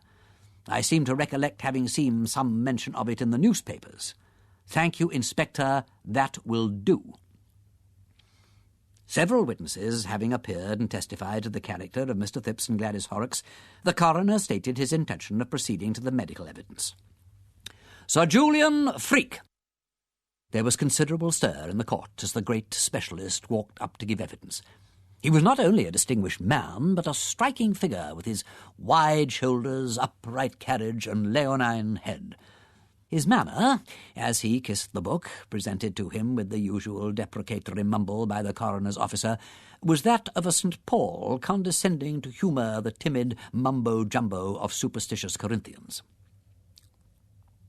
"So handsome, I always think," whispered the Duchess to Mr. Parker. "Just exactly like William Morris, with that bush of hair and beard and those exciting eyes looking out of it. So splendid. These dear men always devoted to something or other. Not but what I think socialism is a mistake. Of course it works with all those nice people, so good and happy in art linen and the weather always perfect. Dear Morris, I mean, you know, but so difficult in real life. Science is different. I'm sure if I had nerves I should go to Sir Julian just to look at him. Eyes like that give one something to think about, and that's what most of these people want, only I never had any. Nerves, I mean. Don't you think so?" "You are Sir Julian Freak," said the coroner, "and live at St. Luke's House, Prince of Wales Road, Battersea, where you exercise a general direction over the surgical side of St. Luke's Hospital?" Sir Julian assented briefly to this definition of his personality. "You were the first medical man to see the deceased?" "I was." "And you have since conducted an examination in collaboration with Dr. Grimbold of Scotland Yard?" "I have." "You are in agreement as to the cause of death?" "Generally speaking, yes." "Will you communicate your impression to the jury?" "I was engaged in research work in the dissecting room at St. Luke's Hospital at about 9 o'clock on Monday morning, when I was informed that Inspector Sugg wished to see me.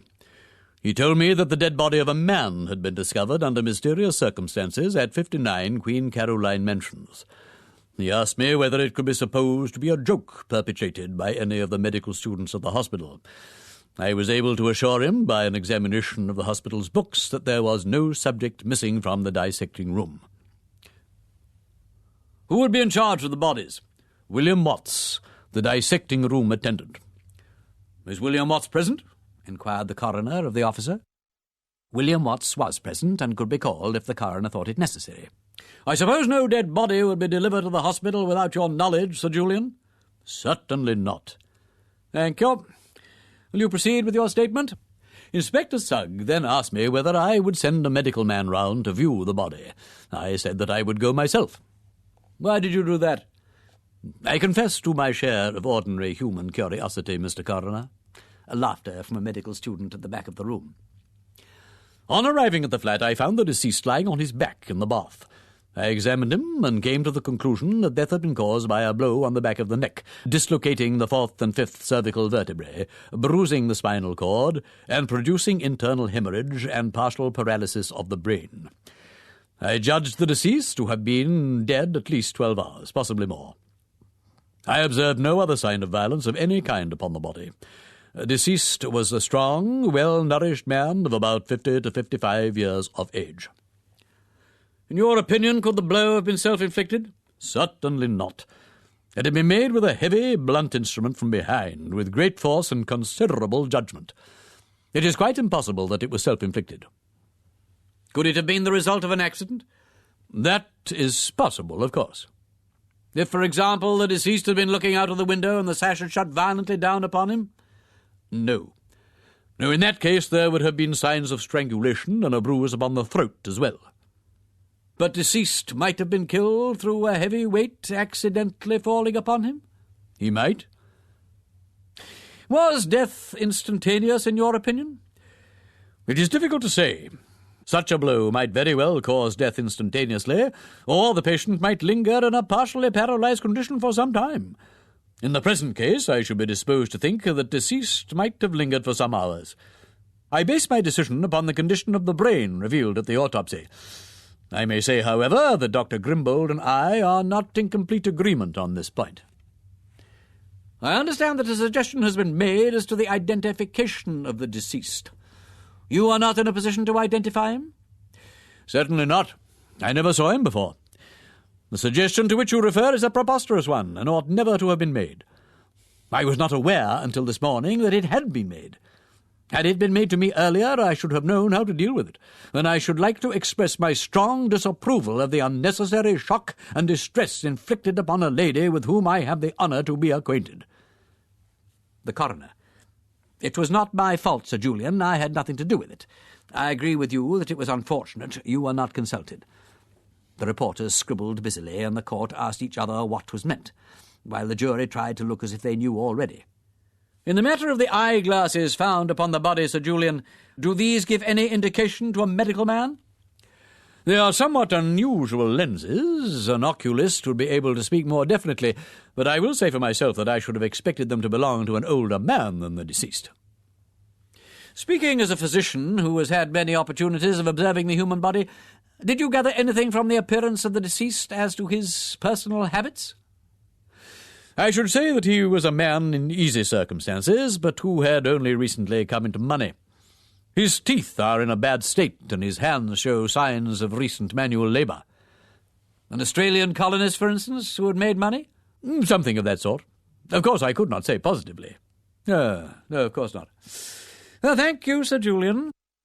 Dr. Grimbold called, corroborated his distinguished colleague in every particular, except that, in his opinion, death had not occurred for several days after the blow.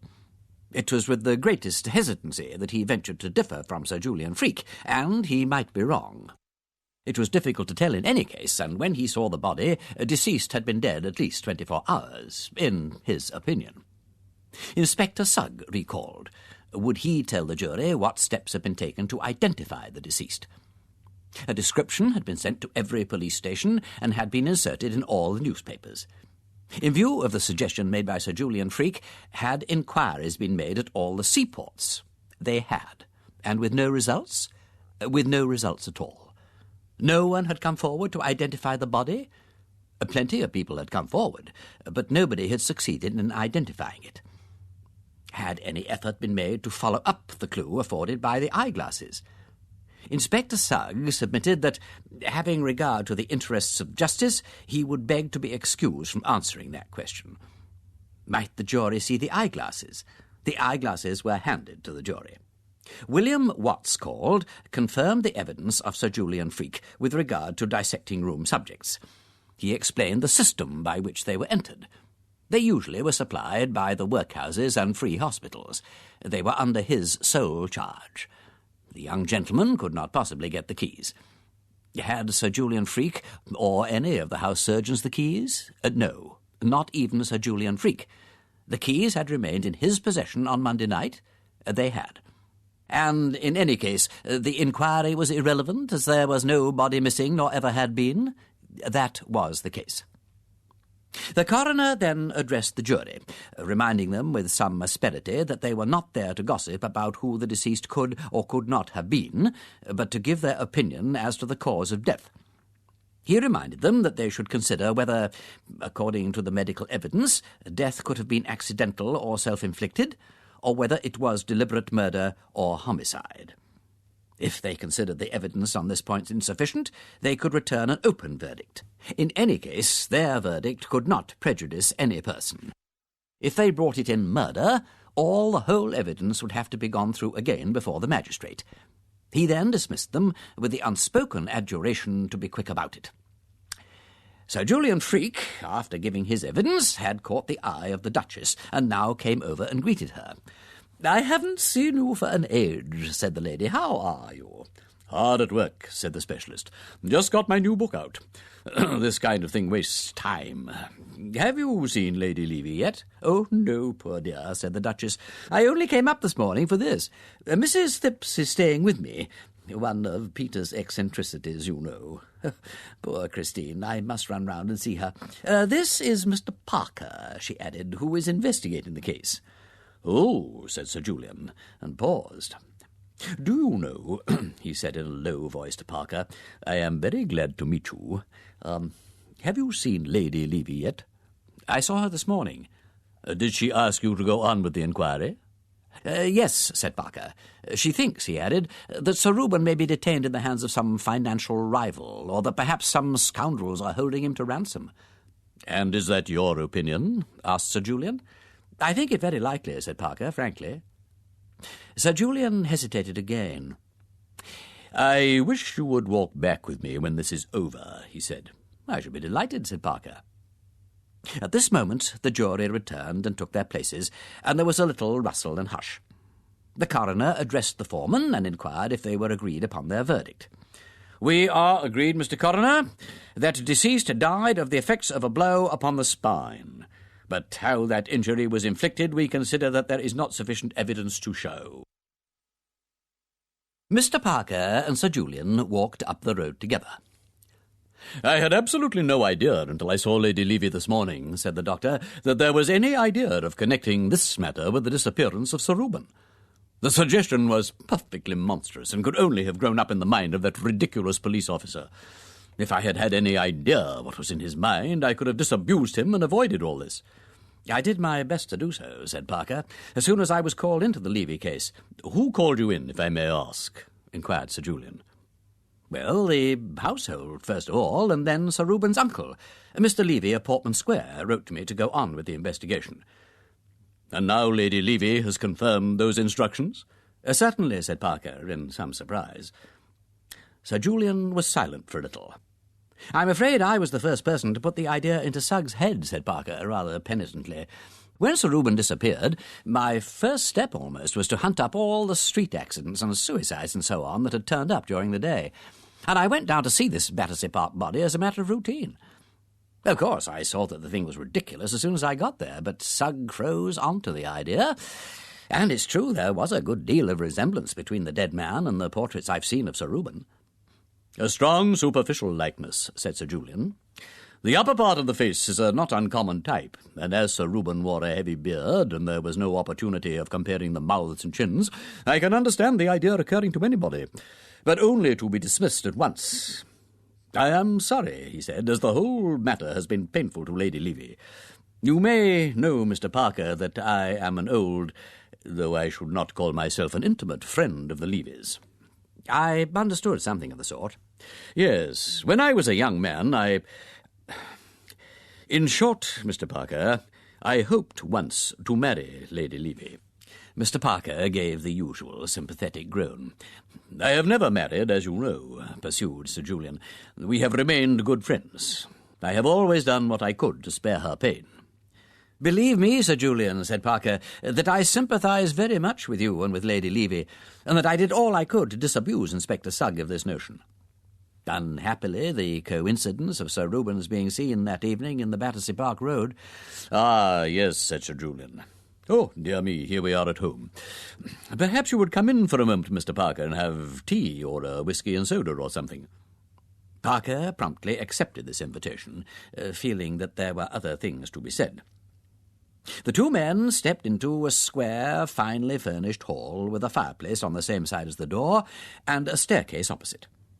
The dining-room door stood open on their right, and as Sir Julian rang the bell, a manservant appeared at the far end of the hall. "What will you take?" asked the doctor. "Oh, after that dreadfully cold place," said Parker, "what I really want is gallons of hot tea, if you, as a nerve specialist, can bear the thought of it." "Provided you allow of a judicious blend of china in it," replied Sir Julian in the same tone, "I have no objection to make. Tea in the library at once," he added to the servant, and led the way upstairs.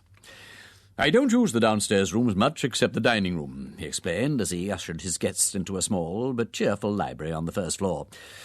"This room leads out of my bedroom and is more convenient. I only live part of my time here, but it's very handy for my research work at the hospital. That's what I do there mostly. It's a fatal thing for a theorist, Mr. Parker, to let the practical worker get behindhand. Dissection is the basis of all good theory and all correct diagnosis. One must keep one's hand and eye in training. This place is far more important to me than Harley Street, and some day I shall abandon my consulting practice altogether and settle down here to cut up my subjects and write my books in peace. So many things in this life are a waste of time, Mr. Parker." Mr. Parker assented to this. "Very often," said Sir Julian, "the only time I get for any research work, necessitating as it does the keenest observation and the faculties of their acutest, has to be at night, after a long day's work, and by artificial light, which, magnificent as the lighting of the dissecting room here is always more trying to the eyes than daylight. Doubtless your own work has to be carried on under even more trying conditions." "Yes, sometimes," said Parker. "But then, you see," he added, "the conditions are, so to speak, part of my work." "Oh, quite so, said Sir Julian. You mean that the burglar, for example, does not demonstrate his methods in the light of day, or plant the perfect footmark in the middle of a damp patch of sand for you to analyse?" "Not as a rule," said the detective, "but I have no doubt many of your diseases work quite as insidiously as any burglar." They do, said Sir Julian, laughing. "And it is my pride, as it is yours, to track them down for the good of society. The neuroses, you know, are particularly clever criminals. They break out into as many disguises as Leon Kestrel and the Master Mummer," suggested Parker, who read railway stall detective stories on the principle of the busman's holiday. No doubt, said Sir Julian, who did not. "And they cover up their tracks wonderfully. But when you can really investigate, Mr. Parker, and break up the dead, or for preference the living body, with the scalpel, you always find the footmarks. The little trail of ruin or disorder left by madness or disease or drink or any other similar pest. But the difficulty is to trace them back merely by observing the surface symptoms, the hysteria, crime, religion, fear, shyness, conscience, or whatever it may be. Just as you observe a theft or a murder and look for the footsteps of the criminal, so I observe a fit of hysterics or an outburst of piety and hunt for the little mechanical irritation which has produced it. You regard all these things as physical? Undoubtedly. I am not ignorant of the rise of another school of thought, Mr. Parker, but its exponents are mostly charlatans or self-deceivers. Sie haben sich so weit darin eingeheimnist that, like Sludge the medium, they are beginning to believe their own nonsense. I should like to have the exploring of some of their brains, Mr. Parker. I would show you the little faults and landslips in the cells, the misfiring and short-circuiting of the nerves which produce these notions and these books. At least, he added, gazing sombrely at his guest, at least, if I could not quite show you today, I shall be able to do so tomorrow, or in a year's time, or before I die. He sat for some minutes gazing into the fire, while the red light played upon his tawny beard and struck out answering gleams from his compelling eyes. Parker drank tea in silence, watching him. On the whole, however, he remained but little interested in the causes of nervous phenomena, and his mind strayed to Lord Peter, coping with the redoubtable Crimplesham down in Salisbury. Lord Peter had wanted him to come. That meant either that Crimplesham was proving recalcitrant or that a clue wanted following. But Bunter had said that tomorrow would do, and it was just as well. After all, the Battersea affair was not Parker's case. He had already wasted valuable time attending an inconclusive inquest, and he really ought to get on with his legitimate work. There was still Levy's secretary to see, and the little matter of the Peruvian oil to be looked into. He looked at his watch. "I am very much afraid, if you will excuse me," he murmured. Sir Julian came back with a start to the consideration of actuality. "Your work calls you, he said, smiling. "Well, I can understand that. I won't keep you. But I wanted to say something to you in connection with your present inquiry. Only I hardly know... Well, I hardly like... Parker sat down again and banished every indication of hurry from his face and attitude. "I shall be very grateful for any help you can give me," he said. "Well, I'm afraid it's more in the nature of a hindrance," said Sir Julian with a short laugh. "It's a case of destroying a clue for you, and a breach of professional confidence on my side. But since, accidentally, a certain amount has come out, perhaps the whole had better do so." Mr. Parker made the encouraging noise which, among laymen, supplies the place of the priest's insinuating, "Yes, my son." "Sir Reuben Levy's visit on Monday night was to me," said Sir Julian. "Yes," said Mr. Parker, without expression. "He found cause for certain grave suspicions concerning his health," said Sir Julian, slowly, as though weighing how much he could in honour disclose to a stranger. "He came to me in preference to his own medical man, as he was particularly anxious that the matter should be kept from his wife. As I told you, he knew me fairly well, and Lady Levy had consulted me about a nervous disorder in the summer." "Did he make an appointment with you?" asked Parker. "I beg your pardon," said the other absently. "Did he make an appointment?" An appointment? No. He turned up suddenly in the evening after dinner when I wasn't expecting him. I took him up here and examined him, and he left me somewhere about 10 o'clock, I should think." "May I ask, what was the result of your examination?" "Why do you want to know?" "It might illuminate, conjecture as to his subsequent conduct," said Parker cautiously. This story seemed to have little coherence with the rest of the business, and he wondered whether coincidence was alone responsible for Sir Reuben's disappearance on the same night that he visited the doctor. "I see," said Sir Julian. "Yes, I will tell you in confidence that I saw grave grounds of suspicion, but as yet no absolute certainty of mischief." "Oh, thank you. Sir Reuben left you at 10 o'clock? "Then or thereabouts. I did not at first mention the matter, as it was so very much Sir Reuben's wish to keep his visit to me secret, and there was no question of accident in the street or anything of that kind, since he reached home safely at midnight." "Quite so," said Parker. "It would have been, and is, a breach of confidence," said Sir Julian, "and I only tell you now because Sir Reuben was accidentally seen, because I would rather tell you in private than have you ferreting around here and questioning my servants, Mr. Parker. You will excuse my frankness." "Certainly," said Parker. "I hold no brief for the pleasantness of my profession, Sir Julian. I am very much obliged to you for telling me this. I might otherwise have wasted valuable time following up a false trail." "I am sure I need not ask you in your turn to respect this confidence," said the doctor. "To publish the matter abroad could only harm Sir Reuben and pain his wife, besides placing me in no favourable light with my patients." "I promise to keep the thing to myself," said Parker. "Except, of course," he added hastily, "that I must inform my colleague." "You have a colleague in the case?" "I have." "What sort of person is he?" "He will be perfectly discreet, Sir Julian." "Is he a police officer?" "You need not be afraid of your confidence getting into the records of Scotland Yard." I see that you know how to be discreet, Mr. Parker. We also have our professional etiquette, Sir Julian." On returning to Great Ormond Street, Mr. Parker found a wire awaiting him, which said, "Do not trouble to come. All well. Returning tomorrow. Wimsey." Chapter 7. On returning to the flat just before lunchtime on the following morning, after a few confirmatory researches in Balham and the neighbourhood of Victoria Station, Lord Peter was greeted at the door by Mr. Bunter, who had gone straight home from Waterloo, with a telephone message and a severe and nursemaid-like eye. "Lady Swaffham rang up, my lord, and said she hoped your lordship had not forgotten you were lunching with her." "I have forgotten, Bunter, and I mean to forget. I trust you told her I had succumbed to lethargic encephalitis suddenly, no flowers by request." "Lady Swaffham said, my lord, she was counting on you. She met the Duchess of Denver yesterday." "If my sister-in-law's there, I won't go, and that's flat," said Lord Peter. "I beg your pardon, my lord, the Dowager Duchess." "What's she doing in town?" "I imagine she came up for the inquest, my lord." "Oh, yes, we missed that, Bunter." Yes, my lord. Her Grace is lunching with Lady Swaffham."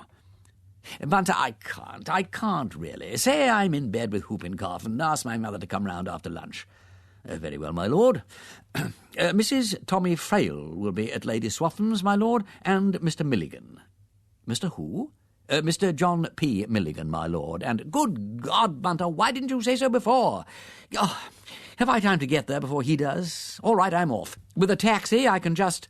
not in those trousers, my lord, said Mr. Bunter, blocking the way to the door with deferential firmness. Oh, Bunter, pleaded his lordship, do let me just this once. You don't know how important this is. Not on any account, my lord.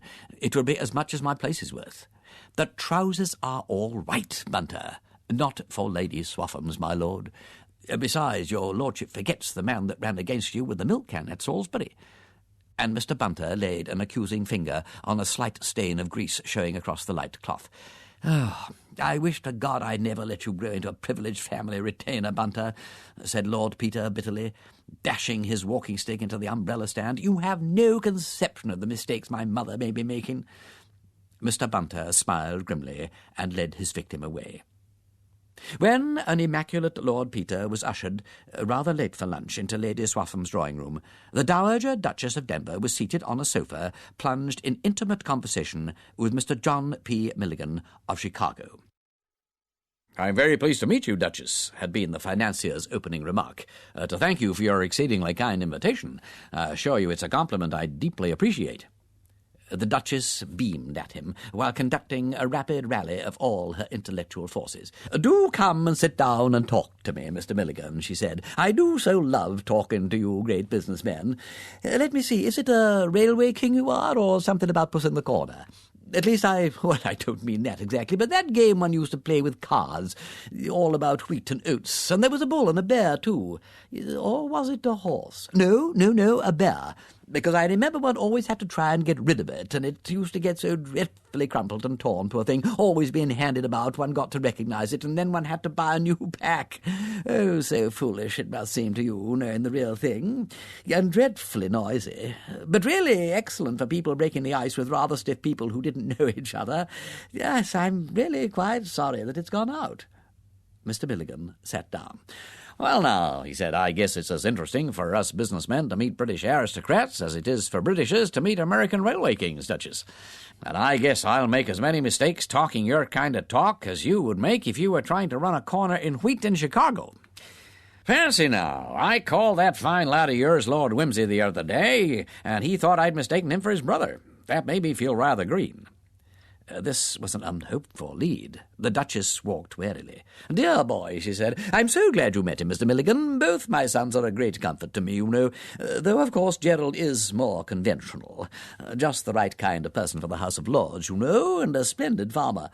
I can't see Peter down at Denver half so well, though he is always going to all the right things in town, and very amusing sometimes, poor boy."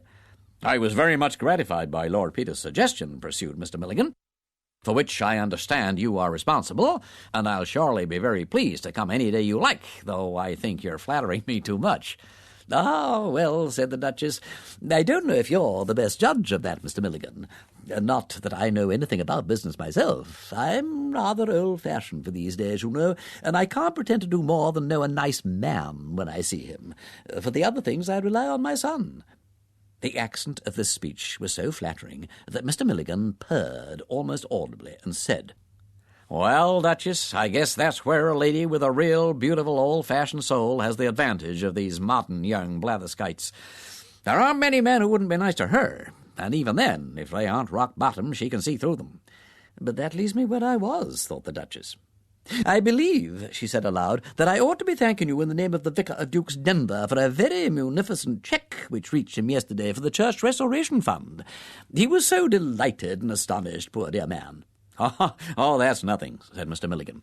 "We haven't any fine old crusted buildings like yours over on our side, so it's a privilege to be allowed to drop a little kerosene into the wormholes when we hear one in the old country suffering from senile decay. So when your lad told me about Duke's Denver, I took the liberty to subscribe without waiting for the bazaar." "Well, I'm sure it was very kind of you," said the Duchess. "You are coming to the bazaar, then?" she continued, gazing into his face appealingly. "Sure thing," said Mr. Milligan, with great promptness. "Lord Peter said you'd let me know for sure about the date, but we can always make time for a little bit of good work anyway. Of course, I'm hoping to be able to avail myself of your kind invitation to stop, but if I'm rushed, I'll manage anyhow to pop over and speak my piece and pop back again." "I hope so very much," said the Duchess. I must see what can be done about the date. Of course I can't promise." No, said Mr. Milligan heartily. "I know what these things are to fix up. And there's not only me, there's all the real big men of European eminence your son mentioned to be consulted." The Duchess turned pale at the thought that any one of these illustrious persons might sometime turn up in somebody's drawing-room, but by this time she had dug herself in comfortably and was even beginning to find her range. "I can't say how grateful we are to you," she said. "It'll be such a treat. Do tell me what you think of saying." "Well," began Mr. Milligan. Suddenly everybody was standing up, and a penitent voice was heard to say, "Really, most awfully sorry, you know. Hope you'll forgive me, Lady Swarton. What? Dear lady, could I possibly forget an invitation from you? Fact is, I had to go and see a man down in Salisbury. Perfectly true, upon my word. And the fellow wouldn't let me get away. I'm simply grovelling before you, Lady Swarton. Shall I go and eat my lunch in the corner? Lady Swarton gracefully forgave the culprit. "Your dear mother is here," she said. "Oh, how do, mother?" said Lord Peter uneasily. "How are you, dear?" replied the Duchess. "You really oughtn't to have turned up just yet. Mr. Milligan was just going to tell me what a thrilling speech he's preparing for the bazaar when you came and interrupted us." Conversation at lunch turned, not unnaturally, on the Battersea inquest, the Duchess giving a vivid impersonation of Mrs. Phipps being interrogated by the coroner. "Did you hear anything unusual in the night?" says the little man, leaning forward and screaming at her, so crimson in the face and his ears sticking out so, just like a cherubim in that poem of Tennyson's. Or is it a cherub blue? Perhaps it's a seraphim, I mean. Anyway, you know what I mean. All eyes, with little wings on its head. And dear old Mrs. Phipps saying, "Of course I have, any time these 80 years." And such a sensation in court till they found out she thought he'd said, "Do you sleep without a light?" And everybody laughing. And then the coroner said quite loudly, "Damn the woman." And she heard that, I can't think why, and said, "Don't you get swearing, young man. Sitting there in the presence of Providence, as you might say. I don't know what young people are coming to nowadays. And he's 60 if he's a day, you know," said the Duchess. By a natural transition, Mrs. Tommy Frail referred to the man who was hanged for murdering 3 brides in a bath. "I always thought that was so ingenious," she said, gazing soulfully at Lord Peter. "And do you know, as it happened, Tommy had just made me insure my life, and I got so frightened I gave up my morning bath and took to having it in the afternoon when he was in the house. I mean, when he was not in the house. Not at home, I mean." "Dear lady," said Lord Peter reproachfully, "I have a distinct recollection that all those brides were thoroughly unattractive, but it was an uncommonly ingenious plan, the first time of asking, only he shouldn't have repeated himself." "One demands a little originality in these days, even from murderers," said Lady Swarton. "Like dramatists, you know. So much easier in Shakespeare's time, wasn't it? Always the same girl dressed up as a man, and even that borrowed from Boccaccio or Dante or somebody. I'm sure if I'd been a Shakespeare hero, the very minute I saw a slim-legged young page boy, I'd have said, 'Odds bodikins, there's that girl again.'" "That's just what happened, as a matter of fact," said Lord Peter. "You see, Lady Swarton, if ever you want to commit a murder, the things you've got to do is to prevent people from associating their ideas. Most people don't associate anything. Their ideas just roll about like so many dry peas on a tray, making a lot of noise and going nowhere. But once you begin letting them string their peas into a necklace, it's got to be strong enough to hang you, what?" "Dear me," said Mrs. Tommy Frail, with a little scream. "What a blessing it is none of my friends have any ideas at all." "You see," said Lord Peter, balancing a piece of duck on his fork and frowning, "it's only in Sherlock Holmes and stories like that people think things out logically. Ordinarily, if somebody tells you something out of the way, you just say, 'By Jove,' or 'How sad,' and leave it at that. And half the time you forget about it, unless something turns up afterwards to drive it home. For instance, Lady Swarton, I told you when I came in that I'd been down to Salisbury, and that is true, only I don't suppose it impressed you much, and I don't suppose it'd impress you much if you read in the paper tomorrow of a tragic discovery of a dead lawyer down in Salisbury. But if I went to Salisbury again next week, and there was a Salisbury doctor found dead the day after, you might begin to think I was a bird of ill omen for the Salisbury residents. And if I went there again the week after, and you heard next day that the see of Salisbury had fallen vacant suddenly, you might begin to wonder what took me to Salisbury, and why I'd never mentioned before that I had friends down there, don't you see? And you might think of going down to Salisbury yourself and asking all kinds of people if they'd happen to see a young man in plum-coloured socks hanging round the bishop's palace. Oh, well, I dare say I should, said Lady Swaffham. Quite. And if you found that the lawyer and the doctor had once upon a time been in business at Poggleton-on-the-Marsh, when the bishop had been vicar there, you'd begin to remember you'd once heard of me paying a visit to Poggleton-on-the-Marsh a long time ago, and you begin to look up the parish registers there, and discover I'd been married under an assumed name by the vicar to the widow of a wealthy farmer, who died suddenly of peritonitis, as certified by the doctor, after the lawyer had made a will leaving me all her money. And then you'd begin to think I might have very good reasons for getting rid of such promising blackmailers as the lawyer, the doctor, and the bishop. Only if I hadn't started an association in your mind by getting rid of them all in the same place, you'd never have thought of going to Poggleton-on-the-Marsh, and you wouldn't even have remembered I'd ever been there. Were you ever there, Lord Peter? Inquired Mrs. Tommy anxiously. I don't think so, said Lord Peter. The name threads no beads in my mind, but it might any day, you know.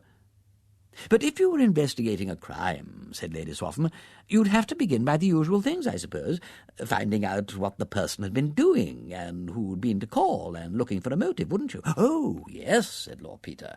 But most of us have such dozens of motives for murdering all sorts of inoffensive people. There's lots of people I'd like to murder, wouldn't you? Oh, heaps, said Lady Swaffham. Oh, there, that's dreadful. Perhaps I'd better not say it, though, for fear you should remember it later on. Well, I wouldn't if I were you, said Peter amiably. You never know, it'd be beastly awkward if the person died suddenly tomorrow. The difficulty with this Battersea case, I guess, said Mr. Milligan, is that nobody seems to have any associations with the gentleman in the bath. So hard on poor Inspector Sugg, said the Duchess. I quite felt for the man, having to stand up there and answer a lot of questions when he had nothing at all to say. Lord Peter applied himself to the duck, having got a little behindhand. Presently he heard somebody ask the Duchess if she had seen Lady Levy. She is in great distress, said the woman who had spoken, Mrs. Fremantle, though she clings to the hope that he will turn up again. I suppose you knew him, Mr. Milligan. Know him, I should say, for I hope he's still alive somewhere. Mrs. Fremantle was the wife of an eminent railway director, and celebrated for her ignorance of the world of finance. Her faux pas in this connection enlivened the tea parties of city men's wives. Well, I've dined with him, said Mr. Milligan good-naturedly. I think he and I have done our best to ruin each other, Mrs. Fremantle. If this were the States, he added, I'd be much inclined to suspect myself of having put Sir Reuben in a safe place. But we can't do business that way in your old country. No, ma'am. It must be exciting work doing business in America, said Lord Peter. It is, said Mr. Milligan. I guess my brothers are having a good time there now. I'll be joining them again before long, as soon as I've fixed up a little bit of work for them on this side. Well, you mustn't go till after my bazaar, said the Duchess. Lord Peter spent the afternoon in a vain hunt for Mr. Parker. He ran him down eventually after dinner in Great Ormond Street. Parker was sitting in an elderly but affectionate armchair with his feet on the mantelpiece, relaxing his mind with a modern commentary on the Epistle of the Galatians. He received Lord Peter with quiet pleasure, though without rapturous enthusiasm, and mixed him a whisky and soda. Peter took up the book his friend had laid down and glanced over the pages. All these men work with a bias in their minds one way or another, he said. They find what they are looking for. Oh, they do, agreed the detective. But one learns to discount that almost automatically, you know. When I was at college, I was all on the other side. Connie Bear and Robertson and Drews and those people, you know, till I found they were all so busy looking for a burglar whom nobody had ever seen that they couldn't recognize the footprints of the household, so to speak. Then I spent 2 years learning to be cautious. Said Lord Peter. Theology must be good exercise for the brain, then, for you're easily the most cautious devil I know. But I say, do go on reading. It's a shame for me to come and root you up in your off-time like this. Yeah, that's all right, old man, said Parker. The two men sat silent for a while. And then Lord Peter said, Do you like your job? The detective considered the question and replied, Yes, I do. I know it to be useful, and I'm fitted to do it. I do it quite well. Not with inspiration, perhaps, but sufficiently well to take a pride in it. It is full of variety, and it forces one to keep up to the mark and not get slack. There's a future in it. Yes, I like it. Why? "Oh, nothing," said Peter. "It's a hobby to me, you see. I took it up and the bottom of things was rather knocked out of me, because it was so damned exciting. And the worst of it is I enjoy it. Up to a point. If it was all on paper, I'd enjoy every bit of it. I love the beginning of a job, when one doesn't know any of the people and it's just exciting and amusing. But if it comes to really running down a live person and getting him hanged, or even quarried, poor devils, they don't seem as if there was any excuse for me butting in, since I don't have to make my living by it. And I feel as if I oughtn't even to find it amusing. But I do." Parker gave this speech his careful attention. "I see what you mean," he said. "There's old Milligan, for instance," said Lord Peter. "On paper, nothing would be funnier than to catch old Milligan out. But he's rather a decent old bird to talk to. Mother likes him. He's taken a fancy to me. It's awfully entertaining going and pumping him with stuff about a bazaar for church expenses. But when he's so jolly pleased about it and that, I feel a worm. Suppose old Milligan has cut Levy's throat and plugged him into the Thames. It ain't my business." "It's as much yours as anybody," said Parker. "It's no better to do it for money than to do it for nothing." "Ah, yes, it is," said Peter stubbornly. "Having to live is the only excuse there is for doing that kind of thing." "But look here," said Parker. "If Milligan has cut poor old Levy's throat for no reason except to make himself richer, I don't see why he should buy himself off by giving £1,000 to Duke's Denver church roof. Or why he should be forgiven just because he's childishly vain or childishly snobbish." "Ah, yes, that's a nasty one," said Lord Peter. "Well, if you like, even because he has taken a fancy to you." "No, but look here, Wimsey. Do you think he has murdered Levy? Well, he may have. But do you think he has?" "I don't want to think so." "Because he's taken a fancy to you?" "Well, that biases me, of course. I dare say it's quite a legitimate bias. You don't think a callous murderer will be likely to take a fancy to you?" "Well, besides, I've taken rather a fancy to him. I dare say that's quite legitimate, too. You've observed him and made a subconscious deduction from your observations, and the result is you don't think he did it. Well, why not? You're entitled to take that into account. But perhaps I'm wrong, and he did do it. Then why let your vainglorious conceit in your own power of estimating character stand in the way of unmasking the singularly cold-blooded murder of an innocent and lovable man? I know, but I don't feel I'm playing the game somehow." "Look here, Peter," said the other with some earnestness. "Suppose you get this playing fields of Eton complex out of your system once and for all. There doesn't seem to be much doubt that something unpleasant has happened to Sir Reuben Levy. Call it murder to strengthen the argument. If Sir Reuben has been murdered, is it a game? And is it fair to treat it as a game?" "Oh, well, that's what I'm ashamed of, really," said Lord Peter. "It is a game to me, to begin with. And I go on cheerfully, and then I suddenly see that somebody is going to be hurt, and I want to get out of it." Yes, I know," said the detective, "but that's because you're thinking about your attitude. You want to be consistent. You want to look pretty. You want to swagger debonairly through a comedy of puppets, or else to stalk magnificently through a tragedy of human sorrows and things. But that is childish. If you've any duty to society in the way of finding out the truth about murders, you must do it in any attitude that comes handy. You want to be elegant and detached? That's all right, if you find the truth out that way. But it hasn't any value in itself, you know. You want to look dignified and consistent. Now, what's that got to do with it? You want to hunt down a murderer for the sport of the thing and then shake hands with him and say, 'Well played, hard luck, you shall have your revenge tomorrow.' Well, you can't do it like that. Life's not a football match. You want to be a sportsman. You can't be a sportsman. You are a responsible person." "I don't think you ought to read so much theology," said Lord Peter. "It has a brutalizing influence." He got up and paced about the room, looking idly over the bookshelves. Then he sat down again, filled and lit his pipe, and said, "Well, I'd better tell you about the ferocious and hardened Crimplesham." He detailed his visit to Salisbury. Once assured of his bona fides, Mr. Crimplesham had given him the fullest details of his visit to town. "And I have substantiated it all," groaned Lord Peter.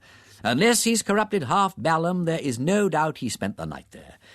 And the afternoon was really spent with the bank people.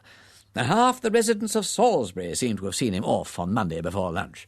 And nobody but his own family or young Wicks seemed to have anything to gain by his death.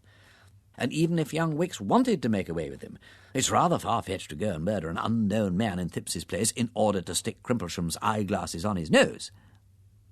"Where was young Wicks on Monday?" asked Parker. "At a dance given by the presenter," said Lord Peter wildly. "David, his name is David, dancing before the Ark of the Lord in the face of the whole cathedral close." There was a pause. "Tell me about the inquest," said Wimsey. Parker obliged with a summary of the evidence. "Do you believe the body could have been concealed in the flat after all?" he asked. "I know we looked, but I suppose we might have missed something." "We might, but Sugg looked as well." "Sugg! You do Sugg an injustice," said Lord Peter. "If there had been any signs of Thipps's complicity in the crime, Sugg would have found 'em. Why? Why? Because he was looking for 'em. He is like your commentators on Galatians. He thinks that either Thipps or Gladys Horrocks or Gladys Horrocks's young man did it. Therefore, he found marks on the windowsill where Gladys Horrocks's young man might have come in or handed something in to Gladys Horrocks. He didn't find any signs on the roof because he wasn't looking for 'em. But he went over the roof before me. Yes, but only in order to prove that there were no marks there. He reasons like this. Gladys Horrocks's young man is a glazier. Glaziers come on ladders. Glaziers have ready access to ladders. Therefore, Gladys Horrocks's young man had ready access to the ladder. Therefore, there will be marks on the windowsill and none on the roof. Therefore, he finds marks on the windowsill but none on the roof. He finds no marks on the ground, but he thinks he would have found them if the yard didn't happen to have been paved with asphalt. Similarly, he thinks Mr. Thipps may have concealed the body in the box-room or elsewhere. Therefore, you may be sure he searched the box-room and all the other places for signs of occupation. If they had been there, he would have found them, because he was looking for them. Therefore, if he didn't find them, it's because they weren't there." "All right," said Parker. "Stop talking. I believe you." He went on to detail the medical evidence. "By the way," said Lord Peter, to skip across for a moment to the other case, "has it occurred to you that perhaps Levy was going out to see Freak on Monday night?" He did, said Parker, rather unexpectedly, and proceeded to recount his interview with the nerve specialist. "Ah," said Lord Peter. "I say, Parker, these are funny cases, ain't they? Every line of inquiry seems to peter out. It's awfully exciting up to a point, you know, and then nothing comes out of it. It's like rivers getting lost in the sand." "Yes," said Parker, "and there's another one I lost this morning." "What's that?" "Oh, I was pumping Levy's secretary about this business. I couldn't get much that seemed important, except further details about the Argentine and so on. Then I thought I'd just ask round in the city about those Peruvian oil shares, but Levy hadn't ever heard of them as far as I could make out. I routed out the brokers and found a lot of mystery and concealment, as one always does, you know, when somebody's being rigging the market, and at last I found one name at the back of it. But it wasn't Levy's. No, whose was it? Oddly enough, Freak's. It seems mysterious. He bought a lot of shares last week in a secret kind of way, a few of them in his own name, and then quietly sold them out on Tuesday at a small profit. Or a few £100. Not worth going to all that trouble about, you wouldn't think. Shouldn't have thought he ever went in for that kind of gamble. He doesn't, as a rule. That's the funny part of it." "Well, you never know," said Lord Peter. "People do these things just to prove to themselves or somebody else that they could make a fortune that way if they liked. I've done it myself in a small way." He knocked out his pipe and rose to go. "I say, old man," he said suddenly, as Parker was letting him out, "does it occur to you that Freak's story doesn't fit in awfully well with what Anderson said about the old boy having been so jolly at dinner on Monday night? Would you be, if you thought you'd got anything of that sort?" "No, I shouldn't," said Parker. "But," he added, with his habitual caution, "some men will jest in the dentist's waiting-room. You, for one." "Well, that's true," said Lord Peter, and went downstairs. End of Disc 4. Disc 5. Chapter 8. Lord Peter reached home about midnight, feeling extraordinarily wakeful and alert. Something was jigging and worrying him in his brain. It felt like a hive of bees stirred up by a stick. He felt as though he were looking at a complicated riddle of which he had once been told the answer but had forgotten it and was always on the point of remembering. "Somewhere," said Lord Peter to himself, "somewhere I have got the key to these two things. I know I've got it, only I can't remember what it is. Somebody said it. Perhaps I said it. I cannot remember where, but I know I've got it." Go to bed, Bunter. I shall sit up a little. I'll just slip on a dressing gown. Before the fire he sat down with his pipe in his mouth, and his jazz-coloured peacocks gathered about him. He traced out this line and that line of investigation. Rivers running into the sand. They ran out from the thought of Levy, last seen at 10 o'clock in Prince of Wales Road. They ran back from the picture of the grotesque dead man in Mr. Phipps's bathroom. They ran over the roof and were lost in the sand. Rivers running into the sand, rivers running underground, very far down, where Alf, the sacred river, ran, through caverns measureless to man, down to a sunless sea. By leaning his head down, it seemed to Lord Peter that he could hear them, very faintly, lipping and gurgling somewhere in the darkness. But where? He felt quite sure that somebody had told him once, only he had forgotten. He roused himself, threw a log on the fire, and picked up a book which the indefatigable Bunter, carrying on his daily fatigues amid the excitements of special duty, had brought from the Times Book Club. It happened to be Sir Julian Freke's Physiological Basis of the Conscience, which he had seen reviewed 2 days before. This ought to send one to sleep, said Lord Peter. If I can't leave these problems to my subconscious, I'll be as limp as a rag tomorrow. He opened the book slowly and glanced carelessly through the preface. I wonder if that's true about Levy being ill, he thought, putting the book down. It doesn't seem likely, and yet... Oh, dash it all, I'll take my mind off it. He read on resolutely for a little. I don't suppose Mother's kept up with the Levys much, was the next importunate train of thought. Dad always hated self-made people and wouldn't have 'em at Denver. And old Gerald keeps up the tradition. I wonder if she knew Freak well in those days. She seems to get on with Milligan. I trust Mother's judgment a good deal. She was a brick about that bizarre business. I ought to have warned her. She said something once. He pursued an elusive memory for some minutes, till it vanished altogether with a mocking flicker of the tail. He returned to his reading. Presently another thought crossed his mind, aroused by a photograph of some experiment in surgery. If the evidence of Freak and that man Watts hadn't been so positive, he said to himself, I should be inclined to look into the matter of those shreds of lint on the chimney. He considered this, shook his head, and read with determination. Mind and matter were one thing. That was the theme of the physiologist. Matter could erupt, as it were, into ideas. You could carve passions in the brain with a knife. You could get rid of imagination with drugs and cure an outward convention like a disease. The knowledge of good and evil is an observed phenomenon, attendant upon a certain condition of the brain cells, which is removable. That was one phrase, and again, a conscience in man may, in fact, be compared to the sting of a hive bee, which, so far from conducing to the welfare of its possessor, cannot function, even in a single instance, without occasioning its death. The survival value in each case is thus purely social. And if humanity ever passes from its present phase of social development into that of a higher individualism, as some of our philosophers have ventured to speculate, we may suppose that this interesting mental phenomenon may gradually cease to appear. Just as the nerves and muscles which once controlled the movement of our ears and scalps have, in all save a few backward individuals, become atrophied and of interest only to the physiologist. By Jove, thought Lord Peter idly, that's an ideal doctrine for the criminal. A man who believed that would never... And then it happened. The thing he had been half unconsciously expecting. It happened suddenly, surely, as unmistakably as the sunrise. He remembered not one thing, nor another thing, nor a logical succession of things, but everything. The whole, perfect, complete, in all its dimensions, as it were, and instantaneously. As if he stood outside the world and saw it suspended in infinitely dimensional space. He no longer needed to reason about it, or even to think about it. He knew it. There is a game in which one is presented with a jumble of letters and is required to make a word out of them, as thus, C-O-S-S-S-S-R-I. The slow way of solving the problem is to try out all the permutations and combinations in turn, throwing away impossible conjunctions of letters as S-S-S-I-R-C or S-C-S-R-S-O.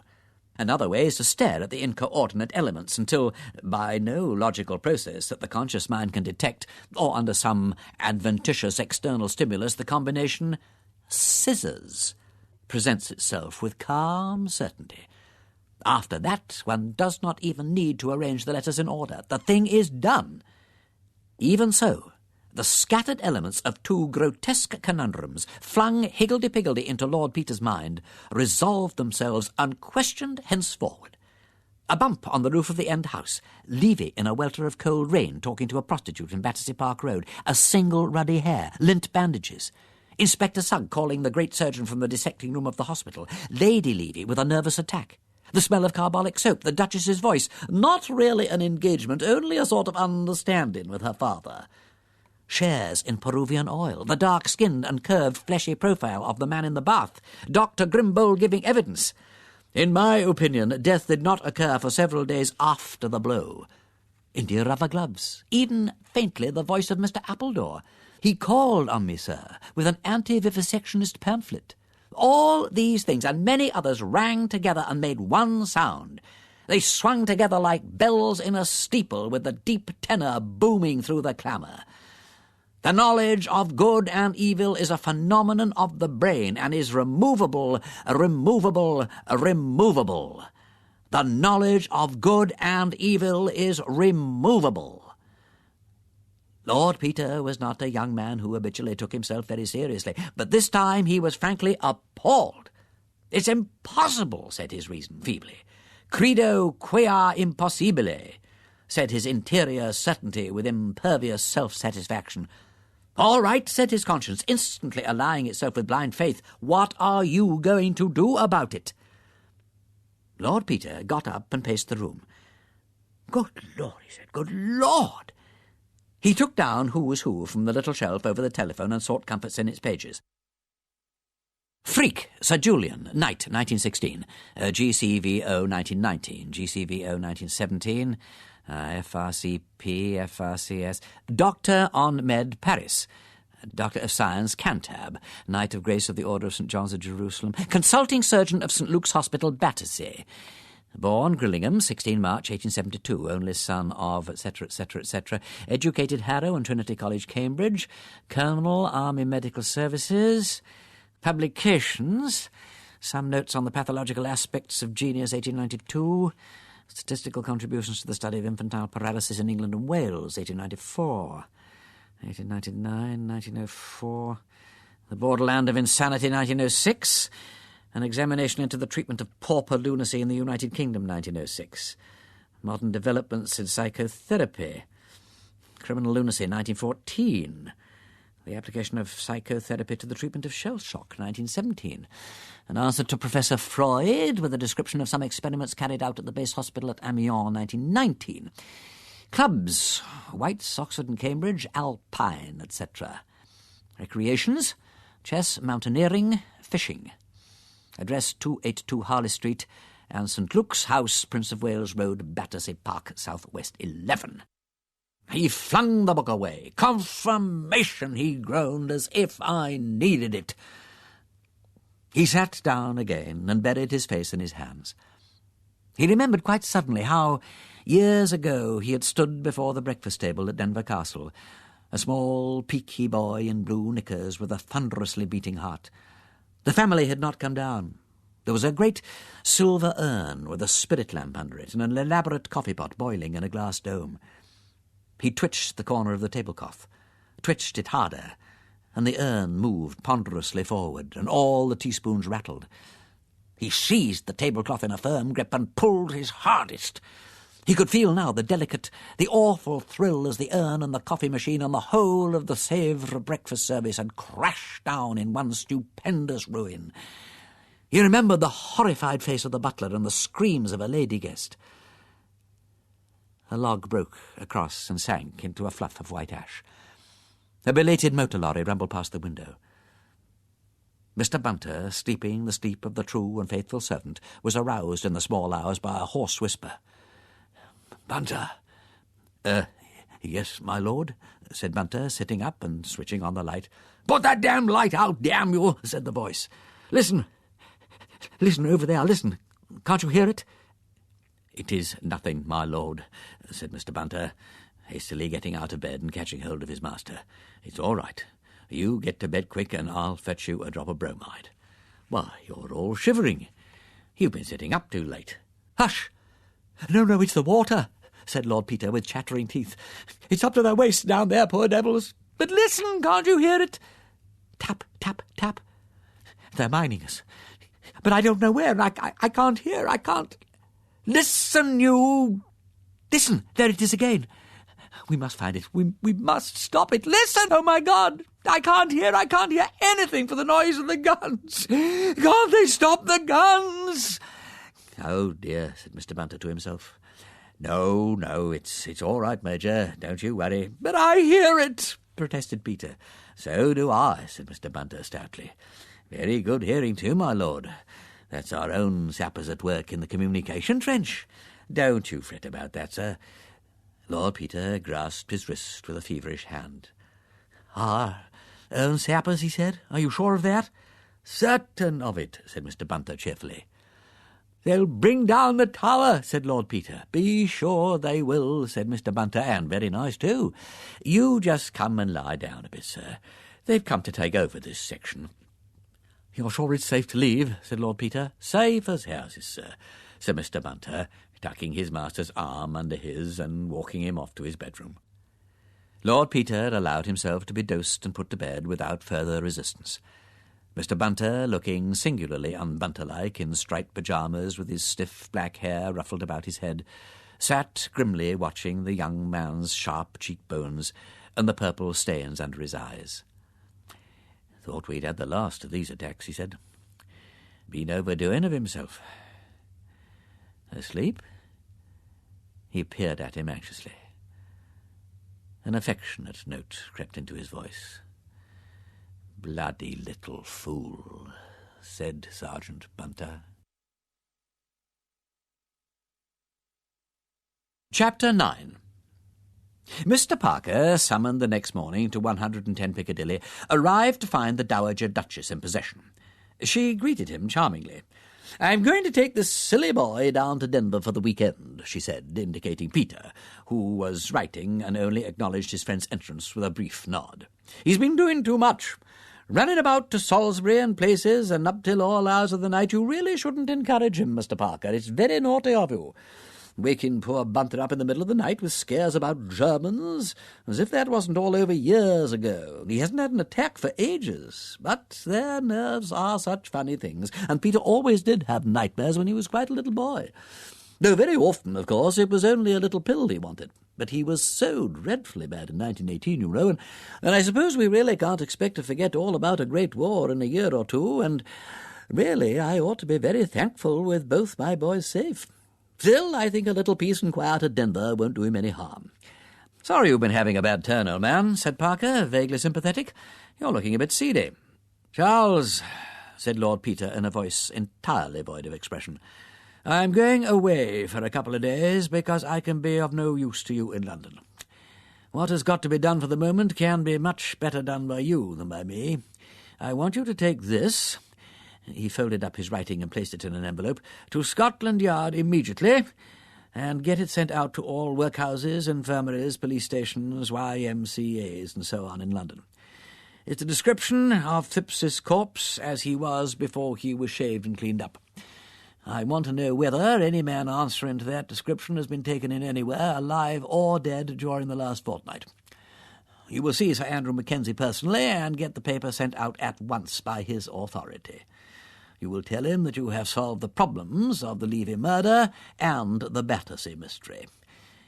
Mr. Parker made an astonished noise to which his friend paid no attention, and you will ask him to have men in readiness with a warrant to arrest a very dangerous and important criminal at any moment on your information. When the replies to this paper come in, you will search for any mention of St. Luke's Hospital, or any person connected with St. Luke's Hospital, and you will send for me at once. Meanwhile, you will scrape acquaintance, I don't care how, with one of the students at St. Luke's. Don't march in there blowing about murders and police warrants, or you may find yourself in Queer Street. I shall come up to town as soon as I hear from you, and I shall expect to find a nice, ingenious Sawbones here to meet me. He grinned faintly. Do you mean you've got to the bottom of this thing? Asked Parker. Yes. I may be wrong, I hope I am, but I know I am not. You won't tell me? "Do you know," said Peter, "honestly, I'd rather not.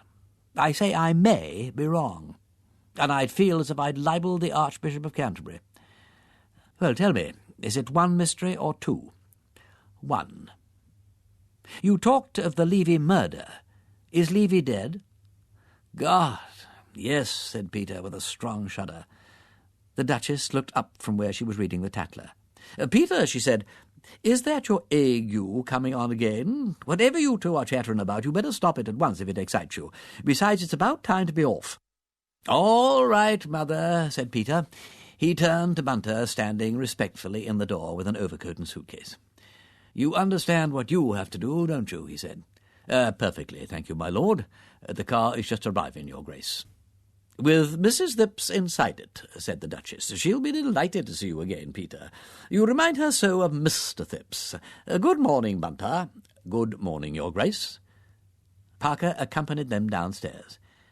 When they'd gone, he looked blankly at the paper in his hand. Then, remembering that it was Saturday and there was need for haste, he hailed a taxi. "Scotland Yard," he cried.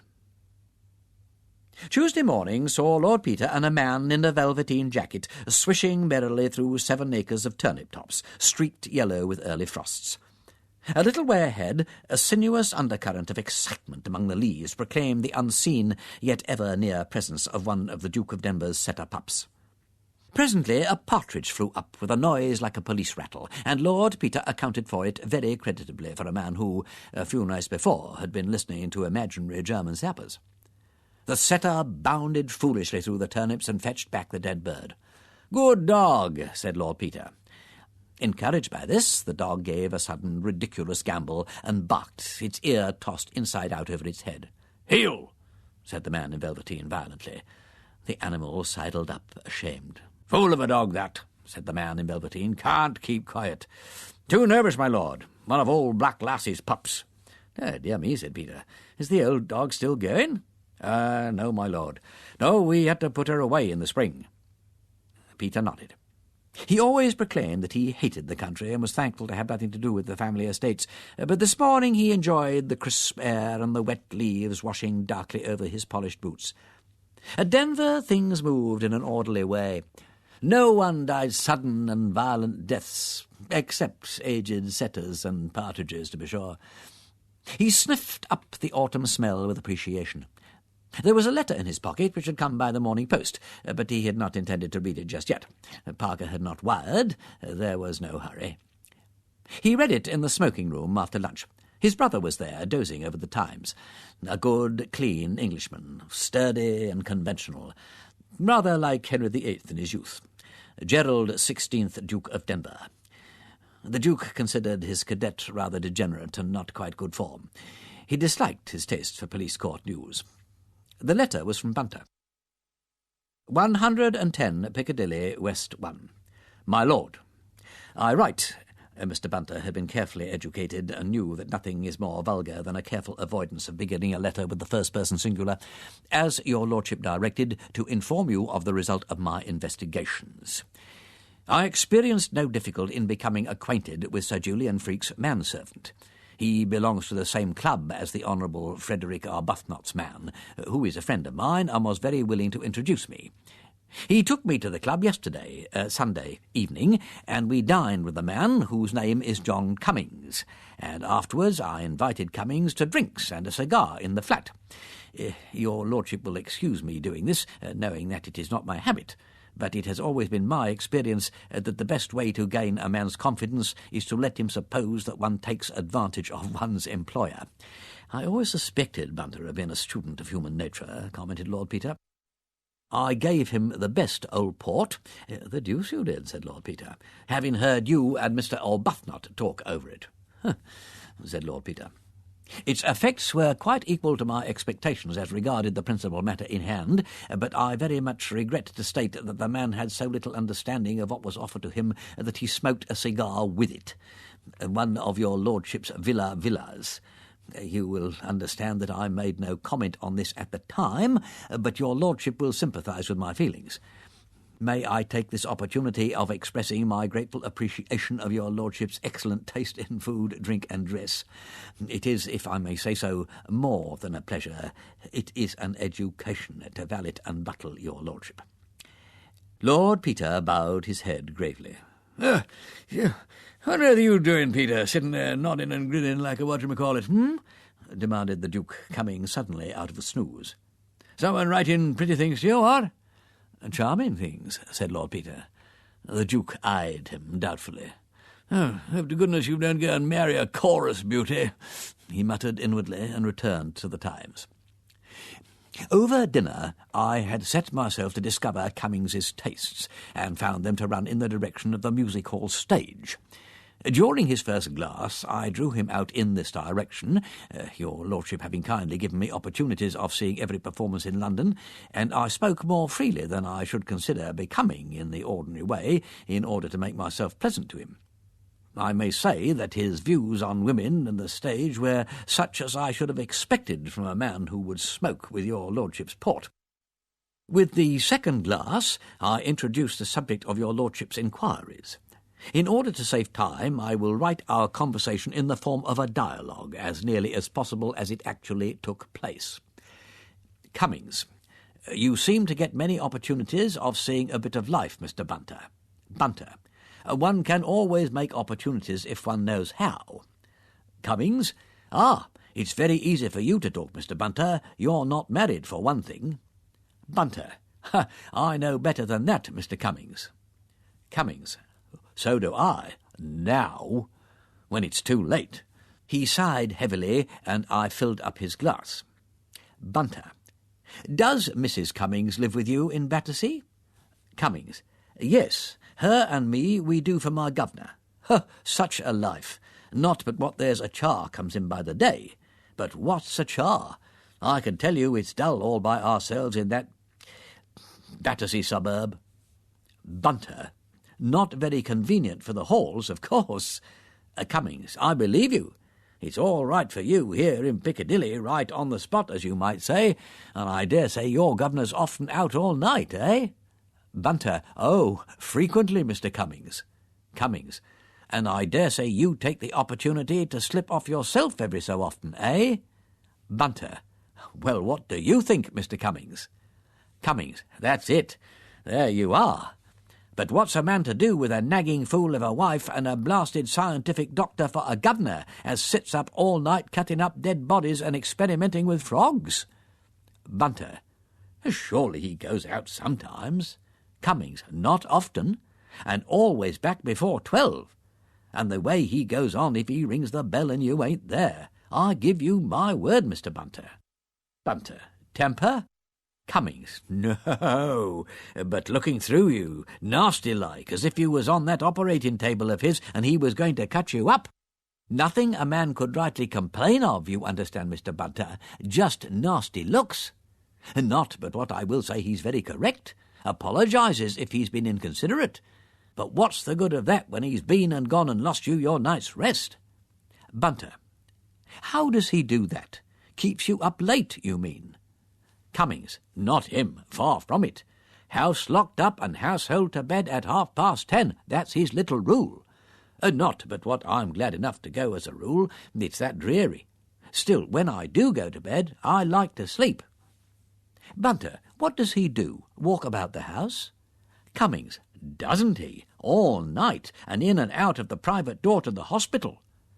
Bunter, "You don't mean to say, Mr. Cummings, a great specialist like Sir Julian Freke does night work at the hospital?" Cummings, No, he does his own work, research work, as you might say. Cuts people up. They say he's very clever.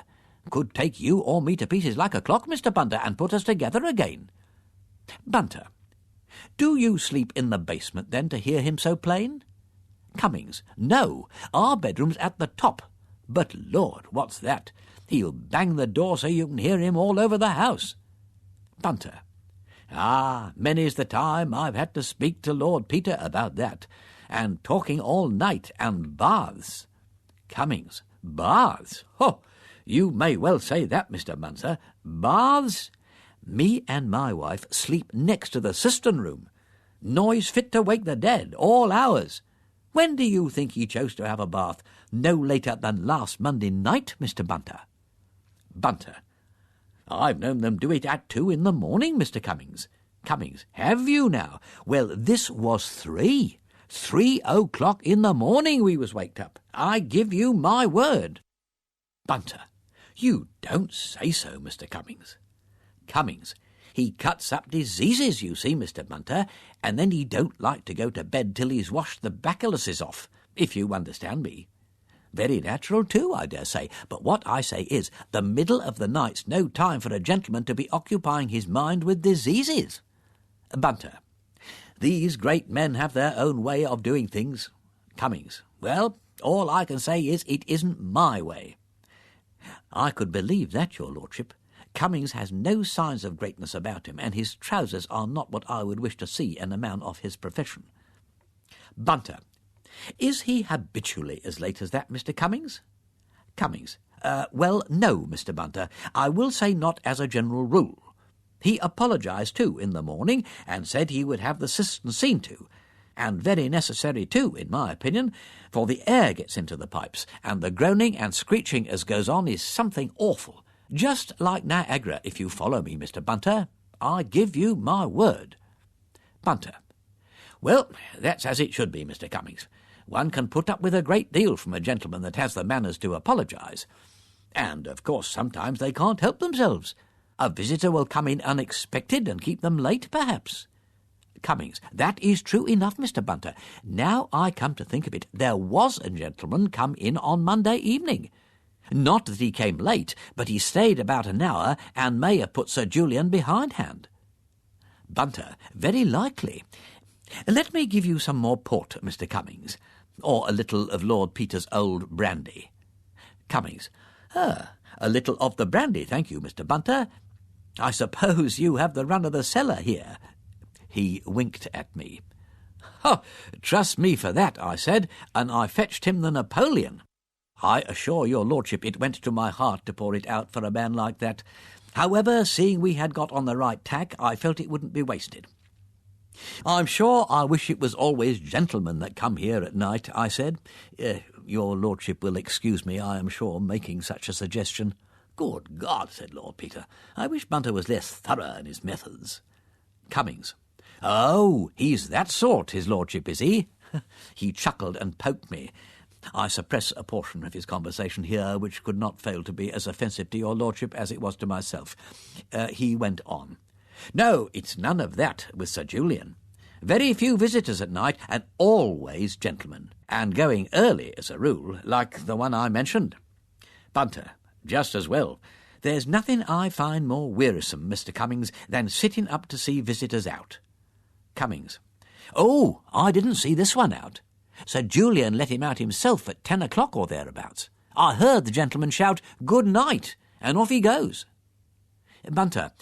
Does Sir Julian always do that? Cummings. Well, that depends.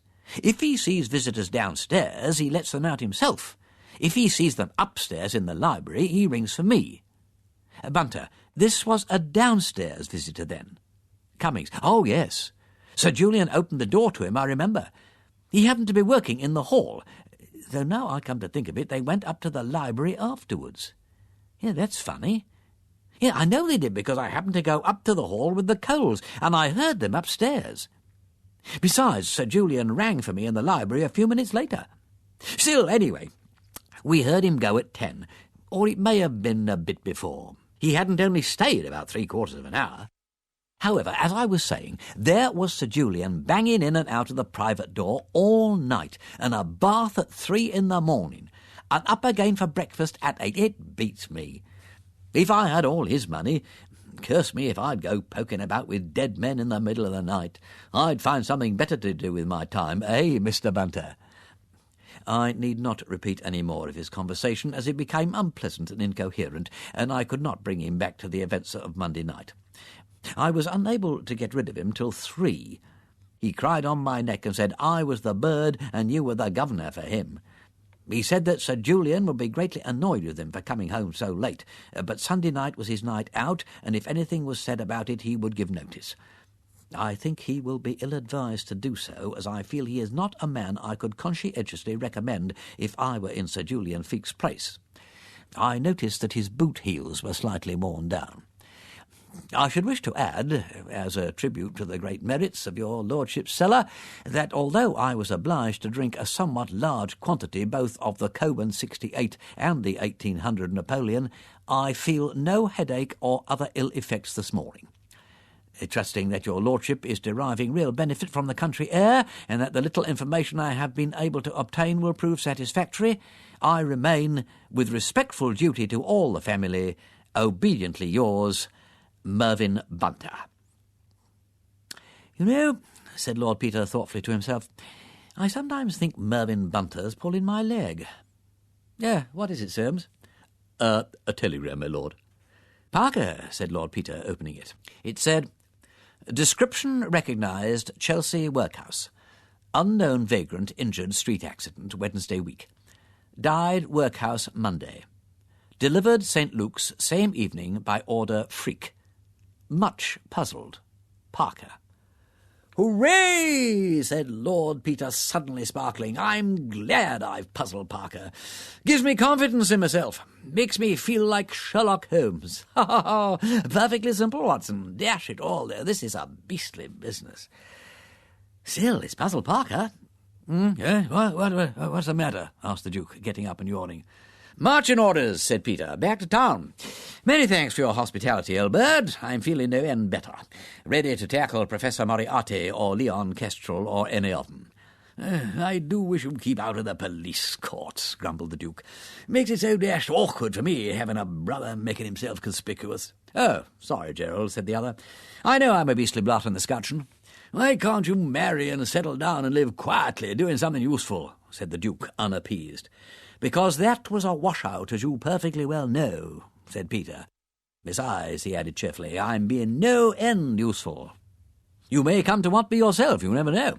When anybody comes blackmailing you, Gerald, or your first deserted wife turns up unexpectedly from the West Indies, you'll realise the pull of having a private detective in the family. Delicate private business arranged with tact and discretion. Investigations undertaken. Divorce evidence a speciality. Every guarantee. Ha-ha. Come now. Yes, said Lord Denver, throwing the newspaper violently into his armchair. When do you want the car?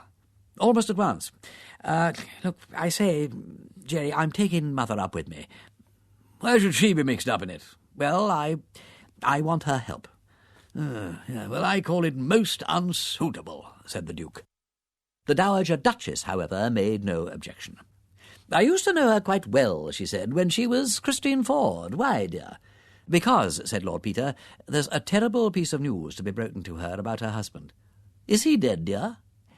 Yes, and she will have to come and identify him. Oh, poor Christine. Under very revolting circumstances, Mother. I'll come with you, my dear. Thank you, Mother. You're a brick. Do you mind getting your things on straight away and coming up with me? I'll tell you about it in the car. Chapter 10. Mr. Parker, a faithful though doubting Thomas, had duly secured his medical student. A large young man, like an overgrown puppy, with innocent eyes and a freckled face. He sat on the Chesterfield before Lord Peter's library fire, bewildered in equal measure by his errand, his surroundings, and the drink which he was absorbing. His palate, though untutored, was naturally a good one, and he realised that even to call this liquid a drink, the terms ordinarily used by him to designate cheap whisky, post-war beer, or a dubious glass of claret in a Soho restaurant, was a sacrilege. This was something outside normal experience, a genie in a bottle. The man called Parker, whom he had happened to run across the evening before in the public-house at the corner of Prince of Wales Road, seemed to be a good sort. He had insisted on bringing him round to see this friend of his, who lived splendidly in Piccadilly. Parker was quite understandable. He put him down as a government servant, or perhaps something in the city. The friend was embarrassing. He was a lord, to begin with, and his clothes were a kind of rebuke to the world at large. He talked the most fatuous nonsense, certainly, but in a disconcerting way. He didn't dig into a joke and get all the fun out of it. He made it in passing, so to speak, and skipped away to something else before your retort was ready. He had a truly terrible manservant, the sort you read about in books, who froze the marrow in your bones with silent criticism. Parker appeared to bear up under the strain, and this made you think more highly of Parker. He must be more habituated to the surroundings of the great than you would think to look at him. You wondered what the carpet had cost on which Parker was carelessly spilling cigar ash. Your father was an upholsterer, Mr. Piggott, of Piggott and Piggott, Liverpool, and you knew enough about carpets to know that you couldn't even guess at the price of this one. When you moved your head on the bulging silk cushion in the corner of the sofa, it made you wish you'd shaved more often and more carefully. The sofa was a monster, but even so it hardly seemed big enough to contain you. This Lord Peter was not very tall. In fact, he was rather a small man, but he didn't look undersized. He looked right. He made you feel that to be 6'3" was rather vulgarly assertive. You felt like Mother's new drawing-room curtains, all over great big blobs. But everybody was very decent to you, and nobody said anything you couldn't understand or sneer at you. There were some frightfully deep-looking books on the shelves all round, and you had looked into a great folio Dante which was lying on the table, but your hosts were talking quite ordinarily and rationally about the sort of books you read yourself. Clinking good love stories and detective stories. You had read a lot of those, and you could give an opinion, and they listened to what you had to say, though Lord Peter had a funny way of talking about books, too, as if the author had confided in him beforehand and told him how the story was put together, which bit was written first. It reminded you of the way old Freak took a body to pieces. "Thing I object to in detective stories," said Mr. Piggott, "is the way fellows remember every blooming thing that's happened to 'em within the last 6 months. They're always ready with their time of day, and was it raining or not, and what were they doing on such and such a day. Reel it all off like a page of poetry. But one ain't like that in real life. Do you think so, Lord Peter?" Lord Peter smiled, and young Piggott, instantly embarrassed, appealed to his earlier acquaintance. "You know what I mean, Parker. Now, come now. One day's so like another. I'm sure I couldn't remember. Well, I mean, I might remember yesterday, perhaps, but I couldn't be certain about what I was doing last week if I was to be shot for it." "No," said Parker, "and evidence given in a police statement sounds just as impossible. But they don't really get it like that, you know. I mean, a man just doesn't say, 'Last Friday I went out at 10 a.m. to buy a mutton chop. As I was turning into Mortimer Street, I noticed a girl of about 22, with black hair and brown eyes, wearing a green jumper, check shirt, Panama hat and black shoes, riding a Royal Sunbeam cycle at about 10 miles an hour, turning the corner by the Church of St. Simon and St. Jude on the wrong side of the road, riding towards the marketplace.' It amounts to that, of course, but it's really wormed out of him by a series of questions." "And in short stories," said Lord Peter, "as has to be put in statement form, because the real conversation would be so long and twaddly and tedious, and nobody would have the patience to read it. Writers have to consider their readers, if any, you see." "Yes," said Mr. Piggott, "but I bet most people would find it jolly difficult to remember, even if you asked them things. I should. Well, of course, I know I'm a bit of a fool, but then most people aren't they? You know what I mean. I mean, witnesses ain't detectives. They're just average idiots like you and me." "Quite so," said Lord Peter, smiling, as the force of the last phrase sank into its unhappy perpetrator. "You mean if I were to ask you in a general way what you were doing, say, a week ago today, you wouldn't be able to tell me a thing about it offhand?" No, I'm sure I shouldn't." He considered. "No. I was in at the hospital as usual, I suppose, and being Tuesday there'd be a lecture on something or the other. Well, dash it, I know what. And in the evening I went out with Tommy Pringle. No, that must have been Monday. Or was it Wednesday? Look, I tell you, I couldn't swear to anything." "You do yourself an injustice," said Lord Peter gravely. "I'm sure, for instance, you recollect what work you were doing in the dissecting room on that day, for example?" "Oh, Lord, no, not for certain. I mean, I dare say it might come back to me if I thought for a long time, but I wouldn't swear to it in a court of law." "I bet you a half-crown to 6pence," said Lord Peter, "that you'll remember within 5 minutes." "I'm sure I can't." "We'll see. Do you keep a notebook of the work you do when you dissect drawings or anything?" "Oh, yes." "Well, think of that. What's the last thing you did in it?" "Oh, that's easy, because I only did it this morning. It was leg muscles." "Yes. Who was the subject?" An old woman of sorts, died of pneumonia." "Yes. Turn back the pages of your drawing book in your mind. What came before that?" Some animals, still legs. I'm doing motor muscles at present. Yes, that was old Cunningham's demonstration on comparative anatomy. I did rather a good thing of a hare's legs on a frog's, and rudimentary legs on a snake. Yes. Which day does Mr. Cunningham lecture? Friday. Friday. Yes. Look, turn back again. What comes before that? Mr. Piggott shook his head. Do your drawings of legs begin on the right-hand page or the left-hand page? Can you see the first drawing? Yes. Yes, I can see the date written at the top. It's a section of a frog's hind leg on the right-hand page. Yes. Think of the open book in your mind's eye. What is opposite to it? This demanded some mental concentration. Maybe something round, coloured. Oh, yes, it's a hand. Yes. You went on from the muscles of the hand and arm to leg and foot muscles? Yes, that's right, yes. I've got a set of drawings of arms. Yes. Did you make those on the Thursday? No, I'm never in the dissecting room on Thursday. On Wednesday, perhaps?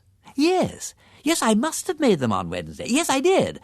I went in there after we'd seen those tetanus patients in the morning. I did them on Wednesday afternoon. I know I went back because I wanted to finish them. I worked rather hard, for me. That's why I remember. Yes. You went back to finish them. When had you begun them, then? Why, the day before. The day before. That was Tuesday, wasn't it? I've lost count. Well, yes, the day before Wednesday. Yes, that's Tuesday. Yes. Were they a man's arms or a woman's arms? Oh, a man's arms. Yes. Last Tuesday, a week ago today, you were dissecting a man's arms in the dissecting room. Sixpence, please. Oh, by Jove. Now, wait a moment. You know a lot more about it than that. You've no idea how much you know. You know what kind of a man he was.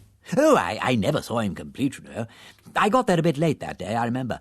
I'd asked for an arm specially because I was rather weak in arms, and Watts, that's the attendant, had promised to save me one. Yes.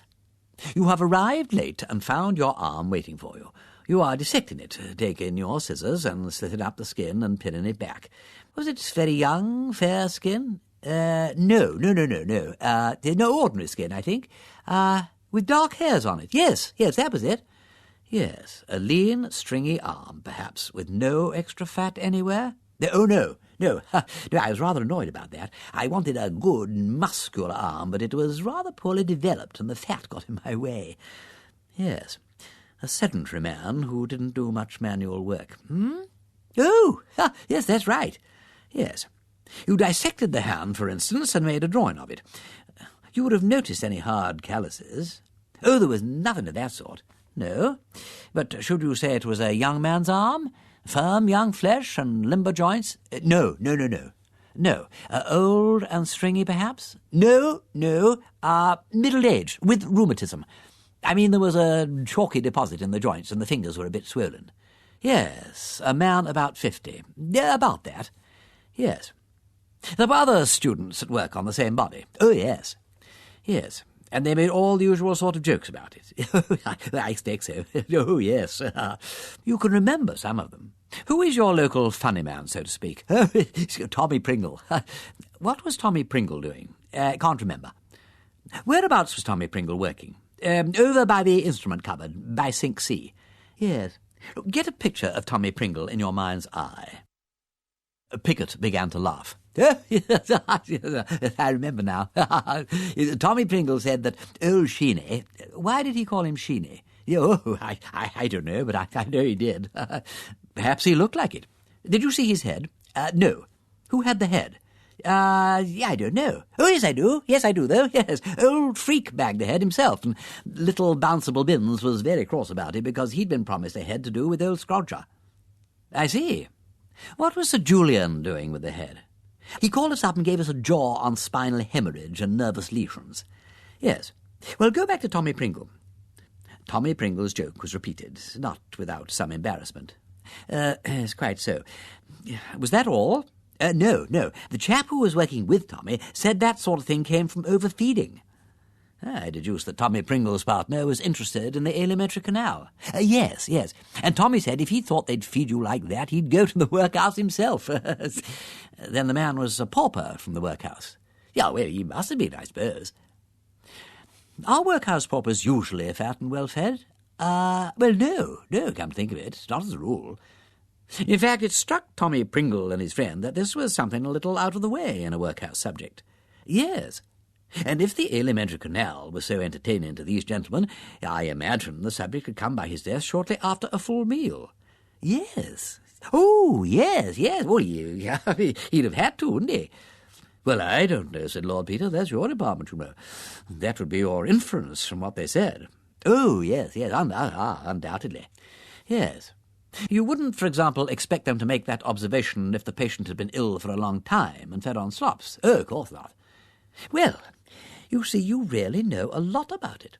On Tuesday week, you were dissecting the arm muscles of a rheumatic, middle-aged Jew of sedentary habits who had died shortly after eating a heavy meal, of some injury-producing spinal hemorrhage and nervous lesions and so forth, and who was presumed to come from the workhouse. Yes, and you could swear to those facts if need were.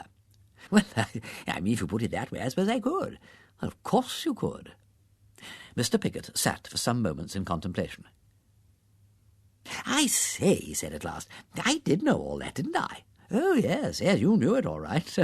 Like Socrates' slave. Who was he?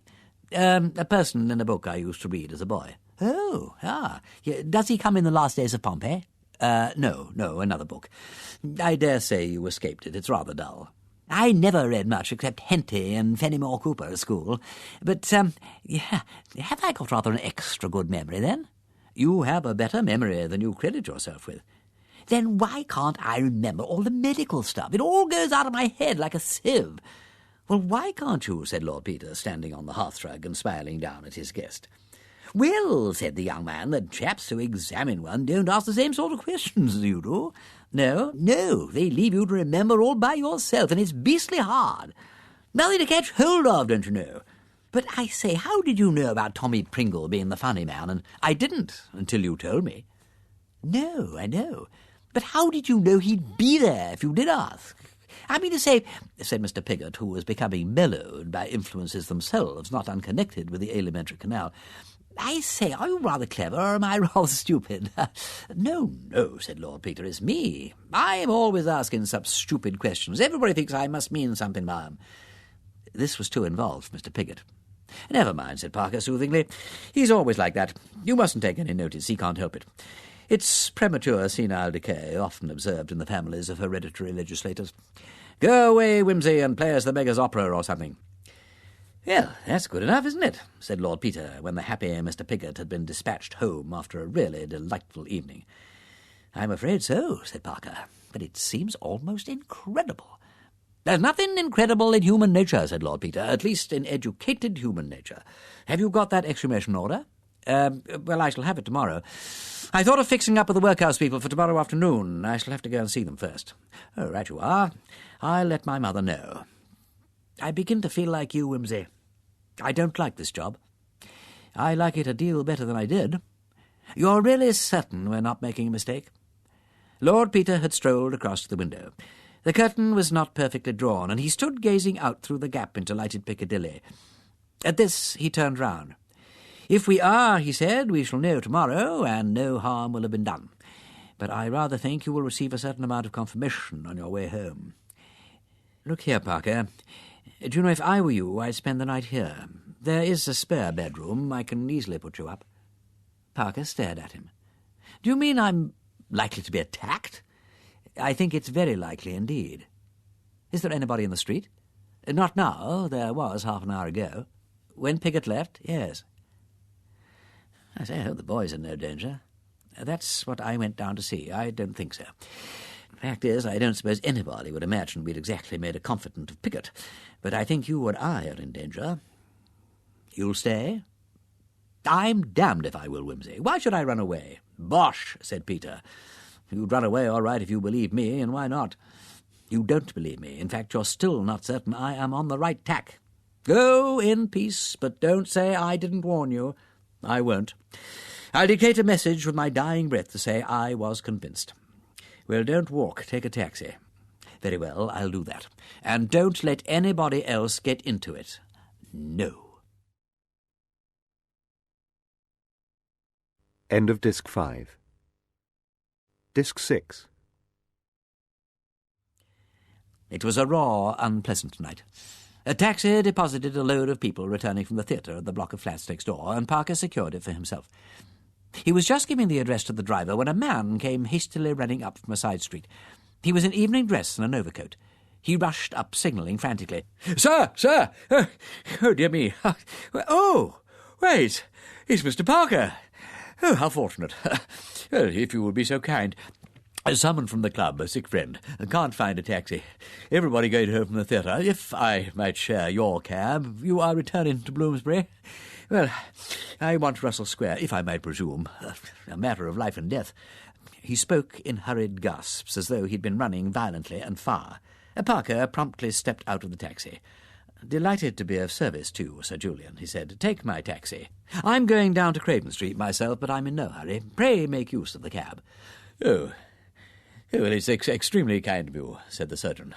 "Well, I am ashamed." "Oh, that's all right," said Parker cheerily. "I can wait." He assisted Freak into the taxi. 24 Russell Square, driver, and look sharp."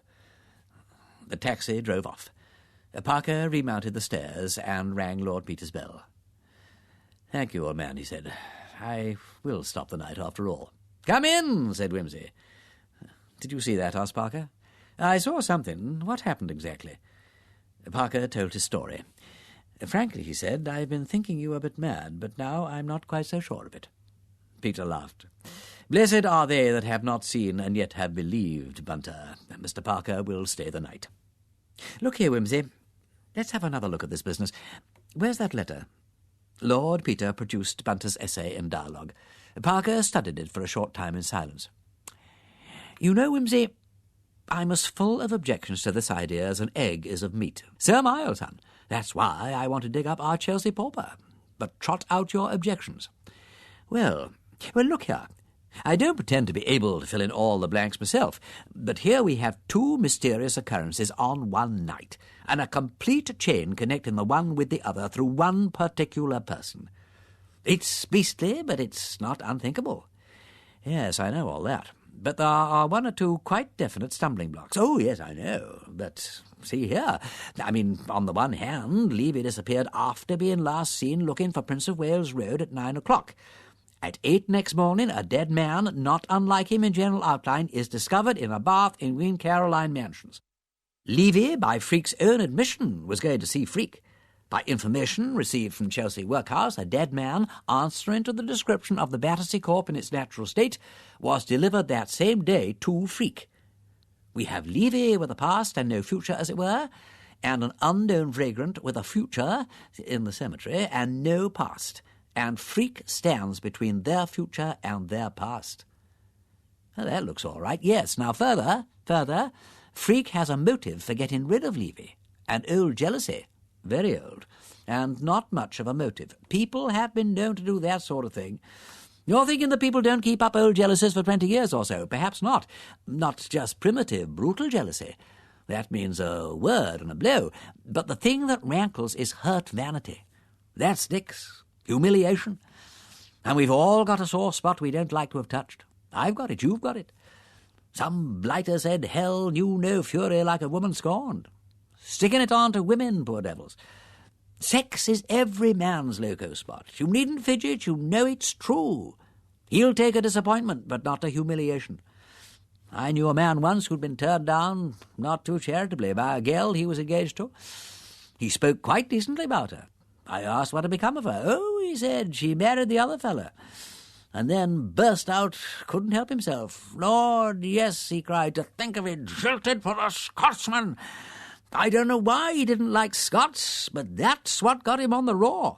Look at Freak, I've read his books. Attacks on antagonists are savage, and he's a scientist. Yet he cannot bear opposition, even in his work, which is where any first-class man is most sane and open-minded. Do you think he's a man to take a beating from any man on a side issue, on a man's most sensitive side issue? People are opinionated about side issues, I know. I see red if anybody questions my judgment about a book, and Levy, who was nobody 20 years ago, romps in and carries off Freak's girl from under his nose. It isn't the girl Freak would bother about. He's having his aristocratic nose put out by a little Jewish nobody. There's another thing. Freak's got another side issue. He likes crime. In that criminology book of his, he gloats over a hardened murderer. I've read it, and I've seen the admiration simply glaring out between the lines whenever he writes about a callous, successful criminal. He reserves his contempt for the victims or the penitents or the men who lose their heads and get found out. His heroes are Edmund de la Pommeraye, who persuaded his mistress into becoming an accessory to her own murder, and George Joseph Smith of Brides in the Bath fame, who could make passionate love to his wife in the night and carry out his plot to murder her in the morning. After all, he thinks conscience is a sort of vermiform appendix. Chop it out and you'll feel all the better. Freak isn't troubled by the usual conscientious deterrent. Witness his own hand in his books. Now again, the man who went to Levy's house in his place knew the house. Freak knew the house. He was a red-haired man, smaller than Levy, but not much, since he could wear his clothes without appearing ludicrous. You have seen Freak. You know his height, about 5'11", I suppose, and his auburn mane. He probably wore surgical gloves. Freak is a surgeon. He was a methodical and daring man. Surgeons are obliged to be both daring and methodical. Now take the other side. The man who got hold of the Battersea corpse had to have access to dead bodies. Freak obviously had access to dead bodies. He had to be cool and quick and callous about handling a dead body. Surgeons are all that. He had to be a strong man to carry the body across the roofs and dump it in at Thipps's window. Freak is a powerful man and a member of the Alpine Club. He probably wore surgical gloves, and he let the body down from the roof with a surgical bandage. This points to a surgeon again. He undoubtedly lived in the neighbourhood. Freak lives next door. The girl you interviewed heard a bump on the roof of the end house. That is the house next to Freak's. Every time we look at Freak, he leads somewhere. Whereas Milligan and Thipps and Crimplesham and all the other people we've honoured with our suspicions simply led nowhere. Yes, but it's not quite so simple as you make out. What was Levy doing in that surreptitious way at Freak's on Monday night? Well, you have Freak's explanation. Oh, rot, Wimsey. You said yourself it wouldn't do. Excellent, it won't do. Therefore, Freak was lying. Why should he lie about it unless he had some object in hiding the truth? Well, but why mention it at all? Because Levy, contrary to all expectations, had been seen at the corner of the road. That was a nasty accident for Freak. He thought it best to be beforehand with an explanation of sorts. He reckoned, of course, on nobody's ever connecting Levy with Battersea Park. Well, then we come back to the first question. Why did Levy go there? I don't know, but he was got there somehow. Why did Freak buy all those Peruvian oil shares? I don't know, said Parker in his turn. Anyway, went on Wimsey, Freak expected him and made arrangements to let him in himself so that Cummins shouldn't see who the caller was. But the caller left again at 10. Oh, Charles, I did not expect this of you. This is the purest suggery. Who saw him go? Somebody said good night and walked away down the street. You believe it was Levy because Freak didn't go out of his way to explain that it wasn't. Do you mean that Freak cheerfully walked out of the house to Park Lane and left Levy behind, dead or alive, for Cummings to find? We have Cummings' word that he did nothing of the sort. A few minutes after the Steps walked away from the house, Freak rang the library bell and told Cummings to shut up for the night. Then, well, there's a side door to the house, I suppose. In fact, you know there is. Cummings said so through the hospital. Yes. Well, where was Levy? Levy went up into the library and never came down. You've been in Freak's library. Where would you have put him? In my bedroom next door. Then that's where he did put him. But suppose the man went in to turn down the bed. Beds are turned down by the housekeeper earlier than 10 o'clock. Yes, but Cummings heard Freak about the house all night. He heard him go in and out 2 or 3 times. He'd expect him to do that anyway. Do you mean to say Freak got all that job finished before 3 in the morning? Why not? Quick work. Well, call it quick work. Besides, why 3? Cummings never saw him again till he called him for 8 o'clock breakfast. But he was having a bath at 3.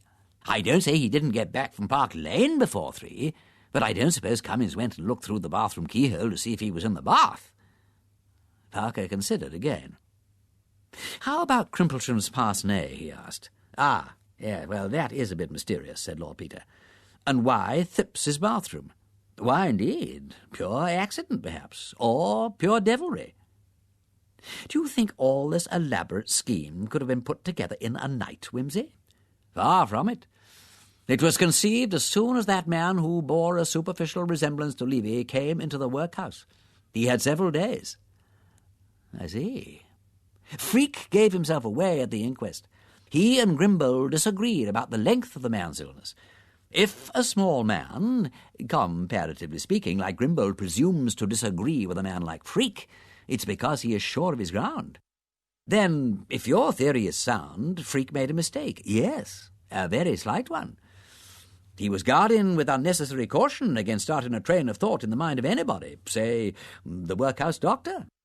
Up till then, he'd been reckoning on the fact that people don't think a second time about anything, body, say, that's once been accounted for. What made him lose his head? A chain of unforeseen accidents. Levy's having been recognised, my mother's son having foolishly advertised in the Times his connection with the Battersea end of the mystery. Detective Parker, whose photograph has been a little prominent in the illustrated press lately, seen sitting next door to the Duchess of Denver at the inquest. His aim in life was to prevent the two ends of the problem from linking up, and there were two of the links literally side by side. Many criminals are wrecked by over-caution. Parker was silent. Chapter 11. "A regular pea-souper, by Jove," said Lord Peter. Parker grunted and struggled irritably into an overcoat. "It affords me, if I may say so, the greatest satisfaction," continued the noble lord, "that in a collaboration like ours, all the uninteresting and disagreeable routine work is done by you." Parker grunted again. "Do you anticipate any difficulty about the warrant?" inquired Lord Peter. Parker grunted a third time. "I suppose you've seen to it that all this business is kept quiet?" "Of course." "You've muzzled the workhouse people?" "Of course." "And the police?" "Yes. Because if you haven't, there'll probably be nobody to arrest." "My dear Wimsey, do you think I'm a fool? I had no such hope." Parker grunted finally and departed. Lord Peter settled down to a perusal of his Dante. It afforded him no solace. Lord Peter was hampered in his career as a private detective by a public school education. Despite Parker's admonitions, he was not always able to discount it. His mind had been warped in its young growth by Raffles and Sherlock Holmes, or the sentiments for which they stand. He belonged to a family which had never shot a fox. "I am an amateur," said Lord Peter. Nevertheless, while communing with Dante, he made up his mind. In the afternoon he found himself in Harley Street. Sir Julian Freak might be consulted about one's nerves from 2 till 4 on Tuesdays and Fridays. Lord Peter rang the bell. "Have you an appointment, sir?"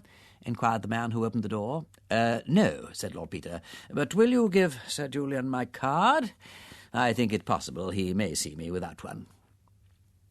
He sat down in the beautiful room in which Sir Julian's patients awaited his healing counsel. It was full of people. 2 or 3 fashionably dressed women were discussing shops and servants together and teasing a toy griffin. A big, worried-looking man by himself in a corner looked at his watch 20 times a minute. Lord Peter knew him by sight. He was Wintrington, a millionaire who had tried to kill himself a few months ago. He controlled the finances of 5 countries, but he could not control his nerves. The finances of 5 countries were in Sir Julian Freak's capable hands. By the fireplace sat a soldierly-looking young man of about Lord Peter's own age. His face was prematurely lined and worn. He sat bolt upright, his restless eyes darting in the direction of every slightest sound. On the sofa was an elderly woman of modest appearance with a young girl. The girl seemed listless and wretched.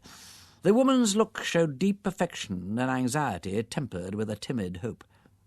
Close beside Lord Peter was another younger woman with a little girl, and Lord Peter noticed in both of them the broad cheekbones and beautiful grey slanting eyes of the Slav.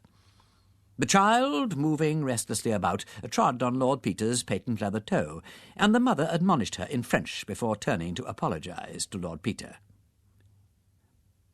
"Mais je vous en prie, madame," said the young man. "It is nothing." "She is nervous, pauvre petite," said the young woman. "You are seeking advice for her?" "Yes, he is wonderful, the doctor. Figure to yourself, monsieur, she cannot forget, poor child, the things she has seen." She leaned nearer so that the child might not hear. "We have escaped from starving Russia 6 months ago.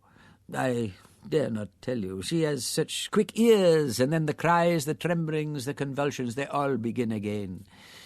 We were skeletons when we arrived. Oh, mon Dieu, but that is better now. See, she is thin, but she is not starved. She will be fatter but for the nerves that keep her from eating. We who are older, we forget. Enfin, on apprend à ne pas y penser. But these children, when one is young, monsieur, tout ça impressionne trop." Lord Peter, escaping from the thraldom of British good form, expressed himself in that language in which sympathy is not condemned to mutism. "But she is much better, said the mother proudly. "The great doctor, oh, he does marvels." "C'est un homme précieux," said Lord Peter. "Ah, monsieur, c'est un saint qui opère des miracles. Nous prions pour lui, Natasha et moi, tous les jours, n'est-ce pas, chérie?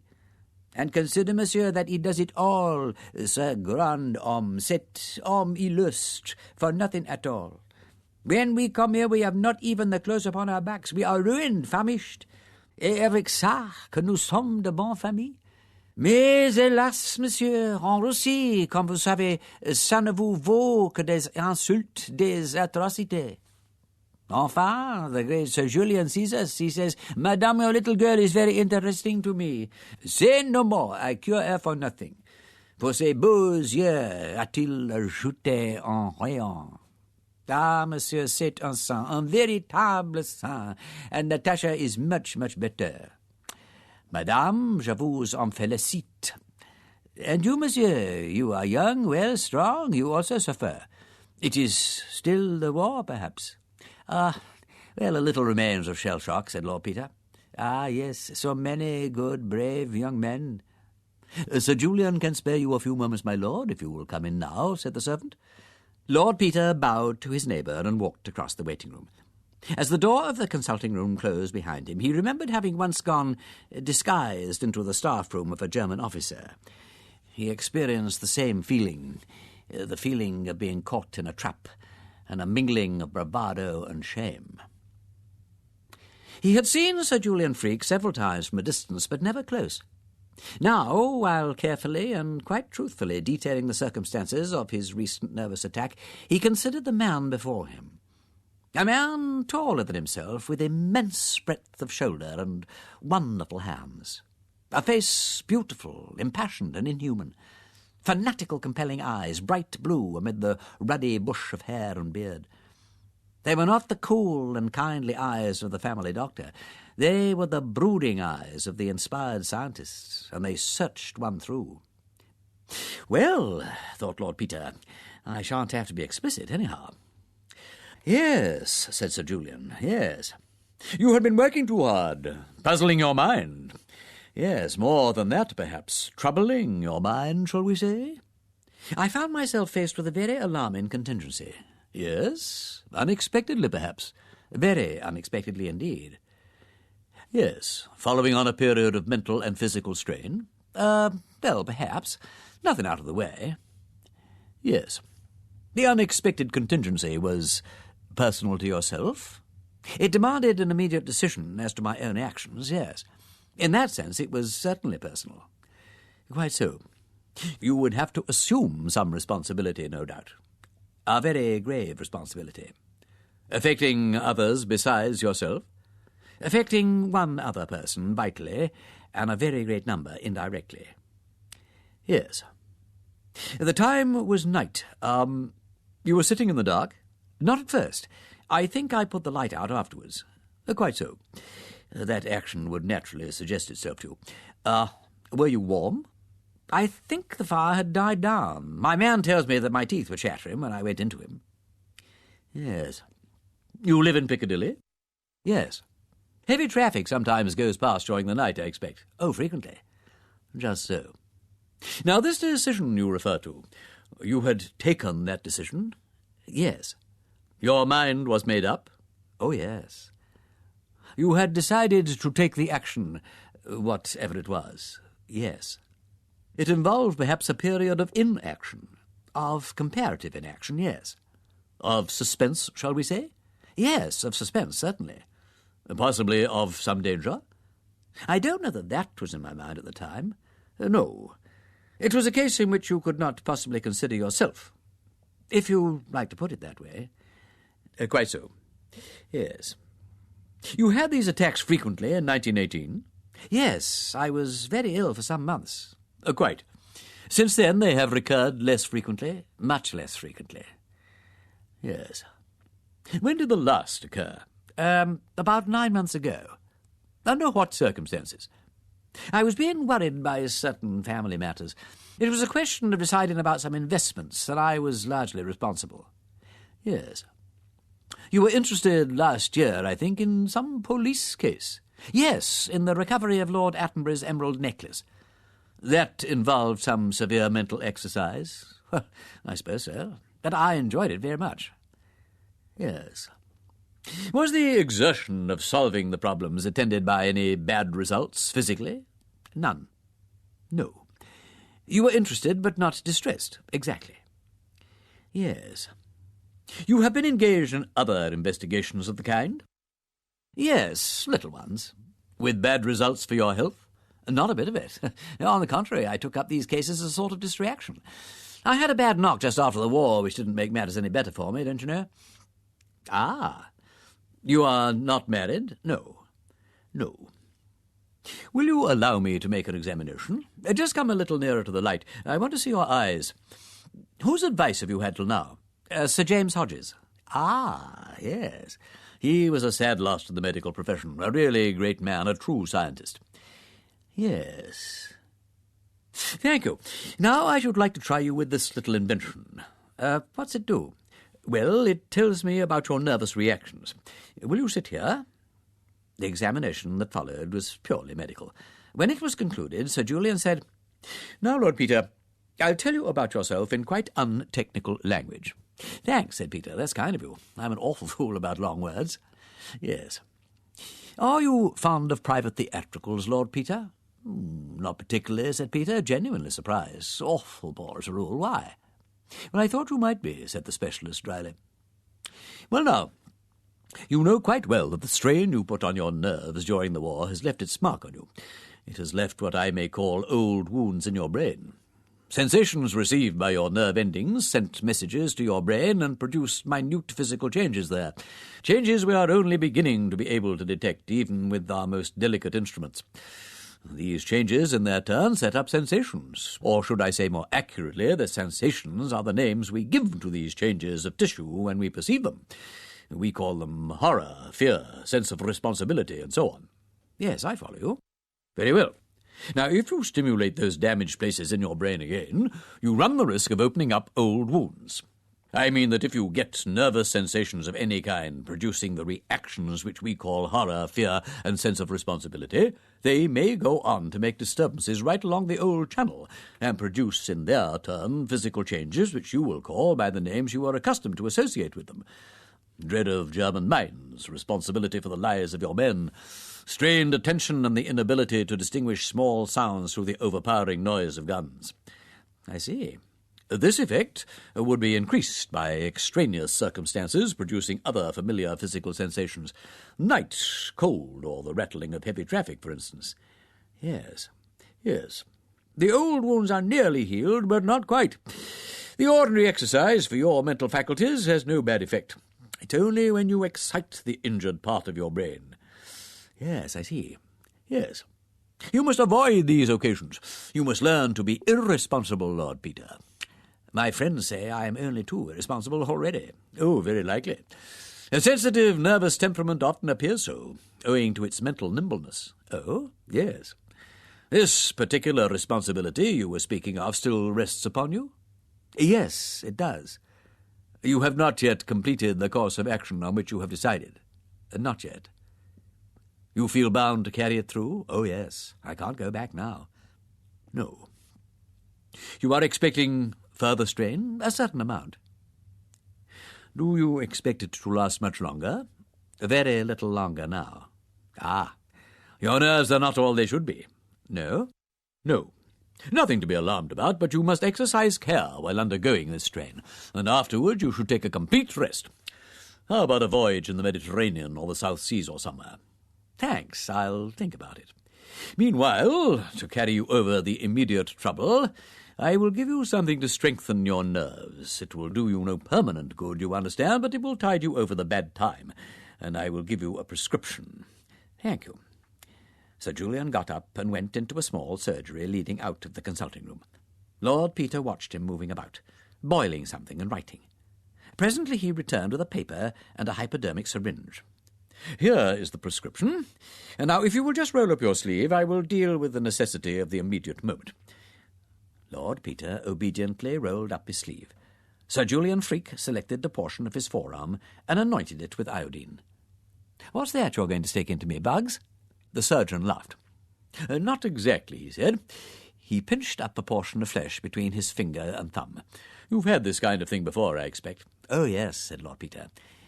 He watched the cool fingers, fascinated, and the steady approach of the needle. Yes, I've had it before, and do you know, I don't care frightfully about it. He had brought up his right hand, and it closed over the surgeon's wrist like a vice. The silence was like a shock. The blue eyes did not waver. They burned down steadily upon the heavy white lids below them. Then these slowly lifted. The grey met the blue, coldly, steadily, and held them. When lovers embrace, there seems no sound in the world but their own breathing. So the two men breathed, face to face. As you like, of course, Lord Peter, said Sir Julian courteously. I'm afraid I'm rather a silly ass, said Lord Peter, but I never could abide these little gadgets. I had one once that went wrong and gave me a rotten bad time. They make me a bit nervous.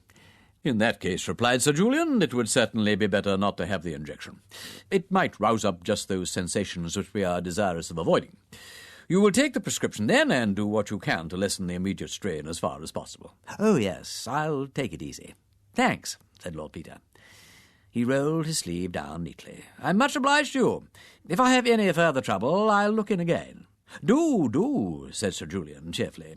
Only make an appointment another time. I'm rather rushed these days.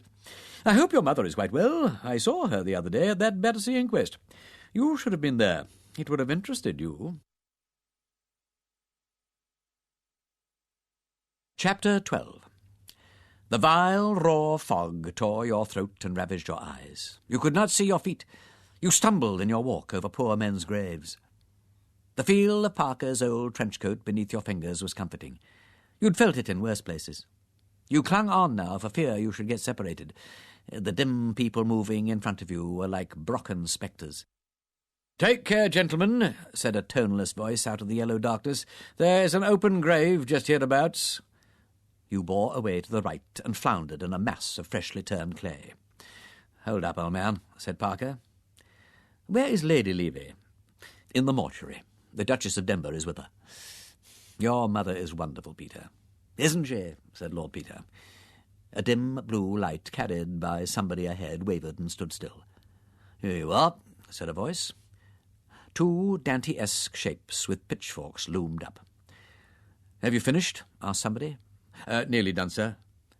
The demons fell to work again with the pitchforks. No, spades. Somebody sneezed. Parker located the sneezer and introduced him. Mr. Levitt represents the Home Secretary, Lord Peter Wimsey. We're sorry to drag you out on such a day, Mr. Levitt. It's all in the day's work, said Mr. Levitt hoarsely. He was muffled to the eyes. The sound of the spades for many minutes, an iron noise of tools thrown down, demons stooping and straining. A black-bearded spectre at your elbow introduced the master of the workhouse. A very painful matter, Lord Peter. You will forgive me for hoping you or Mr. Parker may be mistaken. I should like to be able to hope so too. Something heaving, straining, coming out of the ground. Steady, men, This way. Can you see? Now, look, be careful of the graves. They lie pretty thick hereabouts. Are you ready? Right you are, sir. You go on with the lantern. We can follow you. Lumbering footsteps. Catch hold of Parker's trench coat again. That you, old man? Oh, I beg your pardon, Mr. Levitt. Thought you were Parker. Oh, hello, Wimsey. Here you are. More graves. A headstone shouldered crookedly aslant. A trip and jerk over the edge of the rough grass. The squeal of gravel under your feet. This way, gentlemen. Mind the step. The mortuary. Raw, red brick and sizzling gas jets. 2 women in black and Dr. Grimbold. The coffin laid on the table with a heavy thump. Have you got that there screwdriver, Bill? Ah, thank ye. Be careful with the chisel now. Not much substance to these here boards, sir. Several long creaks. A sob. The Duchess's voice, kind but peremptory. Shh, Christine, you mustn't cry. A mutter of voices. The lurching departure of the Dante demons. Good, decent demons in corduroy. Dr. Grimbold's voice, cool and detached as if in the consulting room. Now, have you got that lamp, Mr. Wingate? Thank you. Yes, here on the table, please. Be careful not to catch your elbow in the flex, Mr. Levitt. It would be better, I think, if you came on this side. Yes, thank you. Yes, that is excellent. The sudden, brilliant circle of an electric lamp over the table. Dr. Grimbold's beard and spectacles. Mr. Levitt blowing his nose. Parker bending close. The master of the workhouse peering over him. The rest of the room in the enhanced dimness of the gas jets on the fog. A low murmur of voices, all heads bent over the work. Dr. Grimbold again, beyond the circle of the lamplight. We don't want to distress you unnecessarily, Lady Levy. If you will just tell us what to look for, Yes, certainly, and... Yes, I see, yes. Stopped with gold? Yes, the lower jaw. The last one on the right? Yes. Uh-huh. No teeth missing. No. Yes. What kind of a mole? Yes, just over the left breast. Oh, I beg your pardon, just under. Yes. Appendicitis? Uh-huh. A long one, yes. In the middle. Yes, I quite understand. And a scar on the arm. Yes, I don't know if we shall be able to find that. Yes. Any little constitutional weakness that might, Oh, yes, arthritis. Yes, thank you, Lady Levy, that's very clear. No, don't come unless I ask you to. Now, Wingate. A pause, a murmur. Pulled out. After death, you think? Well, so do I. Where's Dr. Colgrove? You attended this man in the workhouse. Yes. Now, do you recollect... No? You're quite certain about that? Yes. We mustn't make a mistake, you know. Yes, but there are reasons why Sir Julian can't be present. I am asking you, Dr. Colgrove. Well, you're certain? That is all I want to know. Just bring the light closer, Mr. Wingate, if you please. These miserable shells let the damp in so quickly. But what do you make of this? Yes. Well, that's rather unmistakable, isn't it? Who did the head? Oh, yeah, Freak, of course. I was going to say they did good work at St. Luke's. Beautiful, isn't it, Dr. Colgrove? Wonderful surgeon. I saw him when he was at Guy's. Oh, no. Gave it up years ago. Nothing like keeping your hand in. Yes, undoubtedly, that's it. Have you a towel handy, sir? Thank you. Over the head, if you please. I think we might have another here. Now, Lady Levy, I am going to ask you to look at a scar and see if you recognize it. I'm sure you're going to help us by being very firm. Take your time. You won't see anything more than you absolutely must. Lucy, don't leave me. No, dear. A space cleared at the table. The lamplight on the Duchess's white hair. Oh, yes. No, I couldn't be mistaken. There's that funny little kink in it. I've seen it hundreds of times. Oh, Lucy. Reuben. Only a moment more, Lady Levy. The mole. I think so. Oh, yes. That is the very place. Yes, and the scar. Was it three-cornered just above the elbow? Yes. Oh, yes. Is this it? Yes. I must ask you definitely, Lady Levy, do you, from these 3 marks, identify the body as that of your husband? Oh, I mustn't I? Nobody else could have them just the same in just those places. It is my husband. It is Reuben. Oh! Thank you, Lady Levy. You have been very brave and very helpful. But I don't understand yet. How did he come here? Who did this dreadful thing? Hush, dear, said the Duchess. The man is going to be punished. Oh, but how cruel. Poor Reuben. Who could have wanted to hurt him? Can I see his face? No, dear, said the Duchess. That isn't possible. Come away. You mustn't distress the doctors and people. No, they've all been so kind. Oh, Lucy. We'll go home, dear. You don't want to say any more, Dr. Grimbold? No, Duchess, thank you. We are very grateful to you and to Lady Levy for coming. There was a pause while the 2 women went out.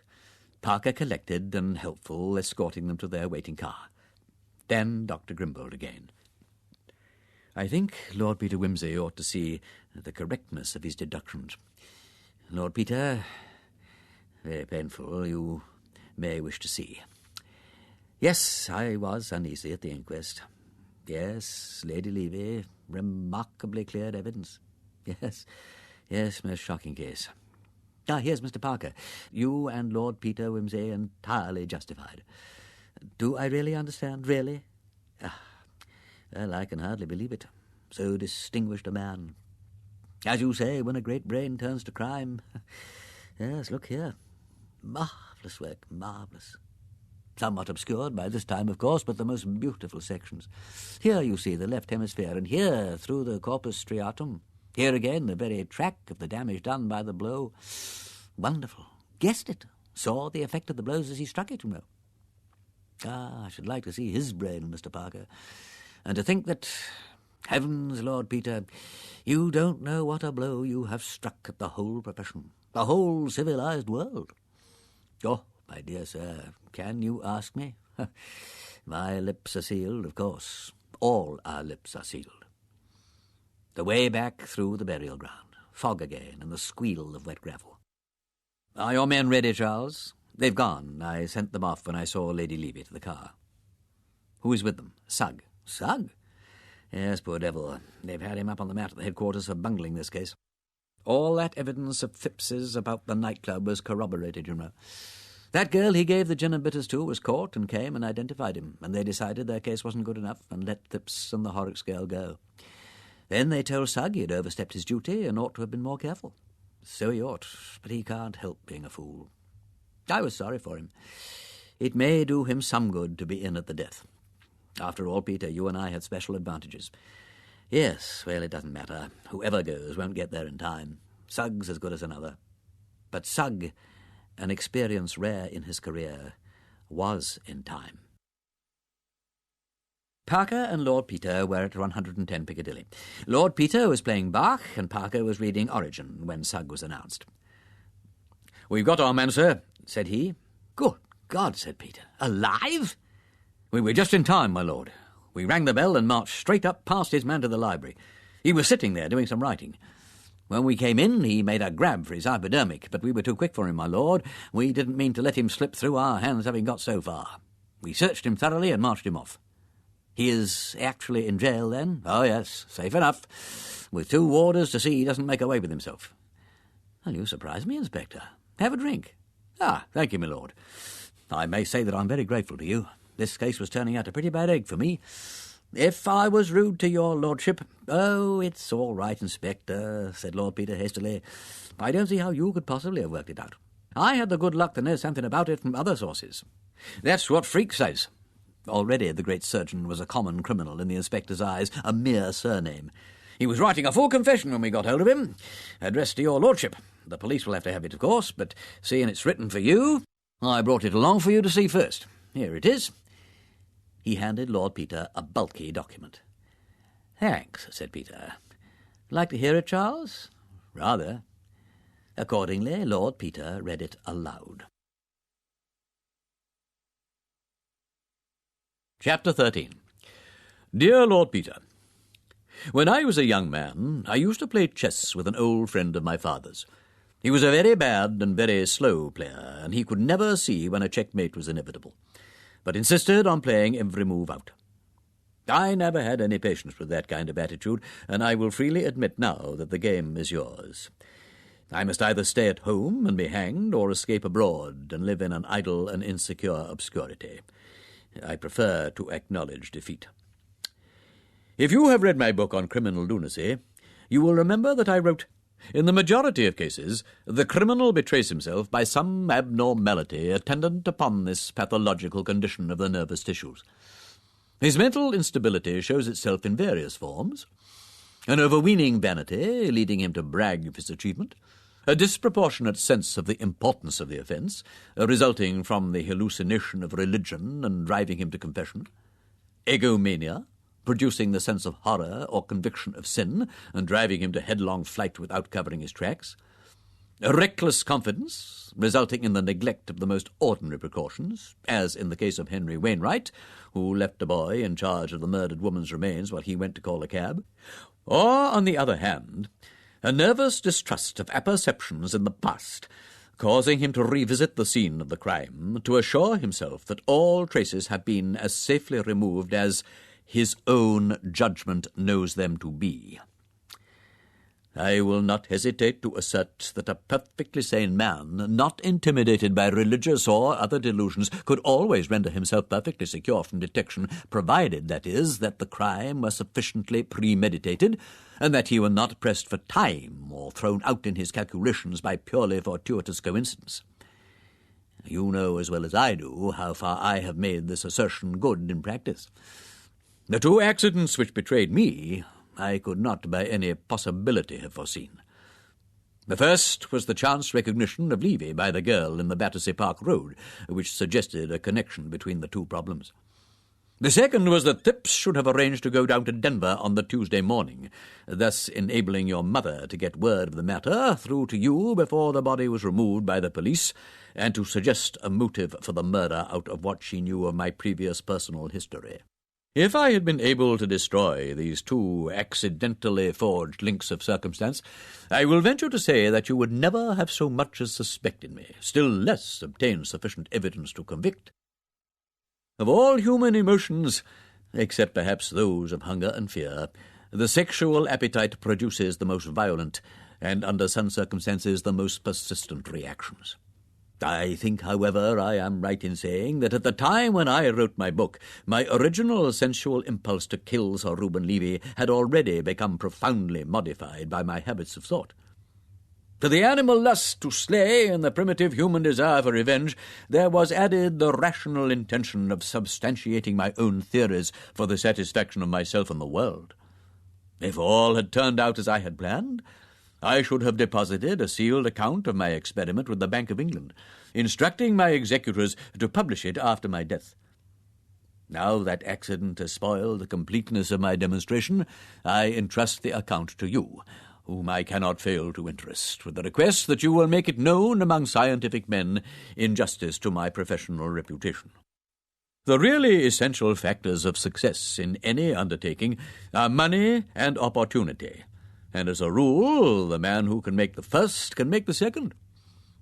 During my early career, though I was fairly well off, I had not absolute command of circumstance. Accordingly, I devoted myself to my profession and contented myself with keeping up a friendly connection with Reuben Levy and his family. This enabled me to remain in touch with his fortunes and interests, so that when the moment for action should arrive, I might know what weapons to use. Meanwhile, I carefully studied criminology in fiction and fact. My work on criminal lunacy was a side product of this activity, and saw how, in every murder, the real crux of the problem was the disposal of the body. As a doctor, the means of death were always ready to my hand, and I was not likely to make any error in that connection. Nor was I likely to betray myself on account of any illusory sense of wrongdoing. The sole difficulty would be that of destroying all connection between my personality and that of the corpse. You will remember that Michael Finsbury in Stevenson's entertaining romance observes, "What hangs people is the unfortunate circumstance of guilt." It became clear to me that the mere leaving about of a superfluous corpse could convict nobody, providing that nobody was guilty in connection with that particular corpse. Thus the idea of substituting the one body for the other was early arrived at, though it was not till I obtained the practical direction of St. Luke's Hospital that I found myself perfectly unfettered in the choice and handling of dead bodies. From this period on, I kept a careful watch on all the material brought in for dissection. My opportunity did not present itself until the week before Sir Reuben's disappearance, when the medical officer at the Chelsea workhouse sent word to me that an unknown vagrant had been injured that morning by the fall of a piece of scaffolding, and was exhibiting some very interesting nervous and cerebral reactions. I went round and saw the case, and was immediately struck by the man's strong, superficial resemblance to Sir Reuben. He had been heavily struck on the back of the neck, dislocating the 4th and 5th cervical vertebrae, and heavily bruising the spinal cord.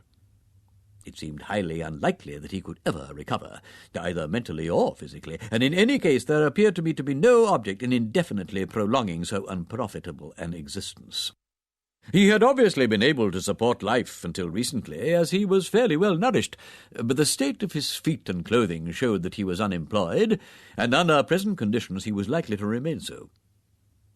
I decided that he would suit my purpose very well, and immediately put in train certain transactions in the city which I had already sketched out in my mind. In the meantime, the reactions mentioned by the workhouse doctor were interesting, and I made careful studies of them, and arranged for the delivery of the body to the hospital when I should have completed my preparations. On the Thursday and Friday of that week, I made private arrangements with various brokers to buy the stock of certain Peruvian oil fields, which had gone down almost to waste paper. This part of my experiment did not cost me very much, but I contrived to arouse considerable curiosity and even a mild excitement.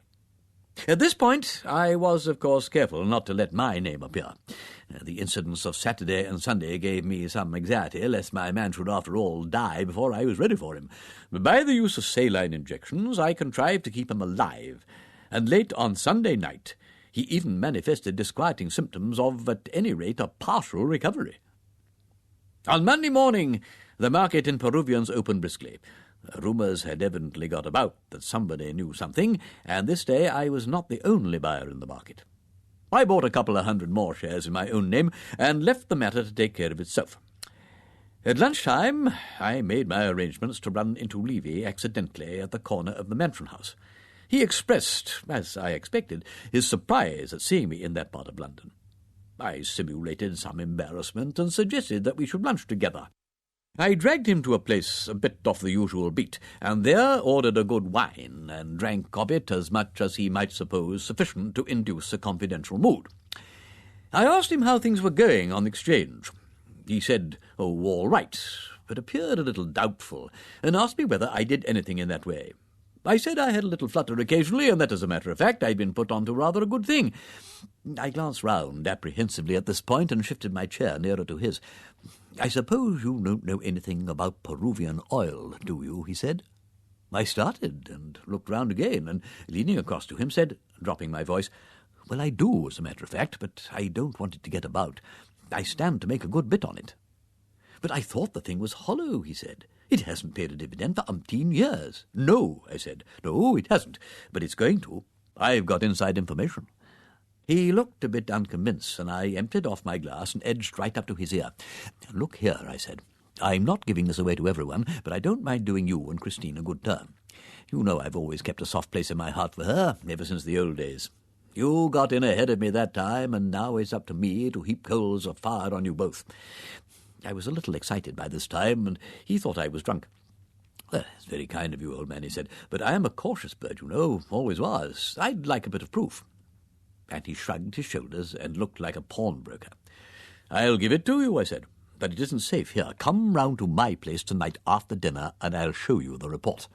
"How do you get hold of it?" said he. "I'll tell you tonight," said I. "Come round after dinner, any time after 9, say." "To Harley Street?" he asked, and I saw that he meant coming. "No," I said, "to Battersea, Prince of Wales Road. I've got some work to do at the hospital. And look here," I said, "don't you let on to a soul that you're coming. I bought a couple of 100 shares today in my own name, and people are sure to get wind of it. If we are known to be about together, someone will twig something. In fact, it's anything but safe talking about it in this place." "All right," he said. "I won't say a word to anybody. I'll turn up about 9 o'clock. You're sure it's a sound thing?" "It can't go wrong," I assured him, and I meant it. We parted after that, and I went round to the workhouse. My man had died about 11 o'clock. I'd seen him just after breakfast and was not surprised. I completed the usual formalities with the workhouse authorities and arranged for his delivery at the hospital at about 7 o'clock. In the afternoon, as it was not one of my days to be in Harley Street, I looked up an old friend who lives close to Hyde Park and found that he was just off to Brighton on some business or other. I had tea with him and saw him off by the 5:35 from Victoria. On issuing from the barrier, it occurred to me to purchase an evening paper, and thoughtlessly I turned my steps to the bookstall.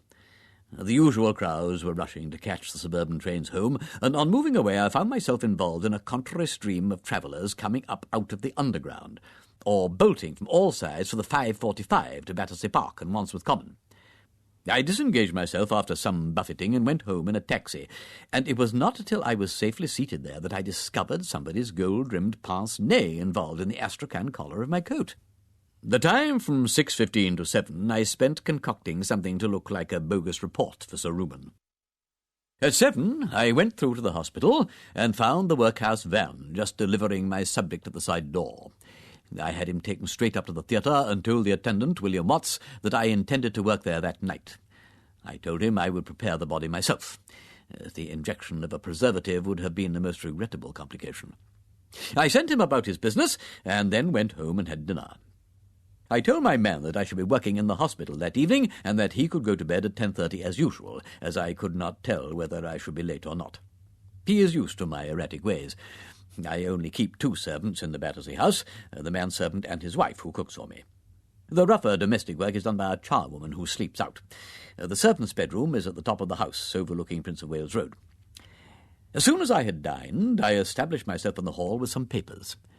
My man had cleared dinner by 8:15, and I told him to give me the siphon and tantalus, and sent him downstairs. Levy rang the bell at 20 minutes past 9, and I opened the door to him myself. My man appeared at the other end of the hall, but I called to him that it was all right, and he went away. Levy wore an overcoat with an evening dress and carried an umbrella. "Why, how wet you are," I said. "How did you come?" "By bus," he said, "and the fool of a conductor forgot to put me down at the end of the road. It's pouring cats and dogs, and pitch dark. I couldn't see where I was." I was glad he hadn't taken a taxi, but I had rather reckoned on his not doing so. "Your little economies will be the death of you one of these days," I said. I was right there, but I hadn't reckoned on their being the death of me as well. I say again, I could not have foreseen it. I sat him down by the fire and gave him a whisky. He was in high spirits about some deal in Argentines he was bringing off the next day. He talked money for about a quarter of an hour, and then he said, "Well, how about this Peruvian mare's nest of yours?" "It is no mare's nest," I said. "Come and have a look at it." I took him upstairs into the library and switched on the centre light and the reading lamp on the writing table. I gave him a chair at the table with his back to the fire and fetched the papers I had been faking out of the safe. He took them and began to read them, poking over them in his short-sighted way while I mended the fire. As soon as I saw his head in a favourable position, I struck him heavily with the poker, just over the 4th cervical. It was delicate work calculating the exact force necessary to kill him without breaking the skin, but my professional experience was useful to me. He gave one loud gasp and tumbled forward onto the table quite noiselessly. I put the poker back and examined him. His neck was broken. He was quite dead. I carried him into my bedroom and undressed him. It was about 10 minutes to 10 when I'd finished. I put him away under my bed, which had been turned down for the night, and cleared up the papers in the library. Then I went upstairs, took Levy's umbrella, and let myself out at the hall door, shouting "Good night" loudly enough to be heard in the basement if the servant should be listening. I walked briskly away down the street, went in by the hospital side door, and returned to the house noiselessly by way of the private passage. It would have been awkward if anybody had seen me then, but I leaned over my back stairs and heard the cook and her husband still talking in the kitchen. I slipped back into the hall, replaced the umbrella in the stand, cleared up my papers there, went up into the library and rang the bell. When the man appeared, I told him to lock up everything except the private door to the hospital. I waited in the library until he'd done so, and about 10:30 I heard both servants go up to bed. I waited a quarter of an hour longer, and then went through to the dissecting room. I wheeled one of the stretcher tables through the passage to the house door, and then went to fetch Levy. It was a nuisance having to get him downstairs, but I had not liked to make away with him in any of the ground floor rooms in case my servant should take a fancy to poke his head in during the few minutes that I was out of the house, or while locking up. Besides, that was a flea bite to what I should have to do later. I put Levy on the table, wheeled him across to the hospital, and substituted him for my interesting pauper. I was sorry to have to abandon the idea of getting a look at the latter's brain, but I could not afford to incur suspicion. It was still rather early, so I knocked down a few minutes, getting Levy ready for dissection. Then I put my pauper on the table and trundled him over to the house. It was now 11:05, and I thought I might conclude that the servants were in bed. I carried the body into my bedroom. He was rather heavy, but less so than Levy, and my Alpine experience had taught me how to handle bodies. It is as much a matter of knack as strength, and I am in any case a powerful man for my height. I put the body into the bed. Not that I expected anyone to look in during my absence, but if they should, they might just as well see me apparently asleep in bed. I drew the clothes a little over his head, stripped and put on Levy's clothes, which were fortunately a little big for me everywhere, not forgetting to take his spectacles, watch, and other oddments. At a little before 11:30, I was in the road looking for a cab. People were just beginning to come home from the theatre, and I easily secured one at the corner of Prince of Wales Road. I told the man to drive me to Hyde Park Corner. There I got out, tipped him well, and asked him to pick me up again at the same place in an hour's time. He assented with an understanding grin, and I walked on up Park Lane. I had my own clothes with me in a suitcase, and carried my own overcoat and Levy's umbrella. When I got to number 9A, there were lights in some of the top windows. I was very nearly too early, owing to the old man's having sent the servants to the theatre. I waited about for a few minutes and heard it strike the midnight. The lights were extinguished shortly after, and I let myself in with Levy's key. It had been my original intention, when I thought over this plan of murder, to let Levy disappear from the study or the dining room, leaving only a heap of clothes on the hearthrug. The accident of my having been able to secure Lady Levy's absence from London, however, made possible a solution more misleading, though less pleasantly fantastic. I turned on the hall light, hung up Levy's wet overcoat, and placed his umbrella in the stand. I walked up noisily and heavily to the bedroom, and turned off the light by the duplicate switch on the landing. I knew the house well enough, of course. There was no chance of my running into the manservant. Old Levy was a simple old man who liked doing things for himself. He gave his valet little work and never required any attendance at night. In the bedroom, I took off Levy's gloves and put on a surgical pair, so as to leave no telltale fingerprints. As I wished to convey the impression that Levy had gone to bed in the usual way, I simply went to bed.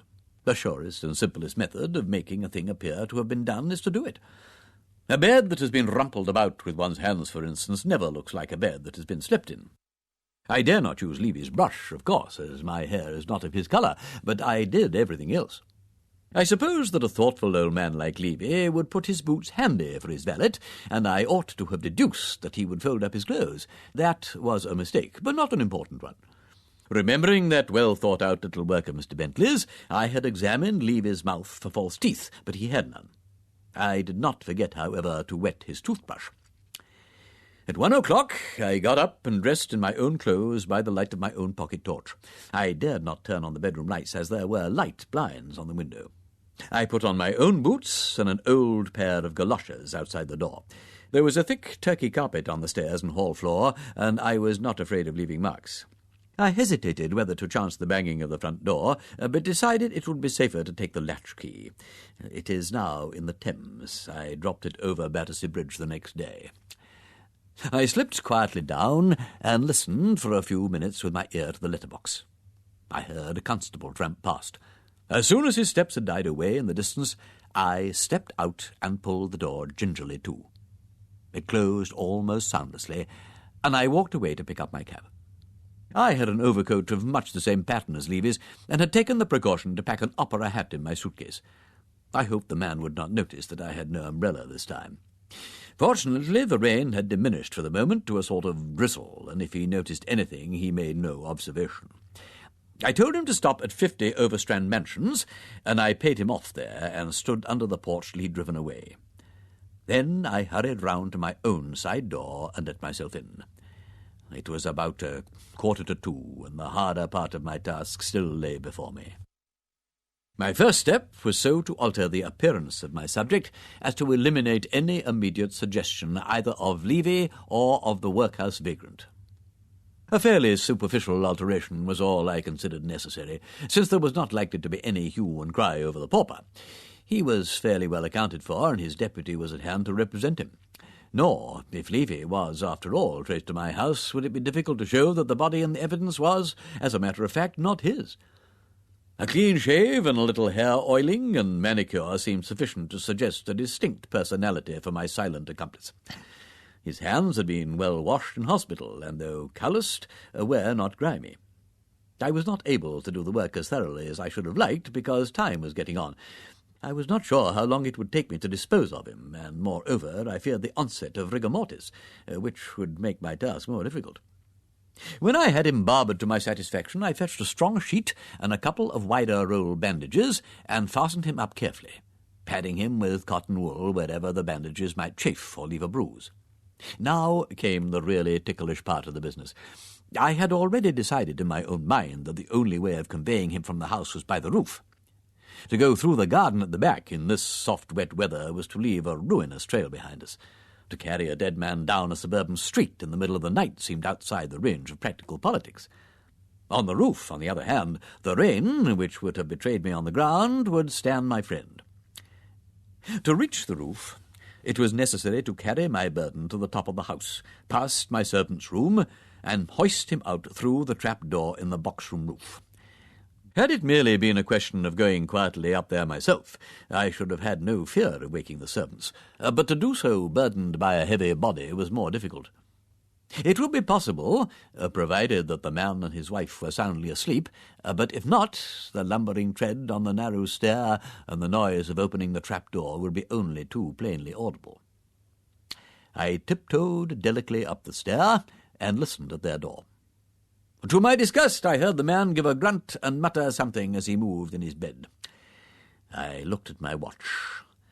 My preparations had taken nearly an hour, first and last, and I dared not be too late on the roof.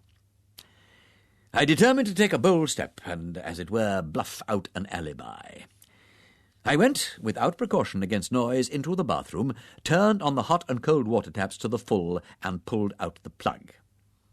My household has often had occasion to complain of my habit of using the bath at irregular night hours, and not only does the rush of water into the cistern disturb any sleepers on the Prince of Wales Road side of the house, but my cistern is afflicted with peculiarly loud gurglings and thumpings, while frequently the pipes emit a loud groaning sound.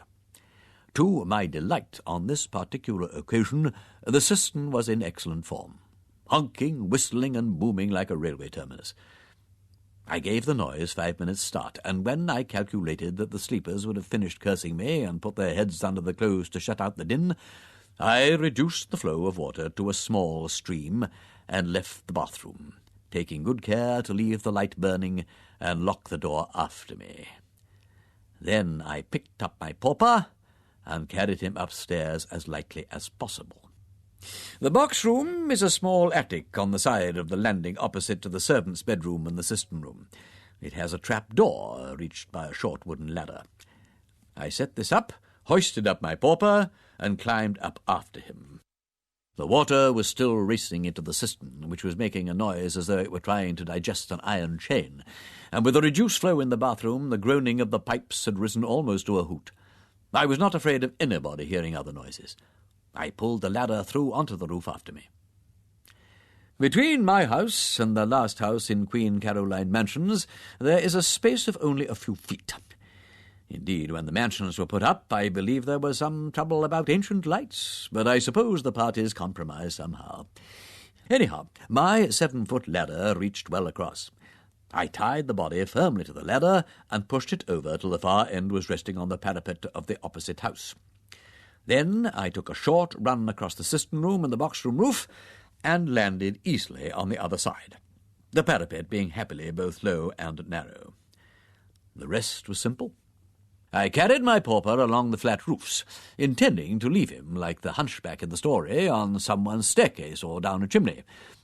I had got about halfway along when I suddenly thought, why, this must be about little Thipps's place. And I remembered his silly face and his silly chatter about vivisection. It occurred to me pleasantly how delightful it would be to deposit my parcel with him and see what he made of it. I lay down and peered over the parapet at the back. It was pitch dark and pouring with rain again by this time, and I risked using my torch. That was the only incautious thing I did, and the odds against being seen from the houses opposite were long enough. 1 second's flash showed me what I had hardly dared to hope: an open window just below me. I knew those flats well enough to be sure it was either the bathroom or the kitchen. I made a noose in a third bandage that I had brought with me and made it fast under the arms of the corpse. I twisted it into a double rope and secured the end to the iron stanchion of a chimney stack. Then I dangled our friend over. I went down after him myself with the aid of a drain-pipe and was soon hauling him in by Thipps's bathroom window. By that time I had got a little conceited with myself and spared a few minutes to lay him out prettily and make him ship-shape. A sudden inspiration suggested that I should give him the pair of pince-nez which I had happened to pick up at Victoria. I came across them in my pocket while I was looking for a penknife to loosen a knot, and I saw what distinction they would lend his appearance, besides making it more misleading. I fixed them on him, effaced all traces of my presence as far as possible, and departed as I had come, going easily up between the drain-pipe and the rope. I walked quietly back, recrossed my crevasse, and carried my ladder and sheet. My discreet accomplice greeted me with a reassuring gurgle and a thump. I didn't make a sound on the stairs. Seeing that I had now been having a bath for about 3/4 of an hour, I turned the water off and enabled my deserving domestics to get a little sleep. I also felt it was time I had a little myself. First, however, I had to go over to the hospital and make all safe there. I took off Levy's head and started to open up the face. In 20 minutes his own wife could not have recognized him. I returned, leaving my wet galoshes and mackintosh by the garden door. My trousers I dried by the gas stove in my bedroom and brushed away all traces of mud and brick dust. My pauper's beard I burned in the library. I got a good 2 hours' sleep from 5 to 7 when my man called me as usual. I apologized for having kept the water running so long and so late, and added that I thought I would have the cistern seen to. I was interested to note that I was rather extra hungry at breakfast, showing that my night's work had caused a certain wear and tear of tissue.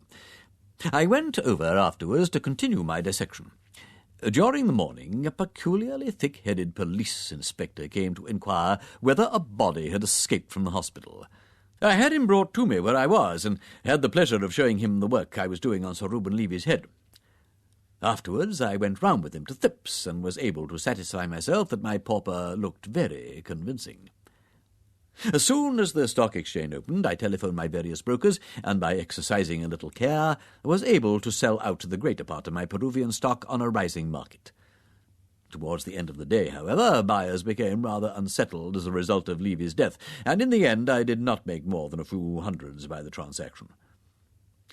Trusting I have now made clear to you any point which you may have found obscure, and with the congratulations on the good fortune and perspicacity which have enabled you to defeat me, I remain, with kind remembrances to your mother, yours very truly, Julian Freak. Postscriptum. My will is made, leaving my money to St. Luke's Hospital, and bequeathing my body to the same institution for dissection. I feel sure that my brain will be of interest to the scientific world. As I shall die by my own hand, I imagine that there may be a little difficulty about this.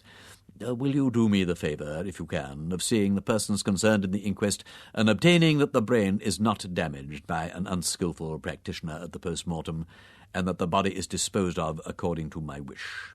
By the way, it may be of interest to you to know that I appreciated your motive in calling this afternoon. It conveyed a warning, and I am acting upon it in spite of the disastrous consequences to myself. I was pleased to realize that you had not underestimated my nerve and intelligence and refused the injection. Had you submitted to it, you would, of course, never have reached home alive. No trace would have been left in your body of the injection, which consisted of a harmless preparation of strychnine mixed with an almost unknown poison, for which there is at present no recognized test. A concentrated solution of... At this point, the manuscript broke off. "Well, that's clear enough," said Parker. "Isn't it queer?" said Lord Peter.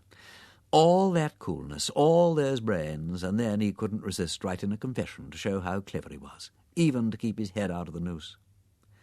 "And a very good thing for us," said Inspector Sugg. "But Lord bless you, sir, these criminals are all alike." "Freak's epitaph," said Parker, when the inspector had departed. "What next, Peter?" "I shall now give a dinner party," said Lord Peter, "to Mr. John P. Milligan and his secretary, and to Messrs. Crimplesham and Wicks. I feel they deserve it for not having murdered Levy." "Well, don't forget the Thippses," said Mr. Parker. "On no account," said Lord Peter, "would I deprive myself of the pleasure of Mrs. Thipp's company. Bunter!" "My lord?" "The Napoleon brandy."